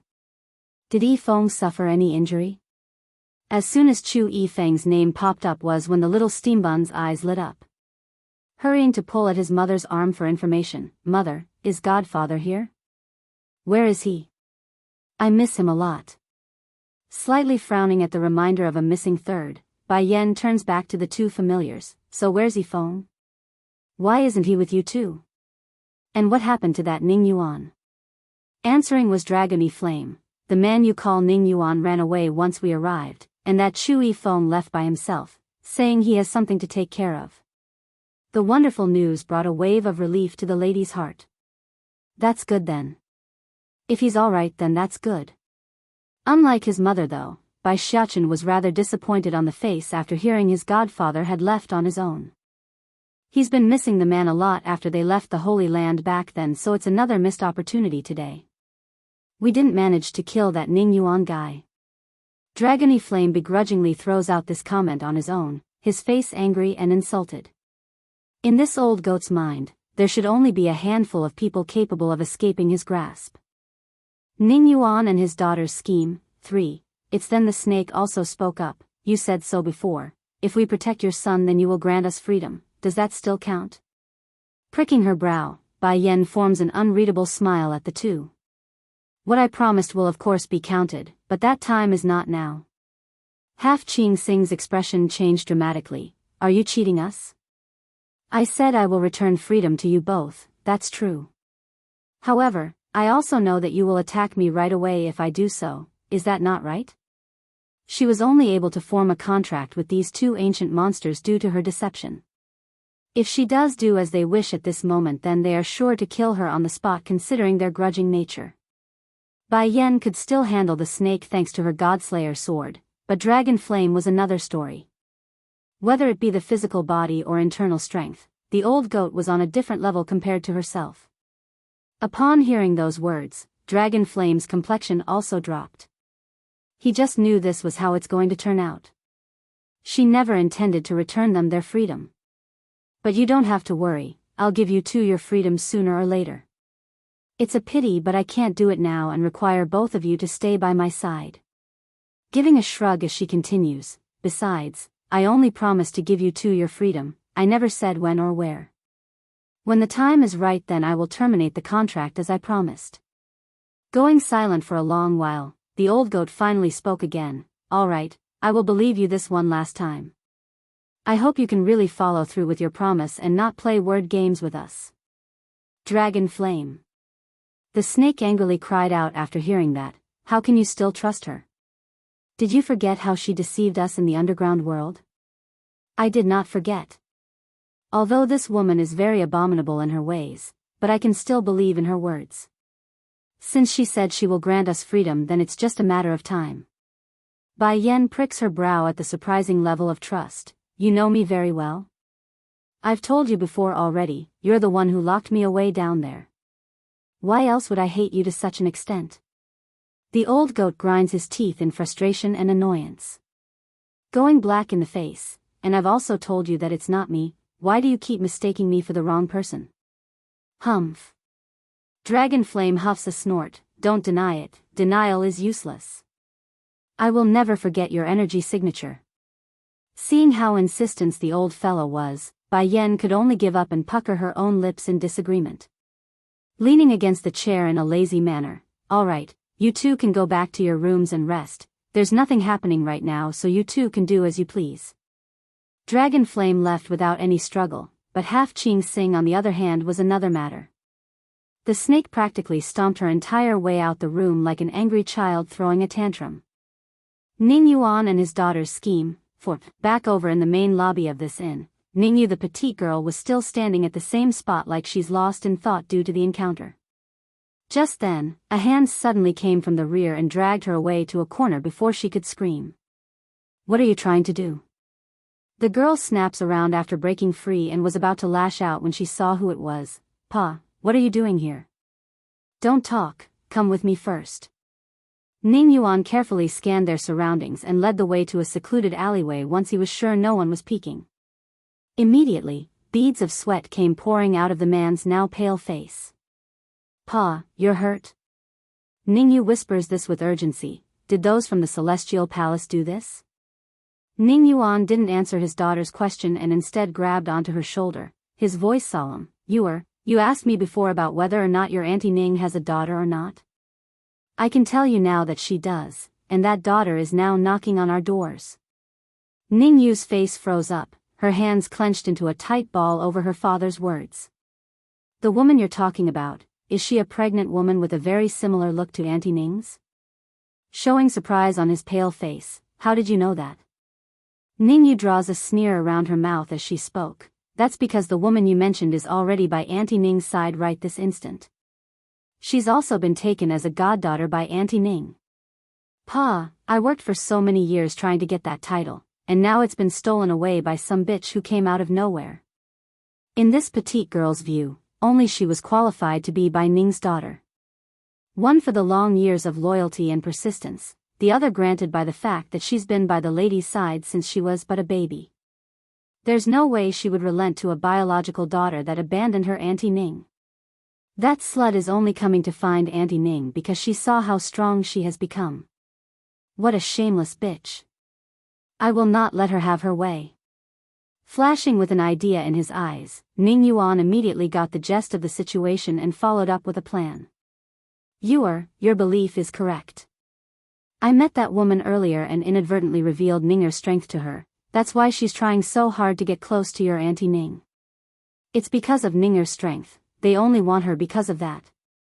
Originally Ning Yu's comments and hateful thoughts were only speculations on her own part, there's no real evidence to back it up. However, this time it's different if her father was saying what she believed in as well. Immediately, a distorted look appeared on the petite girl's face. I just knew it. When I first laid eyes on her I just knew she wasn't a good person. I can't let this go. I must go tell Auntie Ning the truth. Wait. Seeing how his daughter's about to leave, Ning Yuan hurriedly caught the girl by the shoulder again. Frowning, Ninger doesn't know the woman is her own biological daughter yet. Daughter, you need to think this through. Do you believe your Auntie Ning will believe your words about a child harming their parents? Stopping in her feet now after that reminder, a frustrated and vicious light appeared on the girl's face as she stood there, awaiting the next words to come. You know it as well. Your Auntie Ning may have been abandoned by her family years ago, but she still longed for them to come retrieve her. If you tell her that evil woman is her biological daughter, what do you think she would do? The man continues to lead his daughter down a projected train of thought with his words. Ning Yuan and his daughter's scheme. 5. Ning Yu's face had turned stiff as she closed her own eyes to remember why she's doing this again. Then by the time she opened them again, the initial hesitation had dampened but still there once the image of Bai Ning's face came up. Pa, you are right, even if those people make a bigger mistake, Auntie Ning will still forgive them, otherwise why else would she continue to yearn for those wolves for all these years? I have to let Auntie Ning become disappointed in that woman. I will save her. Good child. Full of gentle love in his voice, Ning Yuan's smile looked like he's doing something great and kind despite the cruel nature of what's trying to pull. I will need you to help me with something, okay? What's is it? Ning Yu asks with willingness in her voice. As long as it's to help take down Auntie Ning's daughter then I'm willing to do anything. I have here a poison, you will go sneak this to that woman and get her to eat it. She will die for sure afterwards. Poison? Stunned for a second, Ning Yu silently stares down at the green beady little thing in her father's hand. Slightly panicking in her voice, Pa, what if Auntie Ning finds out about this? If she finds out then she will hate me for sure. You know it as well, Pa, I never had a mother since I was born, I can't afford to have her hate me. She was indeed very willing to deal with the likes of Bai Yan and her brats, but that's only to the extent of shaming them with misunderstanding and misunderstanding. That way they would leave on their own and she herself not taking any risk. Now she's supposed to put her head on the line? Unsure and not knowing what to do, the girl tries to deflect the idea. Pa, I don't think this is the way to go. What if they find out? How about I lure her outside and you kill her instead? Now it was the scum's turn to go stiff in the face over the proposal. It's true in his opinion Bai Yan wasn't as strong as him in person, but there are too many capable talents around the lady. Take his injuries here for example, it was done in by that group. Now his daughter wants him to attack the woman instead? As if he had the guts. Making a couple of dry coughs to ready his excuse, daughter, you need not be afraid, there's no way your Auntie Ning would dislike you. No matter what you do, you will always be her favorite person.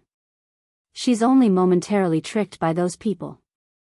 Once that woman dies, then she will naturally recover and return to us. In the end, under the constant pressuring of her father, Ningyu nervously retrieves the green pill into her own hand. Pa, I understand, I will do as you say. Good child, a soft luster filled the man's face over the success. Don't worry, once that evil wolf of a daughter is dead, no one will ever try to fight you for Ningya's attention. Perhaps it's the fear of being caught, or the fear of actually killing someone for the first time, but it took a very long time before the petite girl could take the first step into the inn after leaving her old man in the alleyway. You are. From out of the blue, a faint feministic sound came down from the second floor, causing the already agitated Ningyu to jerk upwards in fright due to being startled.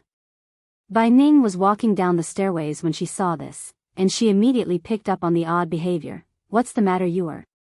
No, nothing.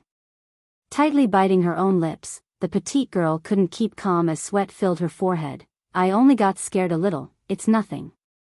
Ning Yuan and his daughter's scheme. 6, that's so?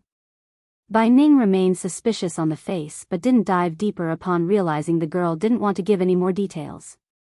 You are, although I couldn't take you to be my own daughter, but I've always looked to you as a niece. If you ever come across any trouble, do come tell me, you don't have to keep it to yourself and handle it alone. Shaking her head, Ningyu spoke with a more relaxed pose after that. Don't worry, Auntie Ning, I am really fine. I'm relieved then if that's the case. Despite those words, Bai Ning's forehead remains a tight knot. She doesn't know why either, but the lady just got this strange feeling that the child whom she helped raise since young has changed in some ways. Watching the departing back of her Auntie Ning, the petite girl finally released the breath she had unknowingly been holding. Her back's been soaked due to all the pressure of almost being caught by this point, and her palm a bloody mess due to how hard she's been gripping the poisonous bead. In the end, Ningyu only shot a final glance towards Bai Yan's room before she too returned to her own, and this time, she didn't keep the poison out in the open. Instead, she hid it well away so there's no chance for others to accidentally come across it. Tapping the table in her room after some more thought, Pa's plan is too dangerous and risky in the end. I can't do it. Although Auntie Ning pampers me, but I can tell she's extremely fond of that brat and will go a long way for him. If she ever finds out I tried to poison them, then she will never let me go. Even though the urge to remove that woman was still there, but Ningyu could say for certain to herself she doesn't have the guts to murder someone yet. Therefore, the only method for this girl was to use alternative methods. Bai Yan, Auntie Ning is mine, and if you dare rob her from me, then I won't spare you. Punching the table, the girl's aura was all cold and sinister as she walked out the door and disappeared from the inn. Next day. The morning light was just right at this timing, allowing the beams of brightness to shine through the window and onto Bai Yan's beautiful face. Faintly opening her eyes over the glimmer, she eventually noticed the two cuddly kittens snuggling against her arm. Pleased by this warm picture, she pulls them closer for further snuggles to only disturb the boy who's still asleep. Mother, awakened by the movement, Bai Shachen mutters this as he rubbed his dozy eyes. Me and Dragony wanted to snuggle with you, so we came on our own. You wouldn't be mad, right? Did we end up squeezing the baby in your belly? If she's hurt, then I'm going to be distressed. Aching over how sensible the boy was, Bai Yan throws a smile of reassurance over to stop his wild thoughts. Silly, why would you think your little sister is that fragile? Don't worry, she's sleeping with her brother and sister is a good thing. I'm sure she is very happy. Really? Twinkling with bright stars in his little eyes, does that mean little sister likes me? Yes, of course she does, she likes both of you. Bai Yan's voice right now was bordering on the line of a lullaby, making the boy all the more happy and trustful. Mother, I also like my little sister, but in my eye you are still the most important. Mother will always be first. Snuggling his head closer to the woman's chest, he didn't hide the lovely smile he had when pushing against those wonderful jugs.